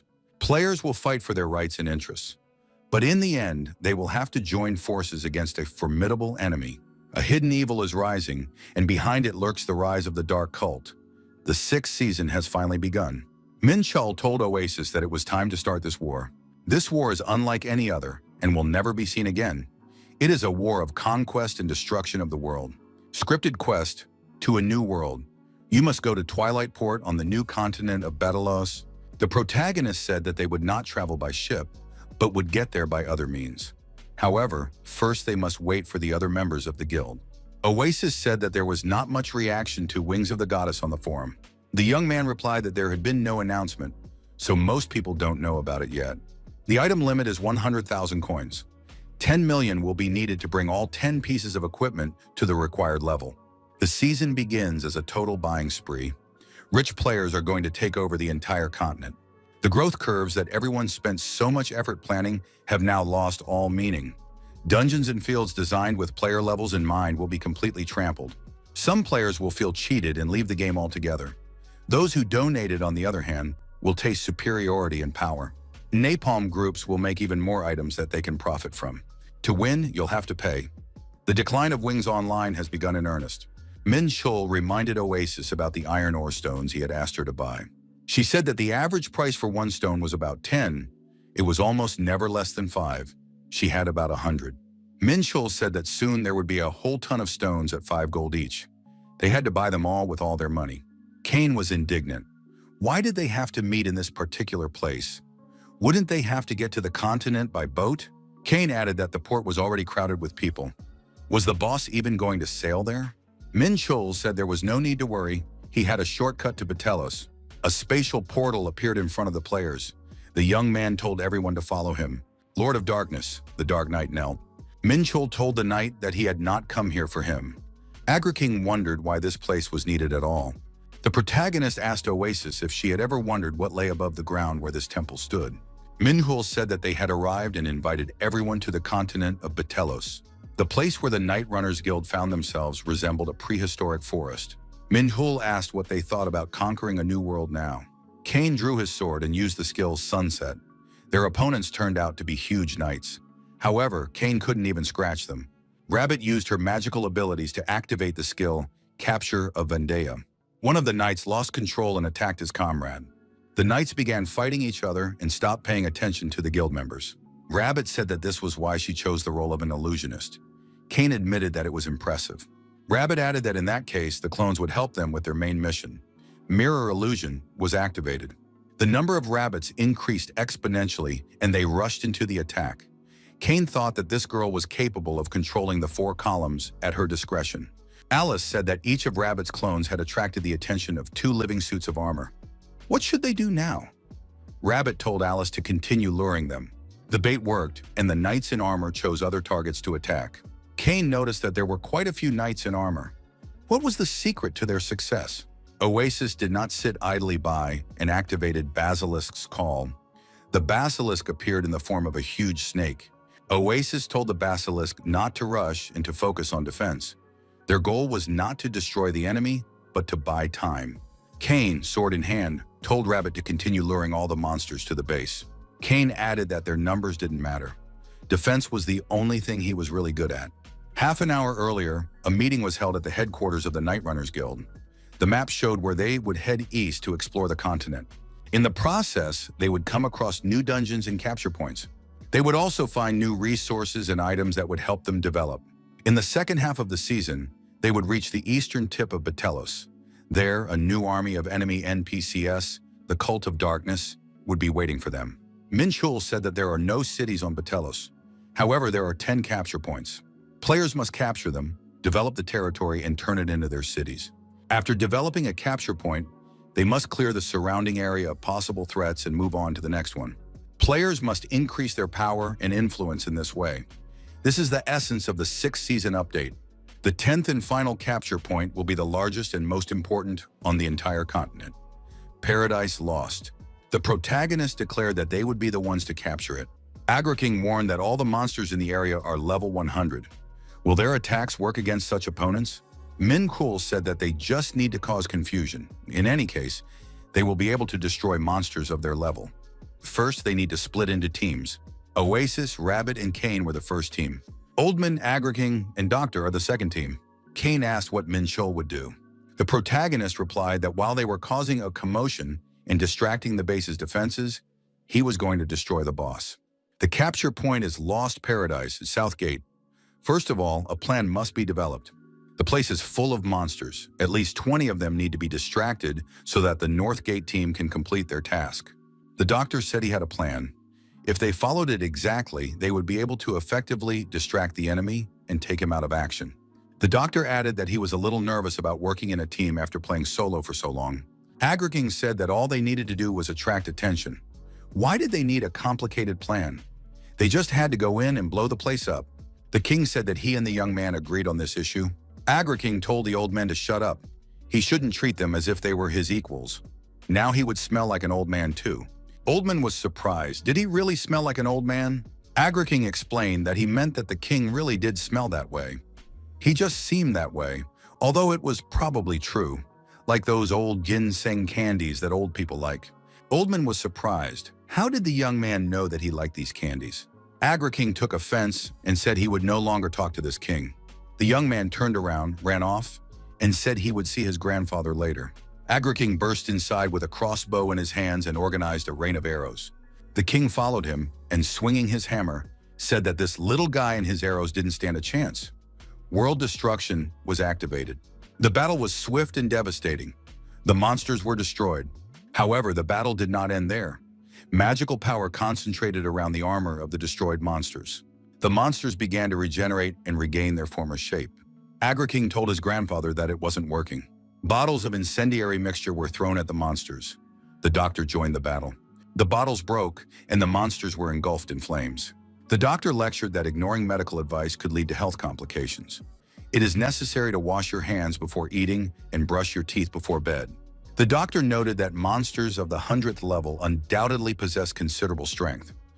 Judging by the difference in stats, it is impossible to defeat them with brute force. It is necessary to approach this issue from a different angle and act technically. Oldman should continue to spam taunts and attract monsters. King should attack with large-scale skills, but only if he does not attract the attention of monsters. The young man said that he even wrote a book on how to troll. That is why he got that name. The doctor took out another flask of incendiary mixture and said he would set traps. Minchul glanced around the surrounding area and thought that most of the monsters had left the outpost. Now he could safely go inside and deal with the boss. But our hero was curious about how things were going with the others. Kane was doing his part in fighting huge monsters, drawing fire upon himself. Minchul thought that Kane knew a thing or two about defense. Oasis, as always, was on top of her game and did her part flawlessly. Add to that the rabbit's control skills, and they would be able to hold out without any problems. Our hero was very concerned about the South Gate. King asked Oldman if his grandfather knew what he was doing, why he was gathering livestock into a herd. The old man said that it was the young man's fault. He didn't troll properly. King said that the monsters only noticed him because the old man was very weak. Oldman was outraged. Did the boy just call him a weakling? The young man told the old men not to waste their time on him and offered to deal with the monsters. The doctor said he would now do his part. Fire traps were set along the monster's path. The doctor suggested that he learn from him. The old king called his colleagues snot-nosed kids. They had never smelled real gunpowder in their lives. Oldman swung his hammer with all his might and activated world destruction. The containers with flammable liquid flew up under the impact of the shock wave. The containers struck the approaching monster knights. The liquid broke, and the monsters caught fire. The king laughed and said that he had demonstrated his power. King said that it was the doctor's doing, and that the old man had nothing to do with it. However, the young man was forced to admit that the king was pretty cool for an old man. Watching what was happening, the protagonist thought that this squad had managed to pull it off. In that case, it was time for him to finish. In a whirlwind of furious attacks, our hero fought the monster boss. The monster possessed incredible strength. It was the supreme knight of the absorbed kingdom. The protagonist said he was tired. He hadn't slept since he started the new server. The advent of the demon god was reactivated. The young man decided to finish everything quickly and go rest. Minchul told his opponent that he couldn't stay here long. The monster couldn't land a single blow on his opponent. Minchul suggested that bosses are different after all. In particular, this one was able to survive everything. The boss was outraged. This man dared to take power that was beyond his reach. How long could he hold out like this? Poor soul. Minchul was tired of listening to empty talk and struck the boss on the head with his sword. Our hero said that now this piece of data would not cause him any problems. However, for some unknown reason, the protagonist lost his balance and fell to the ground. What was going on? The monster said, as promised, that this man's soul would now belong to him. Minchul screamed loudly and lost consciousness. When the young man woke up, he saw that he was in Gaia's arms. Minchul lost consciousness again. The protagonist opened his eyes to see the members of his guild standing before him. Oasis shouted, "The master is finally awake!" Rabbit asked, "Are you okay, Shrimp?" Minchul still couldn't understand why he saw Gaia. The Night Runners Guild captured the Lost Paradise control point. Rabbit asked again if Shrimp was okay. The young man apologized and said that he had probably been online for too long. Rabbit said that her boss had scared her. He had fainted for no reason. Minchul said he'd better go to sleep. The guild had done a great job today. The protagonist declared that this would now be their home base. They had accomplished what they had come to do today. Now they could do whatever they wanted. Kane asked suspiciously if Minchul was okay. Minchul decided that he needed to see a doctor because he was already seeing visions in the virtual world. White snow, the area in front of the royal fortress. Players shouted, "Down with Yunha Su!" They demanded the shrimp be returned. Donated items must be removed. The players called for a return to one-time payments and for the game not to be ruined. The knights warned that they would destroy the fortress if necessary. Many players understood that this would only bring them bad fame in a prison cell. They did not agree to this. Why are the game masters not responding? One of the players said that the pickets must continue. Someone is bound to respond to their demands. We must continue in the same spirit. Some players showed up. One of them asked what the protesters were up to inside the game. If they wanted to protest, they should go to the Napalm Group office. The knight was surprised. What are they doing? Why are they dressed like that? It was the Crimson Crusader. This is the guild that ranks in the top 2 for boss kills. The player confirmed this and said his name was Chanda. He was the master of the guild, which was the strongest in Wings Online, the Crimson Crusaders. One of the players said that they weren't the strongest. They were just a bunch of morons. Couldn't he see that they were staging a protest here? Chandu acknowledged this, adding that his guild always takes the top spots. He struck the player and said that now they would take first place. The guild leader ordered his warriors to destroy all the protesters.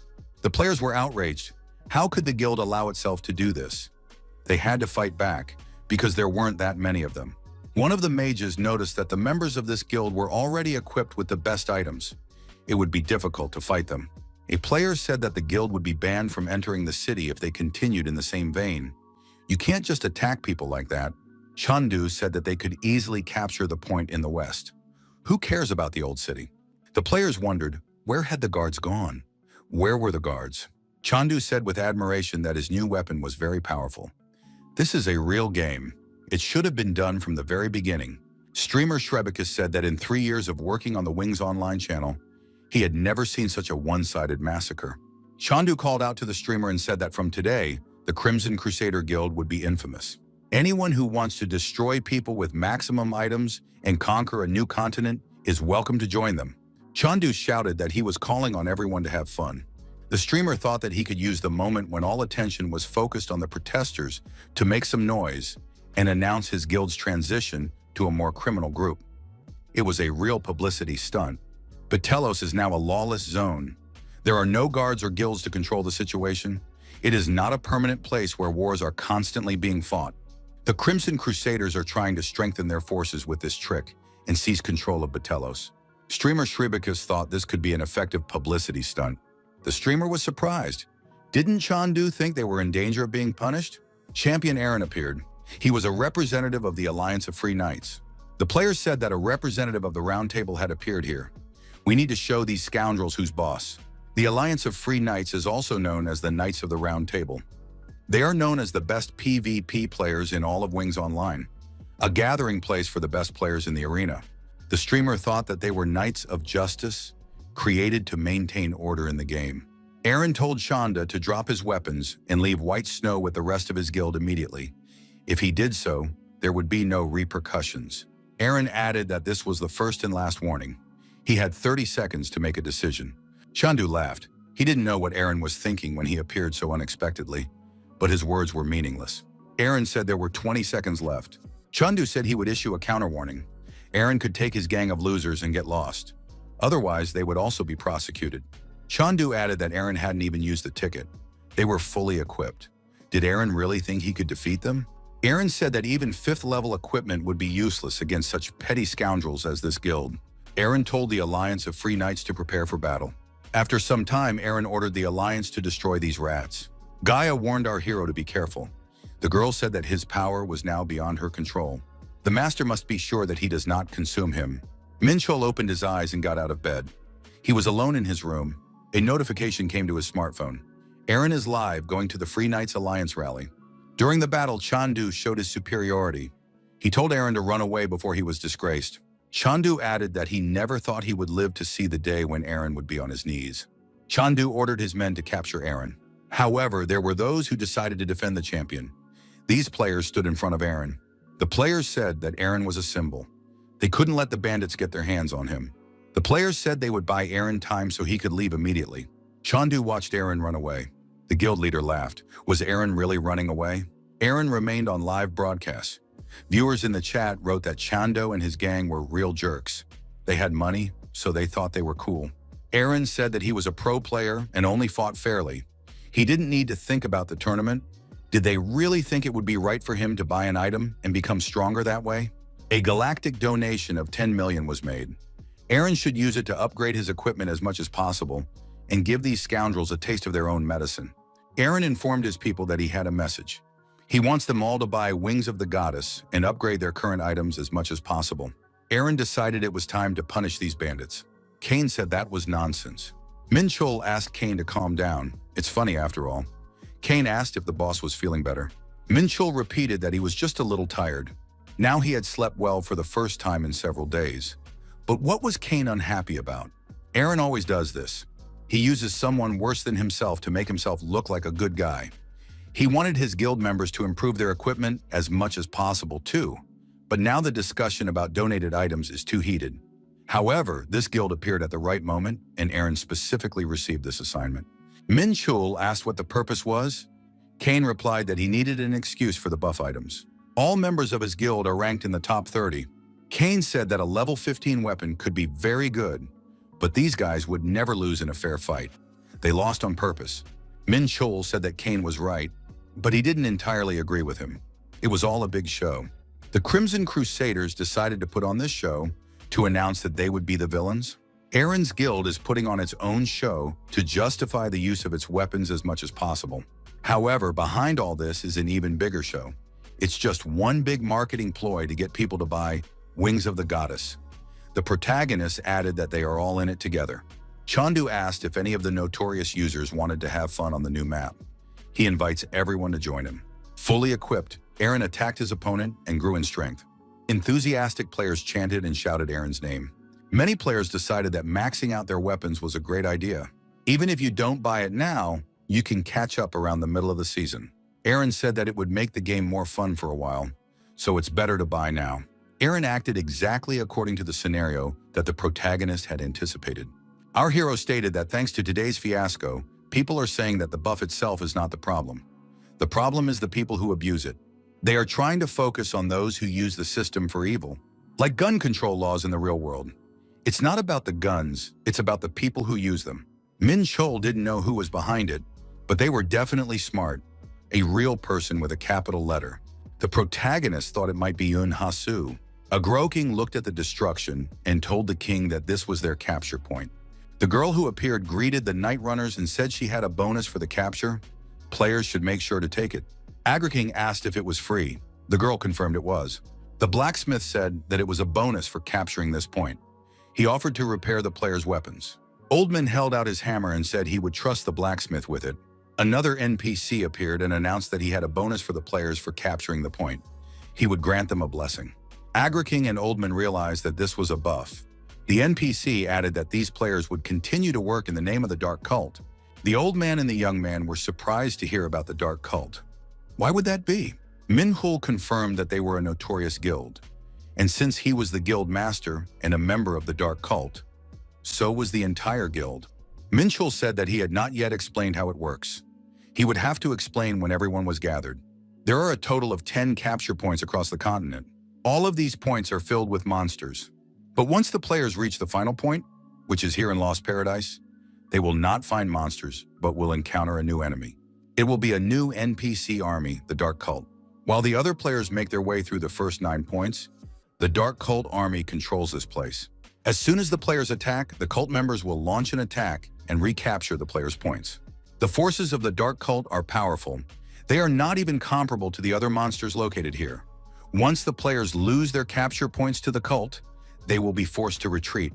As a result, the people who are fighting each other for control of the points will be forced to unite against a common enemy.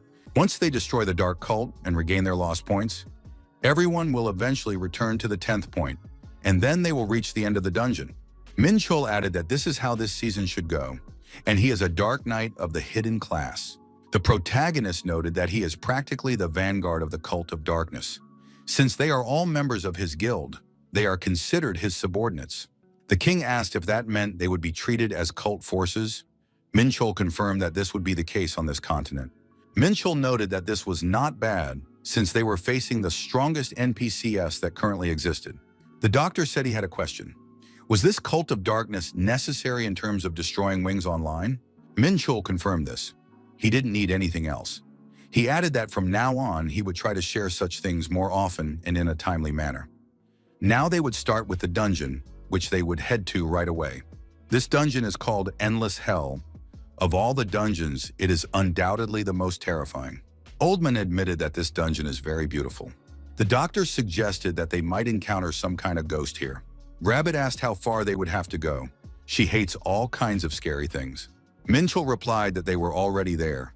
The old knight asked who was walking around here. Who dared to disturb his peace? May the souls of the unfortunate soldiers who gave their lives in the Great War rest in peace. Let them forget everything and sink into eternal sleep. The protagonist said that they were looking for a supplicant locked in the infinite hell. Could the knight open the way for them? The knight replied that he could not do so. Those who were imprisoned in the endless hell were destroyed by 3 demons who destroyed their homeland. They gladly sacrificed themselves to lure the demons into a trap. The knight repeated that he could not open the way to endless hell. The adventurers must return to where they came from. Min Chul said he would not accept that answer. They really needed to go there. They wanted to grind. The knight said that if that was the case, then the adventurer had chosen to go to war with them. The knight ordered the soldiers to stand up and open their eyes. Even though the soldiers had died, even though they were no longer among the living, there was one call to which they must respond.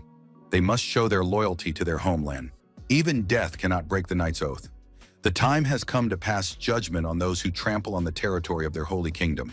Agriking looked around and shouted that this was a real army. This part of the dungeon was called the Tomb of the Fallen Knights. Cain was surprised. Did that mean this was the first of 5 waves? Min Chul said that Cain quickly understood what was happening. Cain said that was not the case. These warriors were strong, but they couldn't survive more than one attack. They attacked like clockwork. Oldman was ordered to act first. The protagonist said that in this dungeon, he would simply be a member of the team. Min Chul reminded him that Oldman used to be the greatest raid leader in the north. Maybe he'll show what he can do. The old man said he would show how he led the greatest alliance in the history of Wings Online. The king said that they would form a line of defense on the flanks. Min Chul would take the east, and Cain would take the north. They had to hold their lines no matter what. They couldn't let the enemies advance an inch. He declared that he could do it. Rabbit must use her illusions to support the front line when the enemy attacks. The enemy must be confused. Agro King and Doctor intercept enemies with their wide-range attacks. Oasis must support everyone with her healing. The doctor asked who would cover the south and west. The king said that this was up to him. The king activated the skills Cacophony of Heaven and Earth and Thunderstrike. He said that he would quickly deal with this bunch of bones. Nothing would get past him. Agro King suggested that the old man come up with better names for his skills. It all looked too pretentious. The old man said that it didn't matter what he called his skills. As long as they activated, that was enough for him.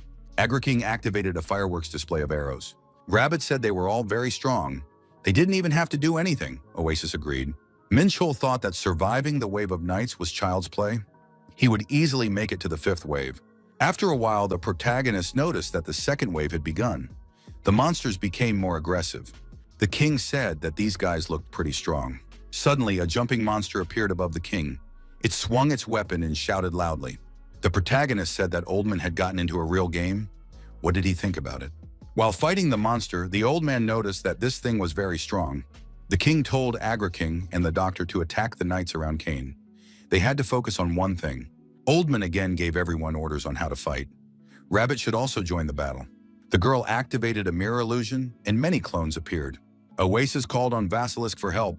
Rabbit told the king not to do everything himself because he had a whole team at his disposal. Oasis said they needed to trust them. Oldman said that the girls were making him blush. Everyone noticed that a red light was coming out of the monster's chest. The old man suggested that this might be the opponent's weak spot. Rabbit suggested focusing their attacks on this spot. Oldman told Oasis that he would need a powerful buff.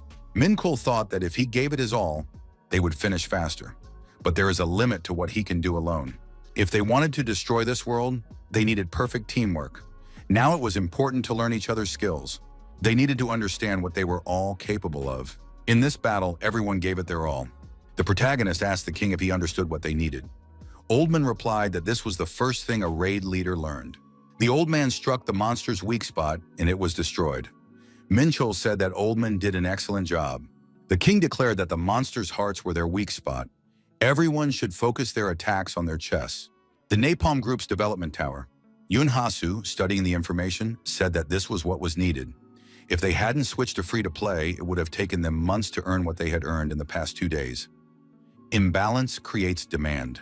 These words should be placed on a memorial plaque so that everyone will remember them.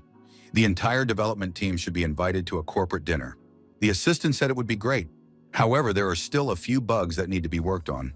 There are also problems with the servers because they can't handle the traffic. Maybe we should postpone the dinner until next week. Yoon Hak-soo said that everything would be fine. The director said that we need to find a 5-star hotel with a buffet nearby. Don't worry about the money. He wants the best. Yoon Hak-soo said that profits can be monitored on the screen, as the assistant saw. Yoon Hak-soo said that the assistant could expect a big bonus at the end of the year. At the corporate dinner, the employees were surprised. Why did the director arrange this? The assistant director said that the food here was amazing. The confused employee said that he really needed to eat today. The man recalled the past like corporate parties. However, he immediately dismissed this thought. Money is what really matters. Minchul's friends did not go to the corporate party because they had a lot of work to do. The girl said that talking to that jerk would give her a stomachache. She couldn't go there. All anyone talks about is how much they earn from donated items. No one cares how players react to the 6th season or what they will have to fix in the future. The young people thought that everything would be different now if Shrimp were with them. The girl said goodbye and left her workplace. She told her colleague not to stay too long because his wife was about to give birth. The fat man was sitting at the computer when suddenly the monitors went black. The young man decided that he was too tired and needed to go wash up. The protagonist and his team were fighting off the 5th wave of undead. They had to survive the attack of these knights. After a while, the king said, "Finally, it's over."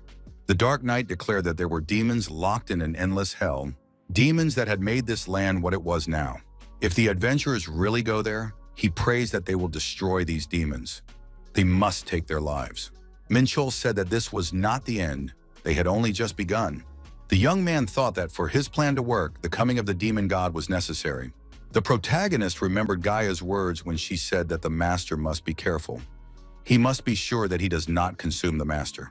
Minkul thought that he was the one who created the raven. In the end, it was never mentioned that the raven eats souls. The protagonist told everyone to follow him. The demons must be dealt with. The girls did not understand why the boss was so angry. The Endless Hell Dungeon. It is necessary to make sure that the players have enough items and that there are enough players in the team before entering the dungeon. One of the legendary warriors the master had fought before appeared before the adventurers. Poppy Densa Chronoseed. The young man thought that this time it wasn't a ghost, it was the real her. The legendary warrior shouted for people not to approach her. The legendary warrior said that they had fallen into the trap of a dark cult.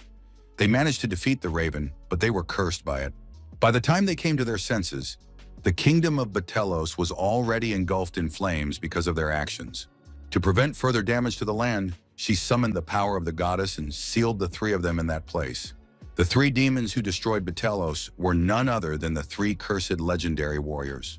Chronicide cried out, "Why did the goddess abandon them? What about their holy war? What about their trials and tribulations? What was it all for?" Chronicide was immediately affected by demonic energy. The demon said she was a pathetic nobody. She was just a puppet chained by fate. They were here to fight that fate and break those chains. The demon said he was a knight of the Dominion. He was here to grant them peace. Chronoside screamed for the knight to get out of her head. The female knight told the adventurers to destroy all three of them. It was the only way to stop the raven. The knight laughed and said it was useless. Now the world belongs to the one true God, the Lord of the Raven. People must kneel and accept the world he offers. Oldman raised his hammer and told everyone to prepare for battle. Minchol told the king to wait. The protagonists stated that they could do nothing against this opponent at their current levels. Oldman decided that in that case it was the end. Should they return to the starting point? Our hero initiated the coming of the demon god and said he would take care of it himself. Minchol asked the Dominion Knight if he wanted to know who the real god was. The knight was surprised. Who would dare to imitate the Lord Raven? Minchol said that he was the one who created the raven. He even filmed some of its movements himself. The knight told his puppets to revolt. They must bring him the head of this arrogant man. Minchol realized that the knight wanted to find out who was the best first. The protagonists attacked the knight's puppets and destroyed them. Rabbit was surprised. Shouldn't they do something? Oldman said they should watch. Minchol wondered what kind of glitch this was. They all continued to talk nonsense. The young man remembered how the knights had previously called him a fool who had seized power, and other things along those lines. The protagonist indignantly asked how this knight dared to attack his creator. Everyone present saw that Lord Raven had returned.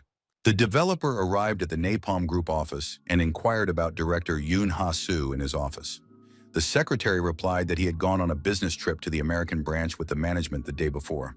The developer asked if the secretary could tell him when he would return. The girl replied that he should be there for several weeks. Yoon Ha-soo played golf. A colleague said it was an excellent shot by the director. When did the director become so good? Did he really learn to play golf on his own? Yoon Ha-soo said that how a person plays golf depends on their mental state. Everyone knows that. He's just happy about Napalm Group's record sales. At the Napalm Group corporate cafe, a young man shared the news that the director would be unavailable for 4 weeks. The young people were delighted with the news.